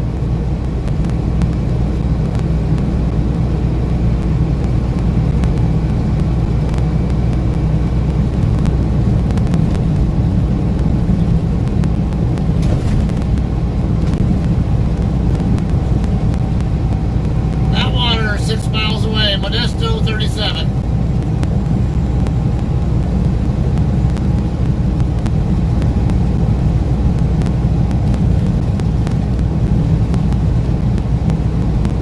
Okay, so Julie is how you pronounce it. So the way I was pronouncing it is actually correct.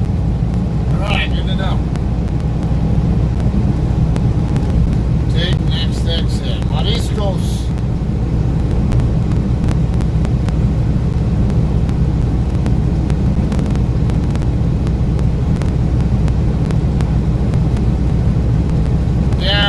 The on-ramps. You know, funny, I had this happen to me once, and I was on the 210 freeway heading westbound. I was in the Walmart fleet.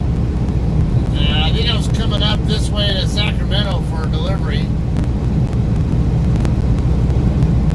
or something, and where was it? Right over by, I think by Pasadena area. I think I was over there. Better hurry up, car, because I'm not slowing down for you. Good job. Okay, so... Oh, that donkey's on a long-ass lanyard. Anyway, there was a road that came down from the, you know, from the foothills there, and then it curved over to the right to join up with 210 freeway. I remember there was a guy who was on it and starts joining up. Now his lane, he still had about 3/4 of a mile to go before his lane was ending. He was a little bit ahead of me, but going slower than me. So I think I was doing like, I don't know, 55, 60, whatever it was. And he was going just a few miles an hour slower than me, so I was gaining on him. Dipshit decides he wants to come over into my lane, even though he's got 3/4 mile to go and he's going slower than me. And you know, I was like, I'm not slowing down for him. He's got more than enough room, and he's gonna go past. He's gonna go faster than me soon anyway. Why should I slow down for that? So, you know, and he wanted over, but then his path he stayed, and then he comes back, comes in line behind me for a minute. And is camping out there. Then he comes over to the lane to my left, and I see that he's on his phone. He's using his speakerphone. I can see his phone in his hand, and I can see that he was talking in it, like he was calling somebody, like the cops or Sierra England or whoever. Oh, that was full of Walmart trailers, so it could have been called Walmart for all I know. But no, I don't think Walmart trailers have, I don't recall them having phone number or information on the back of them like a lot of other companies do. But anyway, it's just some reason I knew he was trying to snitch on me to somebody. I don't know who it was, but... And then sure enough, when he decides to speed up, and then when he's about to my door, he kind of starts driving about the same speed, and then he holds his phone in, basically right up to the door, his passenger door window, to show me that he's on the phone with somebody. Who, I had no idea, but he was on the phone with somebody, and obviously he was, whoever was on the other line, it was about me. coming into my lane, and you got 3/4 of a mile to go. And I got you on fucker. Go ahead. The safety department right away and asked them, hey, did somebody just snitch on me? Because I told them what had happened. I told them I got it all on dash cam, and I can show you exactly what happened. If it does come down to it, so yeah, I told him, yeah, that person was trying to merge into my lane. These people are just idiots.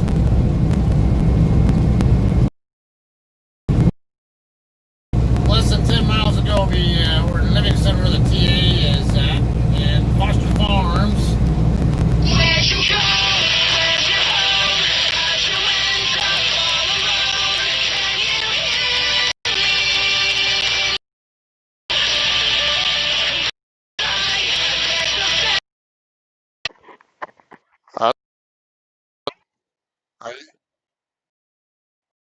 Okay.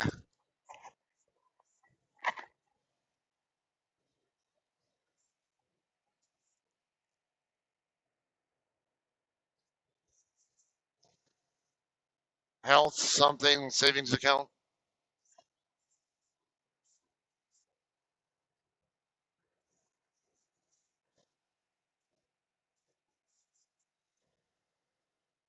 That what?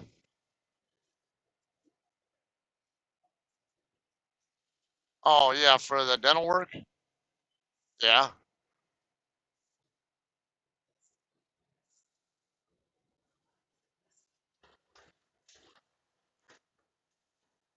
Okay, that's for medical and dental stuff. Okay.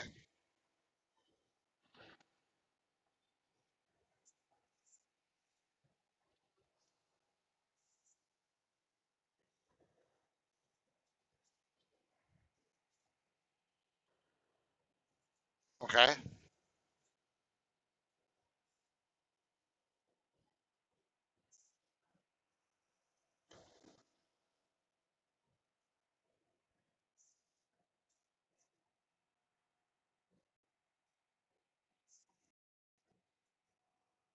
Okay.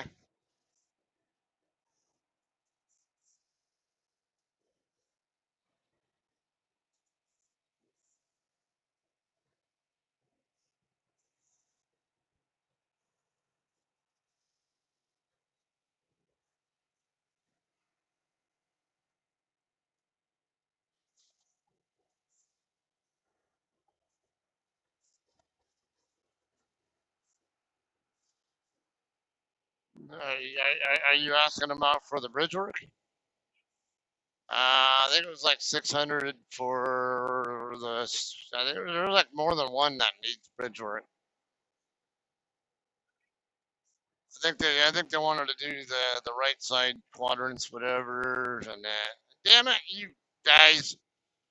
So you guys hold me up in the construction zone, deciding you want to do 50, and now you guys freaking, leave me out hanging out here because you the construction zone ends. You guys are dicks.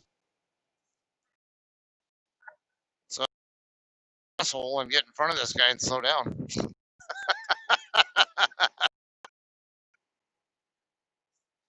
I don't want to be sitting here blocking the middle lane.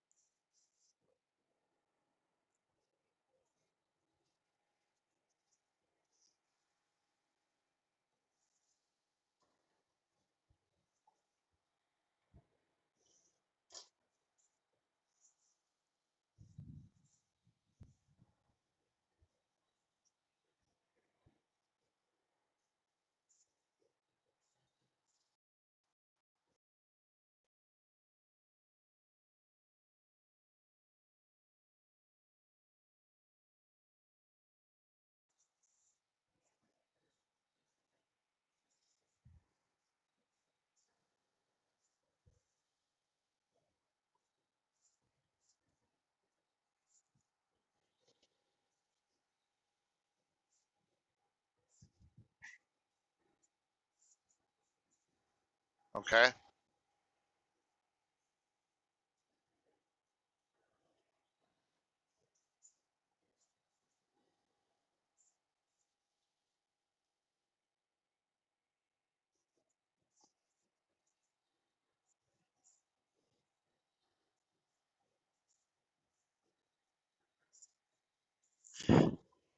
It's this freaking Explorer truck, isn't it? That's what it is.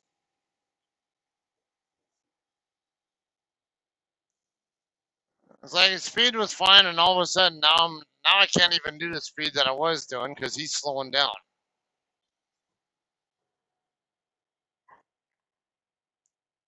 And of course, now that happens, I'm getting railroaded.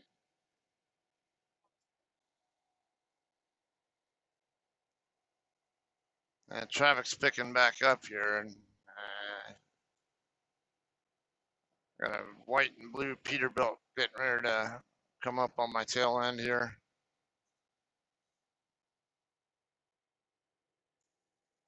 So this Explorer guy probably distracted driving or something, or in a little lull, cruise controllers. This is northern.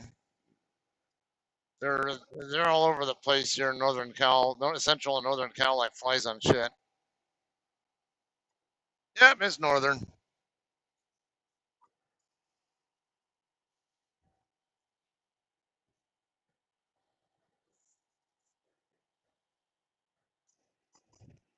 Ow.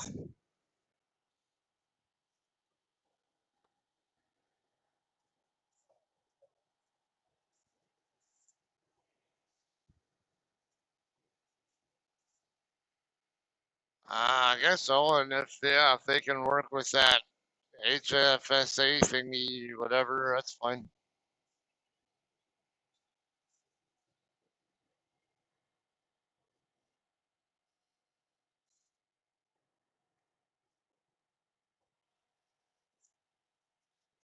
I don't know.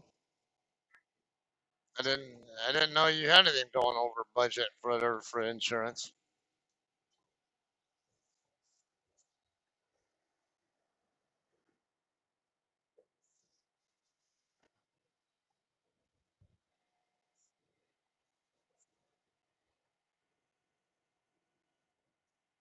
Livingston city limit.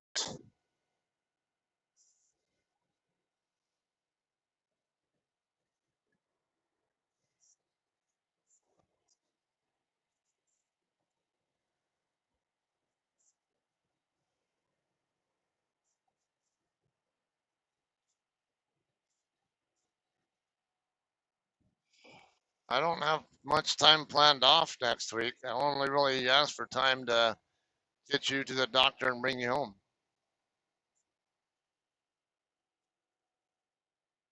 This is like way too short notice.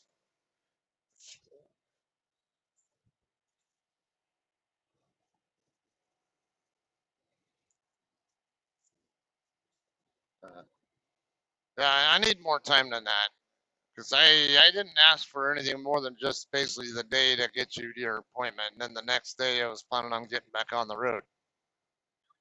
And I can't do this 11th hour crap.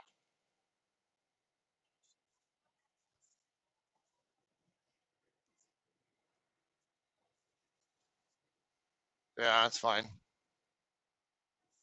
But then you or when do you? You say it's still not determined yet if you're going to be going online or actually to the school to teach, right? Okay, so that's going to be something that you're going to have to consider as well. Are you going to be available? Because you might have to work and actually have to be at the school.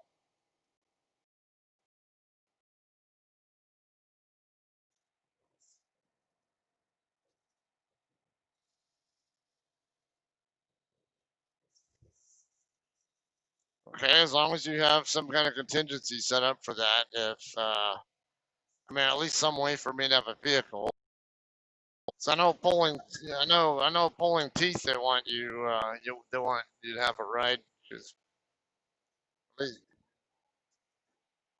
yeah,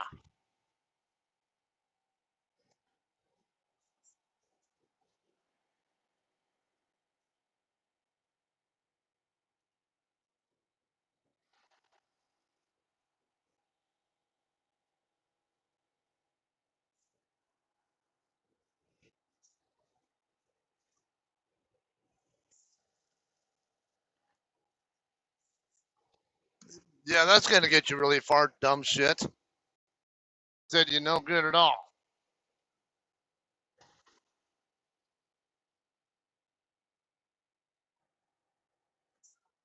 Ah, yeah, what did I tell you?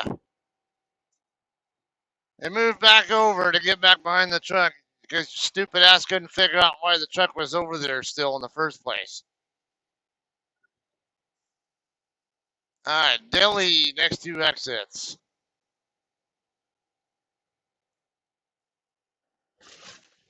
And then he's following too closely behind the truck, and then the Toyota behind him is following him too closely.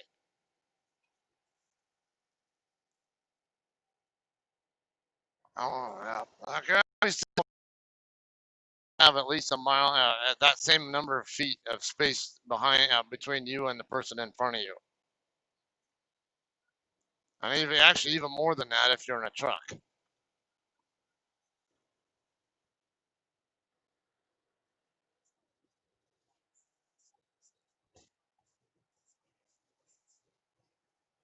Okay.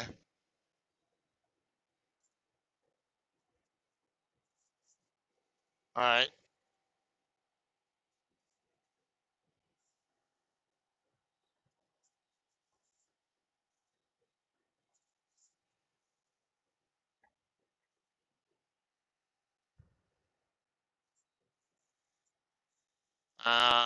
Want less to end up having to do a root canal at some point in time, so it probably would be a good idea. Yeah, well, yeah, I know, but root canals are more painful, and they even, what's her name, Dr. Kim or whatever her name is, I don't remember. Is that her name? Yeah, she was even saying she wanted me to get the work done, so I don't have to do a root canal at some point in the future. All right.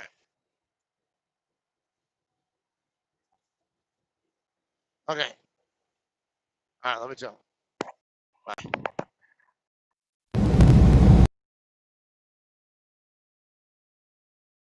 Get some dental work done without it coming out, out of my regular budgetary pocket, per se. So that's good.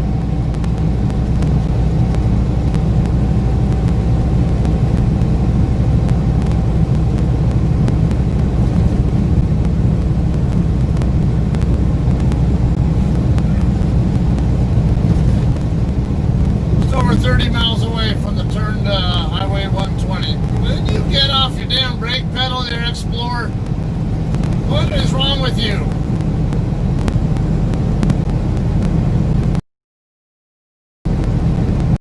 Traffic's, there's plenty of traffic in the left lane. Really don't want to keep dealing with this Explorer guy. I'm just going to back off a couple miles an hour. This guy's going to annoy the crap out of me. He's already annoying the hell out of me. I don't want to keep dealing with him. And I don't want to have to try to fight my way into the fast lane just to get around him, dumbass. Turlock, 4 miles away.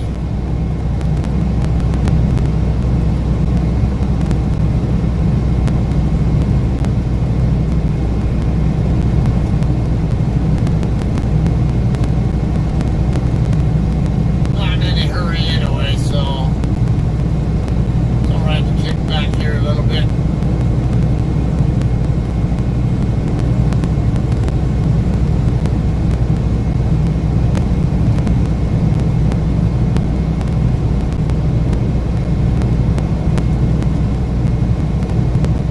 Definitely. I mean, it'll cost money, but it's going to cost money that is already set aside just for that purpose, so it's different. Whereas if I have to, if I have to budget it out of my regular bank account, it's more of a problem. So it's a good arrangement there.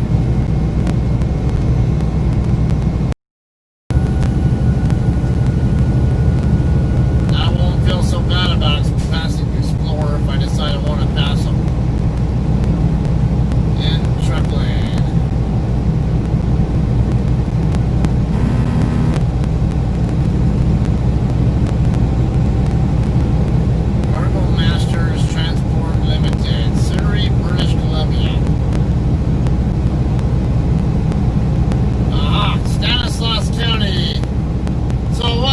from Madera, I went into Merced County and now into Stanislaus County. Then I think it's San Joaquin County after that, and then Sacramento County.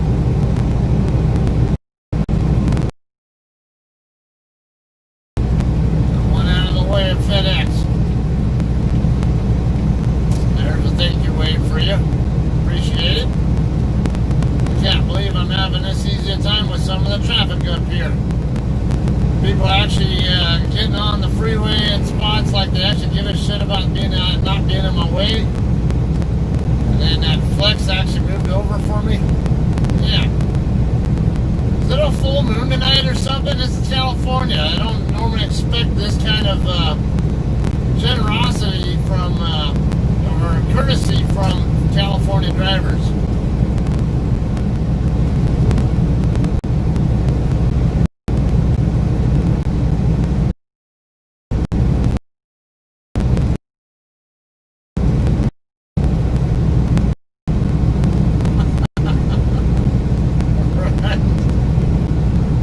Highway 165, downtown Turlock. Right at about 30 miles out now from Highway 120. San Martin Trucking Incorporated, Joshua, Texas.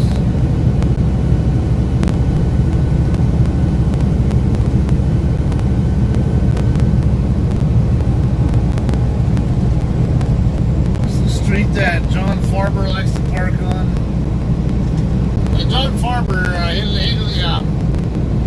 grew up in this area here. So sometimes he does his time off here in this area. There's a particular gas station whenever over here to the west of 99 that he likes to park at. Patterson and West Main Street, mile ahead. Yeah, go that way over to Wesley and Patterson. Patterson's not a bad looking town over on the west side of it.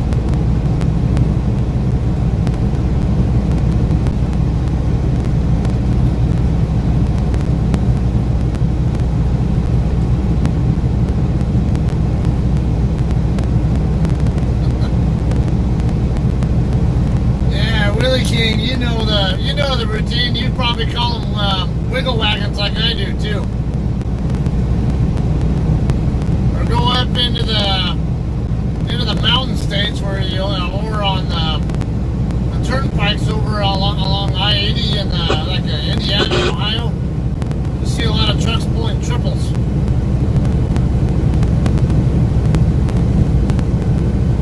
Wiggle it just a little bit.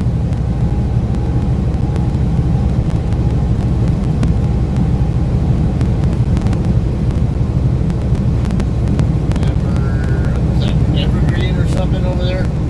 Ever something. There's a warehouse there with a Swift truck. Look like they're just getting ready to pull into a dock door or just finished pulling out of it.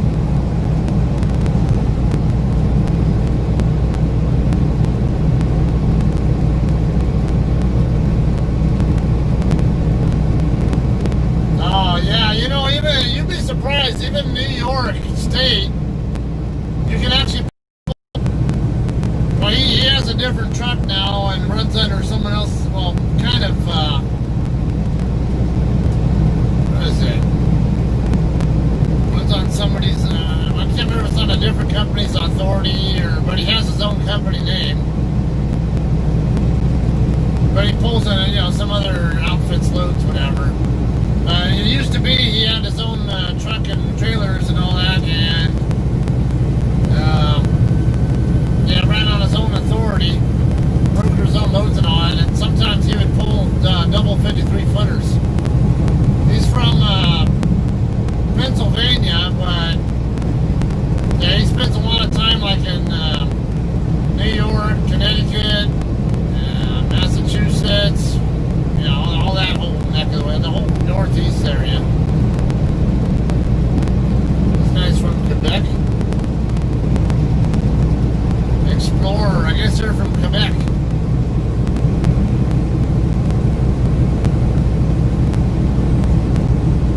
We're out here up in, mainly I can say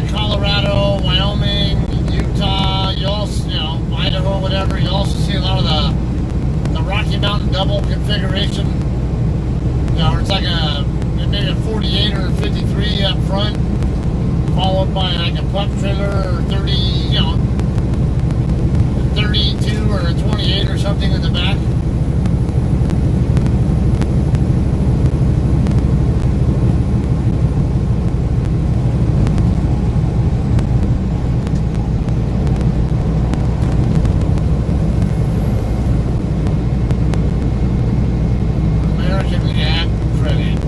Vista Crossings.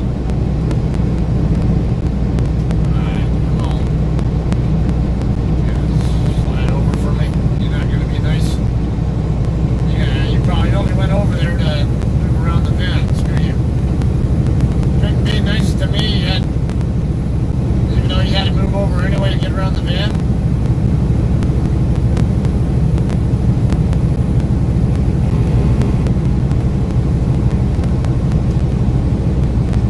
Taylor Road. 24 miles to go to my turn on the 120.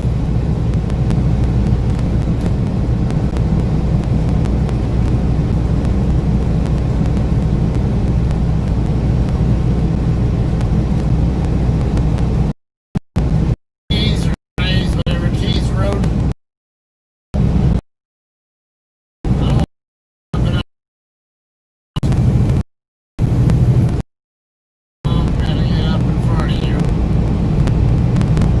Camping out next to other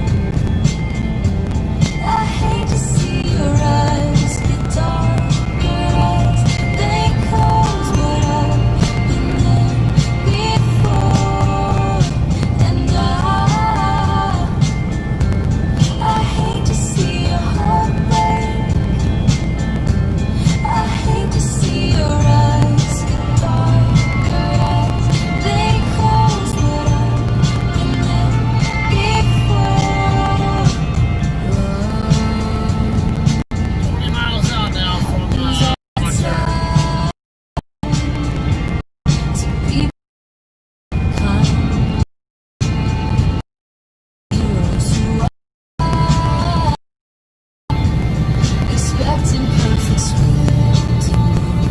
Scenes once in luck was silent mystery. How were you to know? Oh, how were you to know?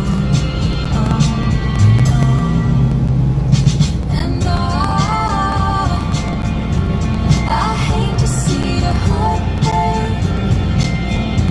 I hate to see your eyes get darker as they close, but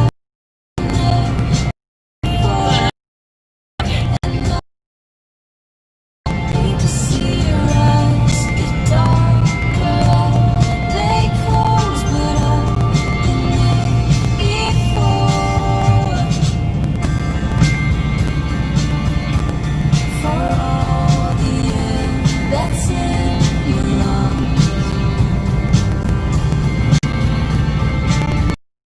for all joy that is to come.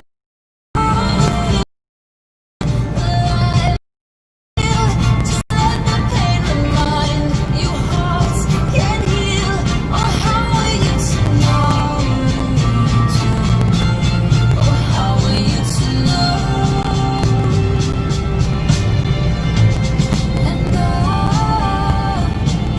That's road here, 18 miles out from Highway 120. I hate to see your eyes get darker as they close, but I've been there before.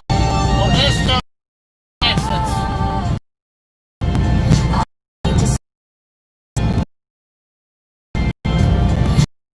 See your eyes get darker as they close, but I've been there before.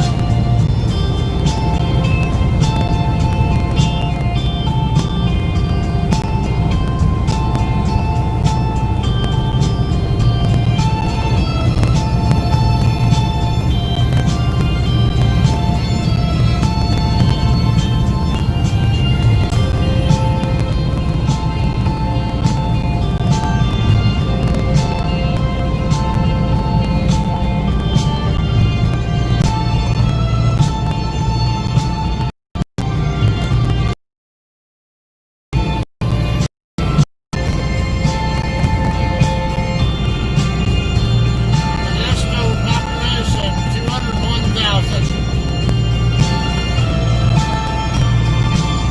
And Highway 132 and Highway 108 coming up. Central Modesto.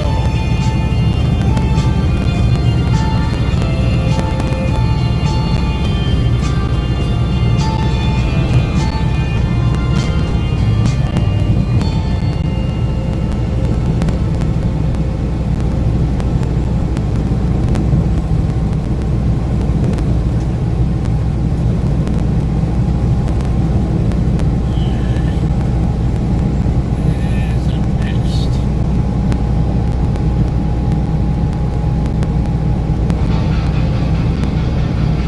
The end of the century. I said my goodbyes. For what it's worth, I always aim to please. But I nearly died. For what it's worth, come on, play with me. 'Cause I'm on fire. For what it's worth, I tear the sun in three to light up your eyes. For what it's for what it's for what it's for what it's broke up the family, everybody crying. For what it's worth, I have a slum disease that sucked me dry. For what it's worth, come on, walk with me.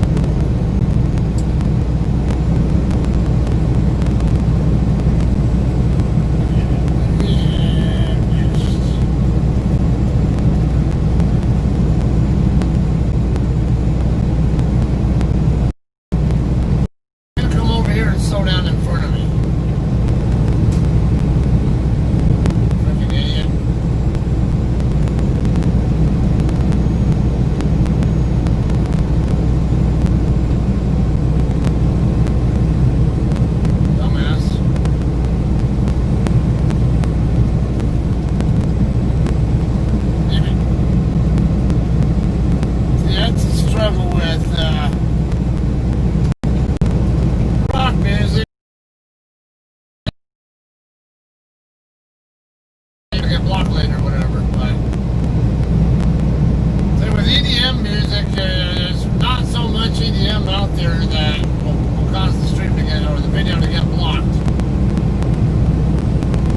There is rock music that I can play, but there's too much out there I cannot do.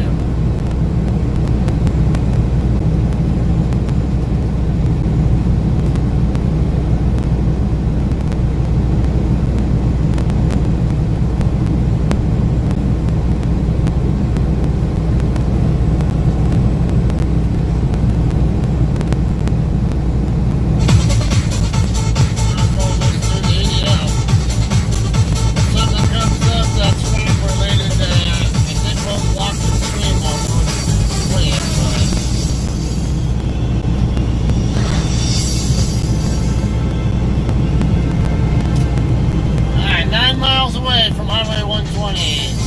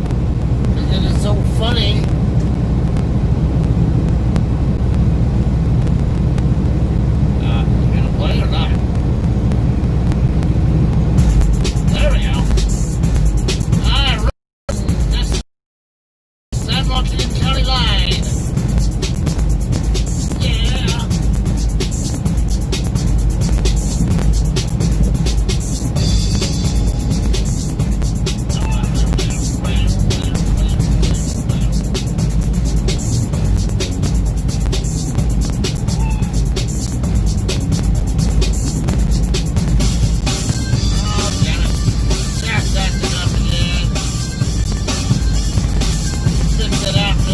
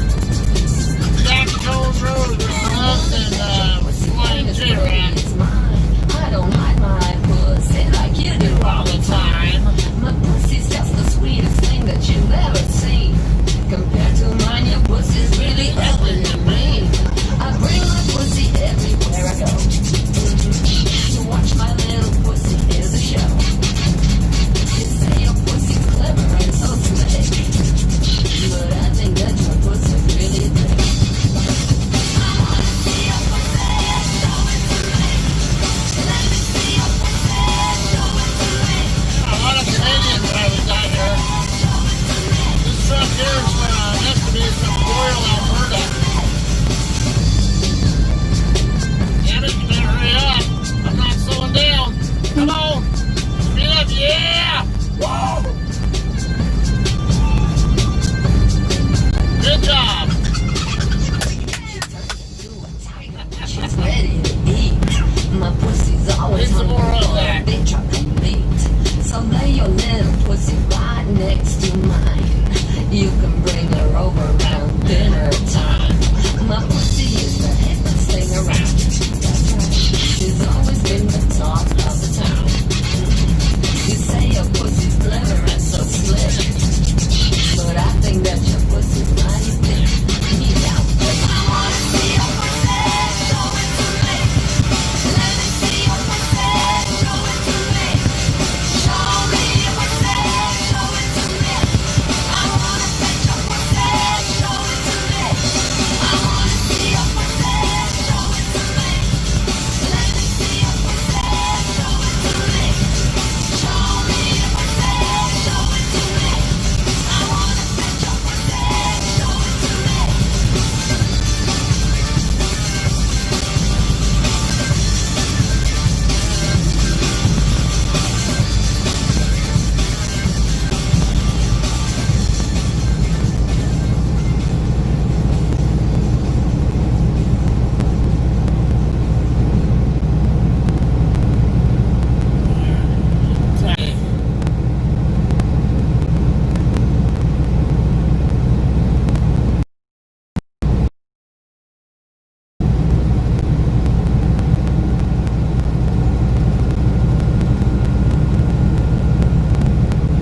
Alright, half a quarter mile away. We're gonna take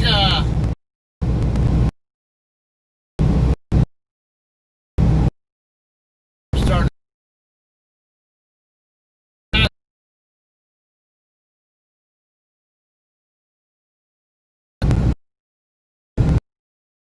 Well, we're gonna have some more. Let's see how much more of this merge in front of me activity. Oh, wow. Yeah, he's gonna come over, isn't he? No, maybe not. Wow, I'm surprised. With all the traffic coming this way, he decided to drop in behind me. I'm shocked.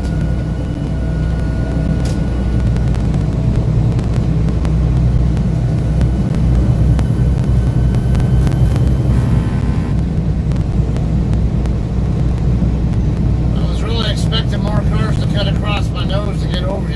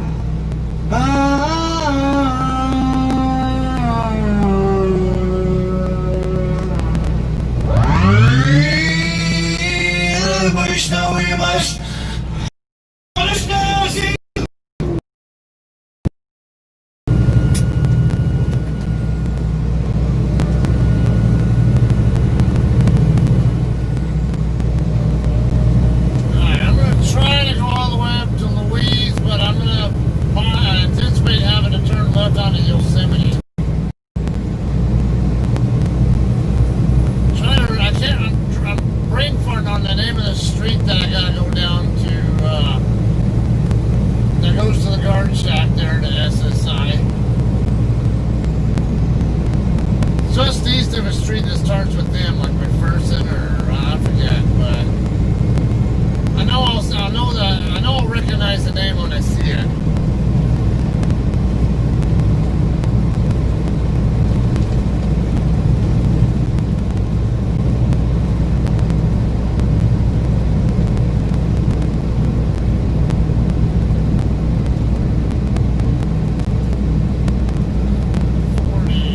There's a truck coming from the other side of Yosemite, so it must be okay to go that way. I don't see any no truck signs up here, so it must be good. Ah, good. I can take this all the way. I should be able to take this all the way up to Louise then.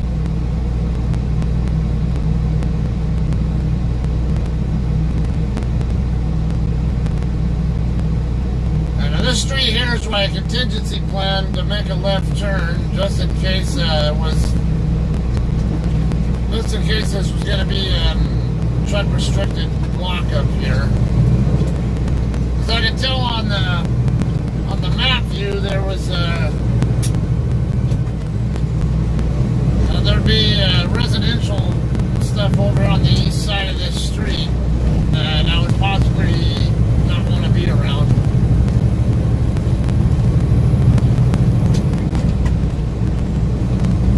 That might be Louise up there, that light I see up ahead. I see a good amount of traffic going across it, so I know Louise isn't that far north of Yosemite. I don't recall if there's something in between the two, but yeah, I want to say that's probably going to be Louise right there.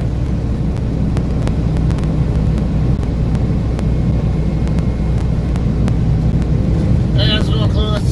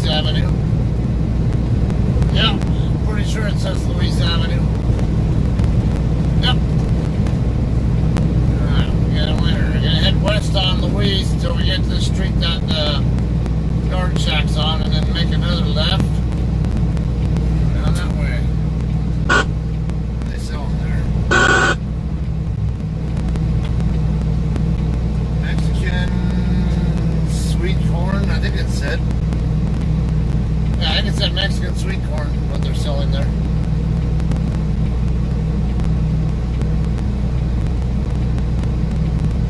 Guessing there'll be a traffic light. I didn't look closely. I'm hoping there might be a traffic light at the intersection I'm going to turn left at.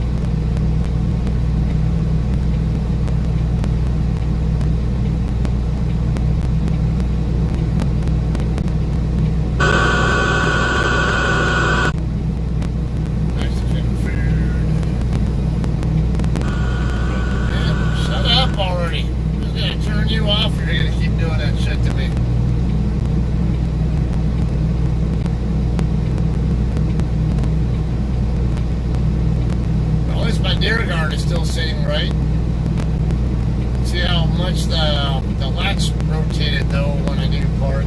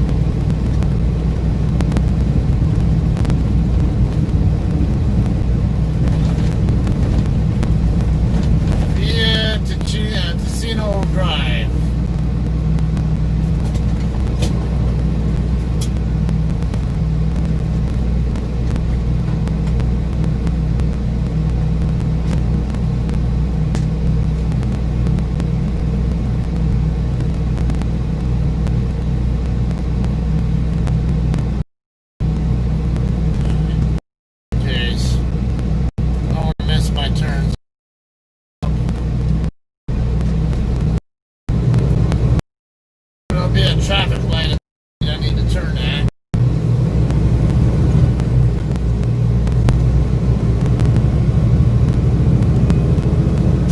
Okay, it is that this DC over here I see on the left is indeed the place I'm going to.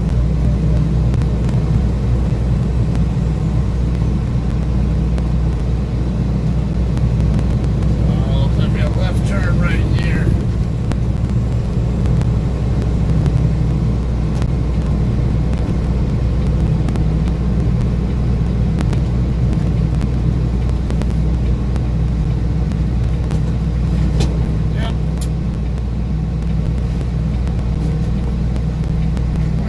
Couple of trucks parked over here too. Alright, good. Get rid of the map. Don't need to heat up my phone.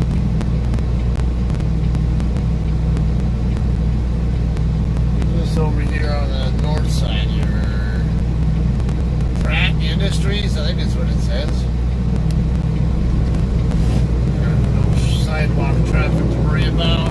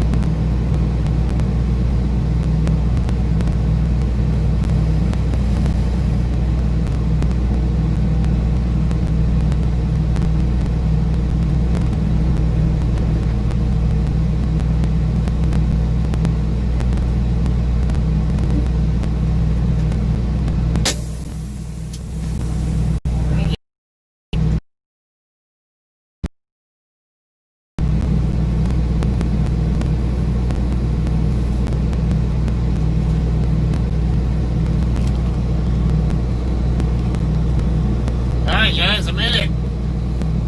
SSI Industries in Lathrop, whatever you want to call it, for California. Yeah, just in between Modesto and Stockton. Ozark, Rayleigh's. Convenient place here. It's on their property. As you see, they got a staging area right here along the fence line on both sides. And yeah, get out of there. This middle area right here, apparently I believe you can park a truck in that area too. I don't know for sure.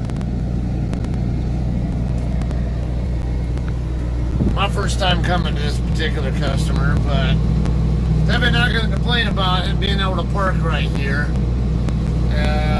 Don't know if they have restroom facilities that drivers can use at the guard shack or not.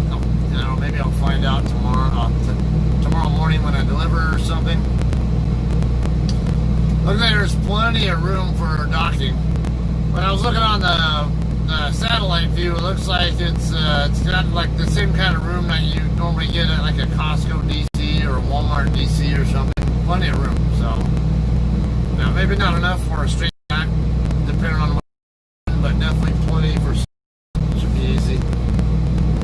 So, be a real easy one. Don't have a reload assignment yet. Let's see, I got 636 left on my 70. I got 605 coming back tonight. 853 coming back tomorrow night. Like I mentioned before, I'll probably be staying here in the general vicinity of California for the rest of the week because I'm going to take my wife to the doctor next Tuesday. And let's see, today's Wednesday, so Thursday.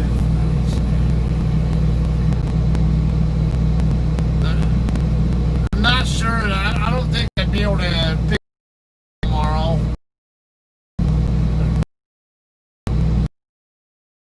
Pick up, deliver wherever it be.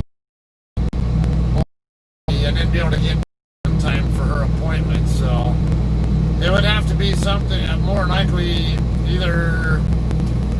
something up and then get it out of the state and then swap somewhere out of, like in Arizona, New Mexico or something. Somewhere out there for a load coming back into California. And then I can give someone else the load that I'd be picking up. That's one option available. It's a little bit riskier that it won't, because sometimes other drivers will will refuse swaps for whatever their reasons might be.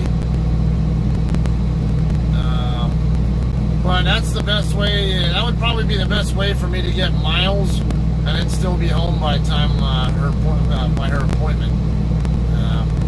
The other option they would probably have me do is just reload somewhere here up in northern or central Cal, take that load back to our drop yard in San Bernardino, and then possibly just do local work for a few days or something out of our drop yard, which is pretty common. So we'll see how it goes. I don't really care as long as I'm home when it should be. Do some good planning. Maybe they can, set up until I have another driver plan on meeting me. I don't know, like in New Mexico or something. Yeah, before either one of us picks up our load, something along that line. Can't wait to get back out again. How long are you off? Yeah, you're just doing home time or something, or what you got going on there?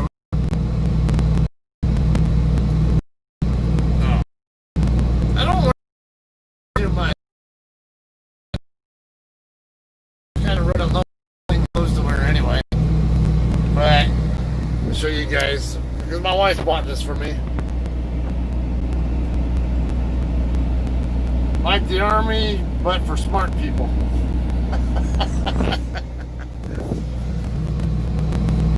I don't mean not to pick on you guys who are soldiers. Because I mean, you guys pick on us too if you do have an Army background. No big deal. We all love each other, but we got to make fun of each other at the same time. That's what I like about this. We work with the Army all the time. So, you drove in 1991. Okay, I do remember you saying you had experience, CDL experience from before. Kept thinking you were still driving for a living though, or something. Because I know you had it's been a while. I know you're like a newbie kind of, I guess you can call me a newbie still. Compared to you, yeah, I'd call myself a newbie. Not quite 4.5 years of experience for me. CDL in 1992. That's the same year I graduated from high school.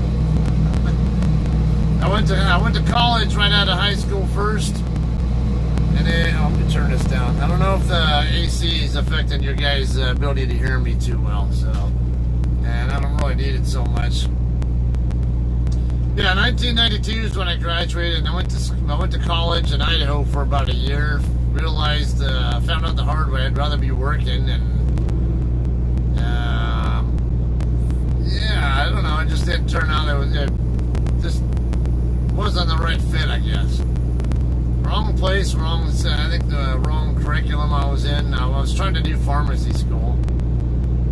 I ended up floundering whatever for a couple years in Barstow at my parents' place. Before I decided, I'm not going to sit here and become a loser and do nothing with my life, hanging around with the wrong people, somehow not being in any trouble, but hanging around with people who are in trouble, and always partying and stuff. And like, I need to get out of here. I need to do something that I can make a career out of. And I decided from my time being in Idaho and flying home for holidays and stuff, I like airplanes.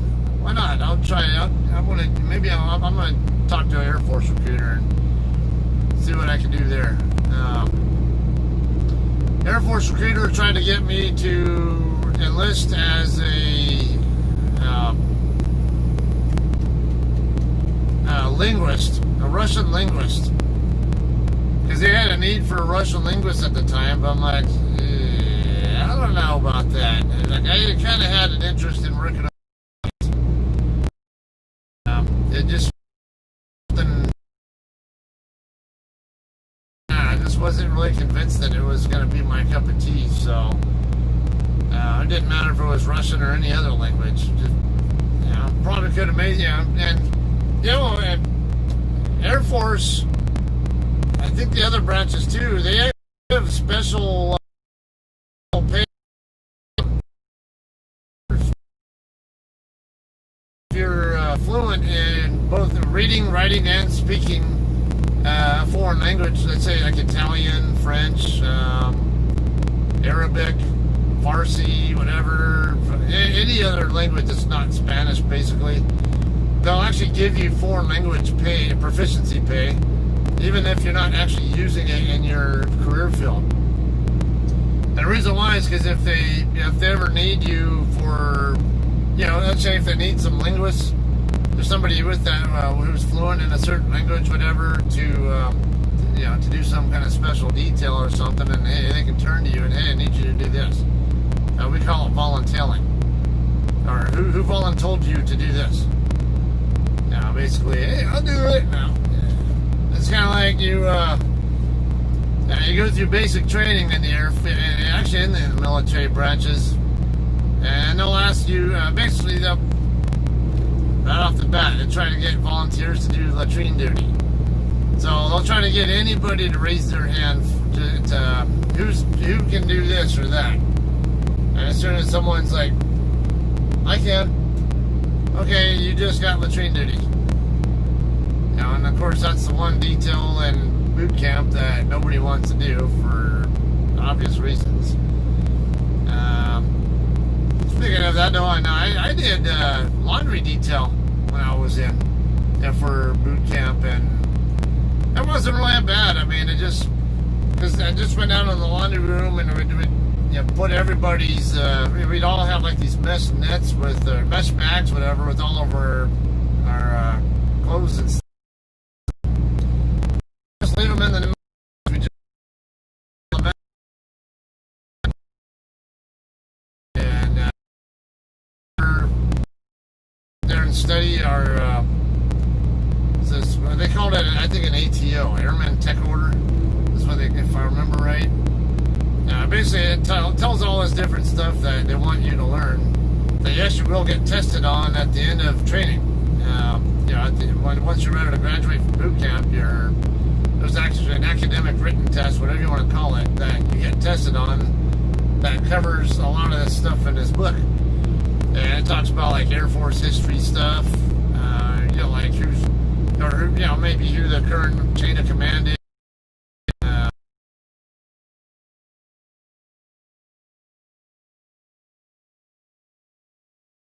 Or something along that line, or who these Medal of Honor recipients, enlisted Medal of Honor recipients in our branch, whatever. It was another hygiene, STDs, aircraft identification, stuff like that. There was a whole bunch of different things that was covered. So I would just sit there and study my book, just because there's nothing better to do. Except, well, maybe chit chat, whatever, with the other people doing their laundry detail too. But I sucked physically there. I barely passed the physical fitness standards there. I can't run for shit, but I passed. But then when it came time to doing the academic test, now everybody's like looking at me like the freaking Gomer Pyle, the guy who's like who can barely keep up physically, even though I was like razor thin. Only 160 pounds, which, for a lot of people who are a lot shorter than me, 160 pounds is a really, really good weight. But when you're 6'3", 160 pounds is just freaking skin and bone. Go off there to here. Anyway, the academic test, though, I remember I was one of only two people who ended up scoring over 90% on that test. So me and the other guy both got 95s on it. And everyone was like tripping out, like, what the hell? This guy is that smart? Like, yeah. Not necessarily that I'm smart, I just put the effort into it. Speaking of that, our roommate Kelly was just asking me for help on something.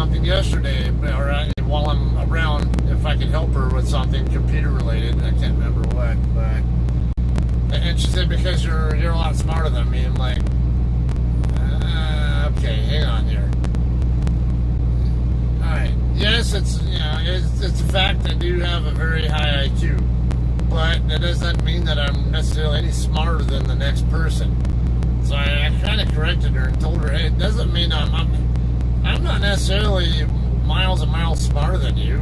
I mean, there are things that she might know that I don't know shit about, and I'm just a complete dummy about. And the only thing an IQ tells you is about how quickly and accurately you can pick up on patterns. That's it. And I told her the only thing different between me and you when it comes to technology, I have experience and I'm on it. And that's it.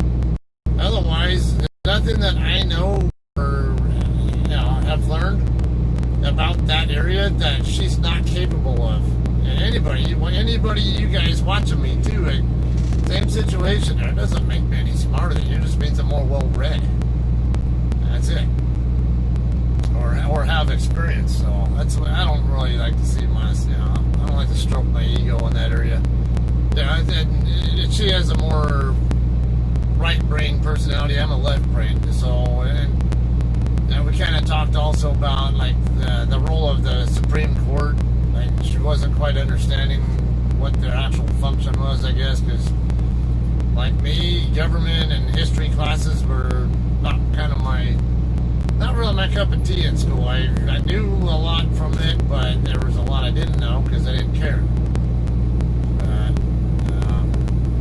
She had this little thing up here in the corner. I'm like, what the hell am I looking at? I see it in my peripheral vision. Yeah, and it's not easy to use both sides of your brain either. And that was the other thing too, because she's not very, let's just say, well exercised with the analytical side of her brain, which is the left side, whereas I am. And then she's more on the creative side, and I'm not so well exercised on the right side of my brain. So, I mean, I have, of course, and the brain, really, you just treat it like a muscle. It's like the more you work that part of the brain, the more you're going to build it up. Just like muscles. Like, go to the gym. You want to build up muscles? Keep doing bench presses or something. It's not going to you're not just going to turn into freaking Lou Ferrigno or Arnold Schwarzenegger or somebody by just dreaming it up. You have to actually put the work in. And that's kind of how I see it. Like, I only consider myself smart because I actually have an interest in using that, the analytical part of my brain and thinking things too. That's it. Anybody can do it. So, I think a lot of people don't think they're capable of what they really are. That protein powder, I can definitely use. Alright, so anyway, I did 20 years in the Air Force, kind of going off on that sidebar for a while there. Was an aircraft mechanic, heavy aircraft mechanic, worked on C-130s, C-141s, C-17s, and KC-135s throughout my time. And retired in 2015, and then early 2016, I decided to get my CDL. Consider, because I was thinking about staying in aviation on the civilian side, but I was kind of burnt out on some of the stuff. I like doing the work, but I was actually getting a little on the bored side with, because the workload was actually getting a little too light for me, I guess, before I retired, and there weren't enough of the big jobs, where we'd have to pull landing gear or flight controls or something. That was my specialty for a good chunk of my time. Or rigging flight controls, troubleshooting problems with any of those systems. And that's where I was exceptionally good at, was the troubleshooting part. And it just wasn't, not enough of that kind of stuff where I really got a chance to. There was, every so often we'd have those problems to work, but they were the planes were actually getting a little bit too reliable. Where, okay, only thing going on really is wheel and tire work, and sitting there looking at YouTube videos for fun half the time because there's just nothing really else going on. just the management, overall, with how anal they are and how kind of they micromanage a lot or whatever. Just, I don't know, I got a little burnt out on that whole lifestyle, I guess you could say. And I just needed a break from it and decided, I'm going to do a change of pace. And I started looking like on Indeed.com, whatever, for all kinds of jobs, and anything that would interest me. It wasn't necessarily that I needed to make much money, so. But I'd seen one on there for CDL school, or actually CDL, everyone, we can talk trash about Sea or England a lot, but I knew they had a terminal right there in Colton that I used to pass by all the time when I worked at the base. So I knew where it was at, and I knew, they must have a lot going on in this area. I see their trucks a lot. They had a CDL school right there in Fontana. I'm like, well, shit, all right, I'll just... I've always liked going out on road trips in my car when I do TDYs in the Air Force. If I went to Dias Air Force Base, Texas, or Carswell in Fort Worth, Charleston, South Carolina, some other places, I drove my personal vehicles just because I could. Not because I don't like to fly, but I sure do like having my own vehicle available when I'm at these places. And man, it is fun to go out on the road and to see stuff that you just cannot see from an airplane. Yeah, I love flying, but it's great getting all this different scenery and seeing stuff that you just don't get to see in your own neck of the woods. Yeah. So I've always been a road warrior. So I was pretty sure I was going to like trucking, and decided, I'm going to do this. I'm going to give this a try. I know about 99% of the people reviewing Sea or England were talking shit about them, but and you actually said anything remotely defensive of them so I could get a different perspective, so I could be more objective about it. Somebody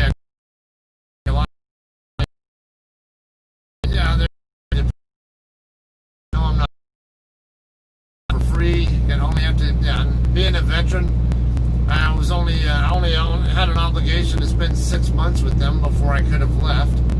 I ended up spending 2 years with them, though. A year and 3 months in OTR, and 9 months in the Walmart dedicated fleet. I actually enjoyed that Walmart fleet. I just don't like auto trucks, and I seriously don't like braking, computers that can hit my brakes automatically when I have nothing to do with it, just because they think something's in front of me that even if it isn't there. No. I do not ever want to drive a truck again with that stupid piece of shit system in it. Those damn things, there would be nobody in front of me, and we'd have an overpass. There was a shadow casting on my side of it, and this stupid collision avoidance system would overreact. It would think there was something there and that I was going to collide with it and start slamming on me, even or any. And then I'd have to sit here my smash throttle to override it to keep it from doing it to me. And it's just imagine there'd be times where we'd have some dumbass super trucker tailgate me like 20 feet behind my trailer, and having that thing happen, and then next thing you know, you're getting rear-ended because your stupid ass truck decided to do something you didn't want it to do. So I was like, no, I'll never do that again. I don't.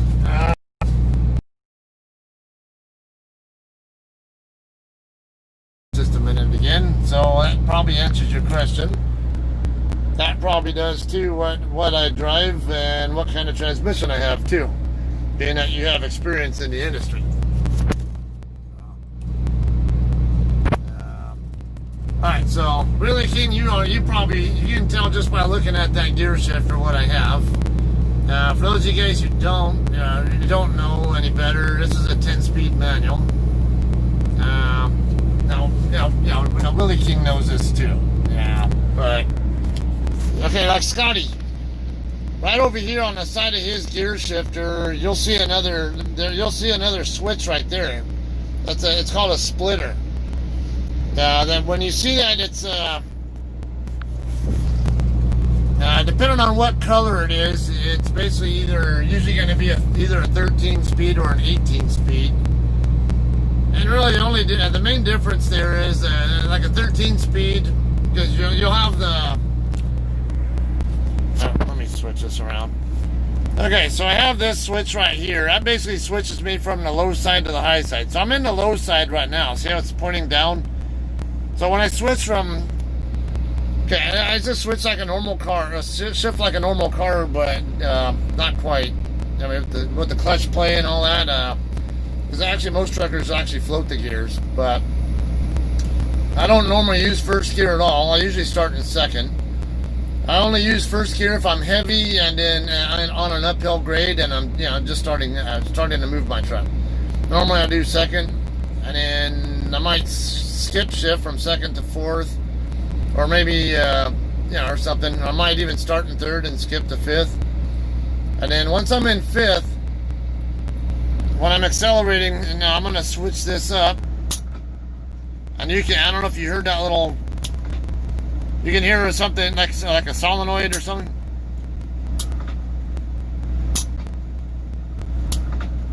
Okay. That's the only thing you do when shifting a manual transmission truck that does anything with air. Yeah, and you see you got this here. Okay, but anyways, when I'm in fifth, I switch this up. And then once I'm ready to shift again, I come over here where first gear is at, and that puts me in sixth. And I just kind of go through the run there. Okay, so on a 13-speed truck, basically it's a 9-speed truck, not a 10-speed, with a splitter on the high side gears. So when I have this, the selector here on the high side, and I'm in the, let's just say if a 10-speed had a splitter, then gears 6 through 10, the splitter here would allow me to split basically between two gears. So let's just say like 10th gear is not strong enough to hold me going up a hill, but 9th gear is too strong. In most simple terms. Now I've never driven a 13 or an 18, but my understanding, now correct me if I'm wrong here, Willie King, because I want to make sure I'm giving the right information here, but that's my understanding of how they work. And so, so 9th is too strong and 10th is not strong enough. You can use a splitter and it'll, you might be like, kind of like the Goldilocks, just the right amount, right combination of speed and power for the terrain. Now, for trucks that never run more than 80,000 pounds gross, usually a 13 speed is more favorable. Honestly, I think an 18 speed with a truck that doesn't do more than 80,000 pounds is a waste. That's right, I only drove 7 and 9 speeds. Okay, alright, good. Then basically a 13 and 18 are both just 9 speeds with the splitters. 18, 13 speed. The only difference is speed, also low side gear. Okay, now in this truck, I've had loads where I'm over 1,000 pounds. Actually, I had a load of apples I picked up in Washington. I skilled out at 79,700, and I picked them up over in, I think it was in Selah, Washington, over by Yakima. And where was that one going? I think it went to North Platte, Nebraska.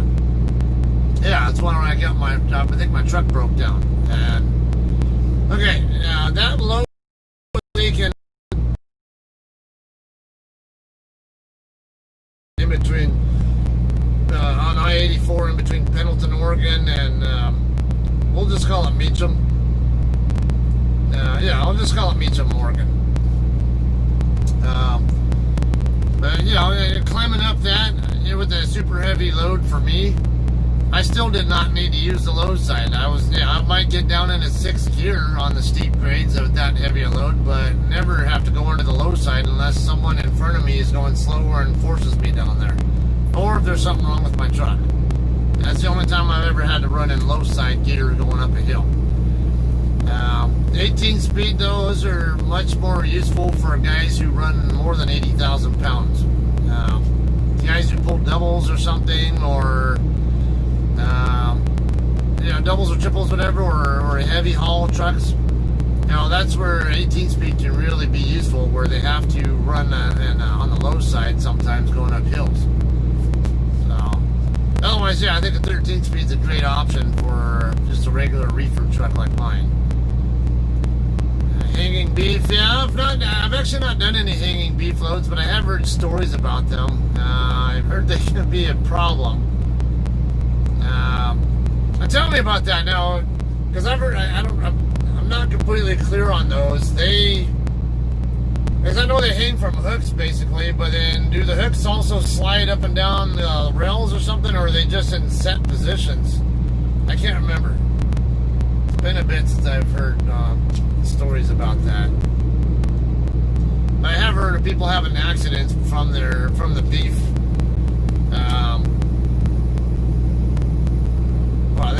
I think breaking their trailer or something along that line. I can't remember.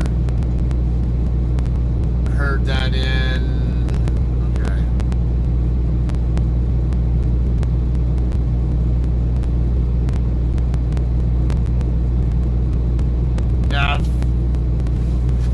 I've heard. I know I've heard stories about problems that hanging beef loads have caused. Arizona, they're calling in reefers because the morgue is full. Yeah.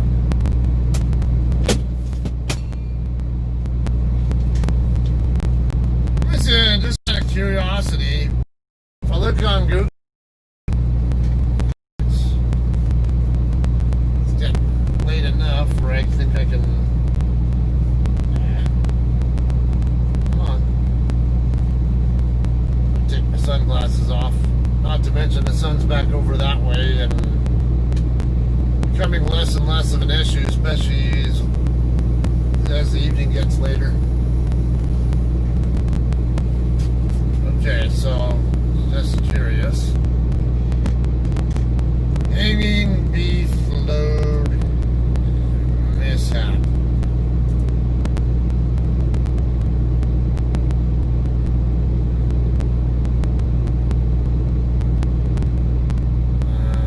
Maybe I should use accident.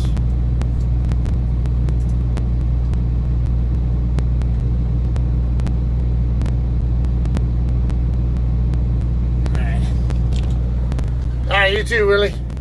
Now I'm going to go offline pretty soon myself. Here's what Willie King is talking about.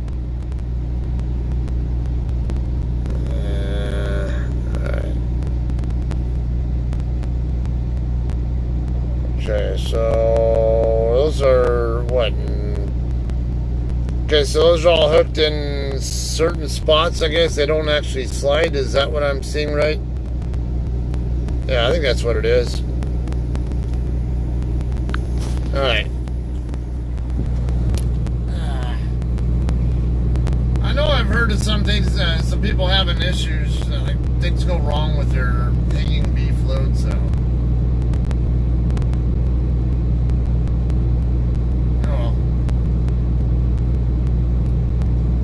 Okay. Sideways action. Alright. Okay, well, anyway, I think I'm going to go ahead and wrap up. I don't know when I'll be back online because I mean, not much sense in streaming a short little trip up to this guard shack right there and another short little trip up to that building right there to dock in. Especially when I'll probably be sitting in the dock door about a couple hours. So when I do find out what I have going on, hopefully tomorrow, and when I actually am ready to start rolling again, I'll be back online, which hopefully be sometime tomorrow. I don't know what time it's going to be though. Hopefully tomorrow morning, but I wouldn't be surprised if it won't be until the afternoon.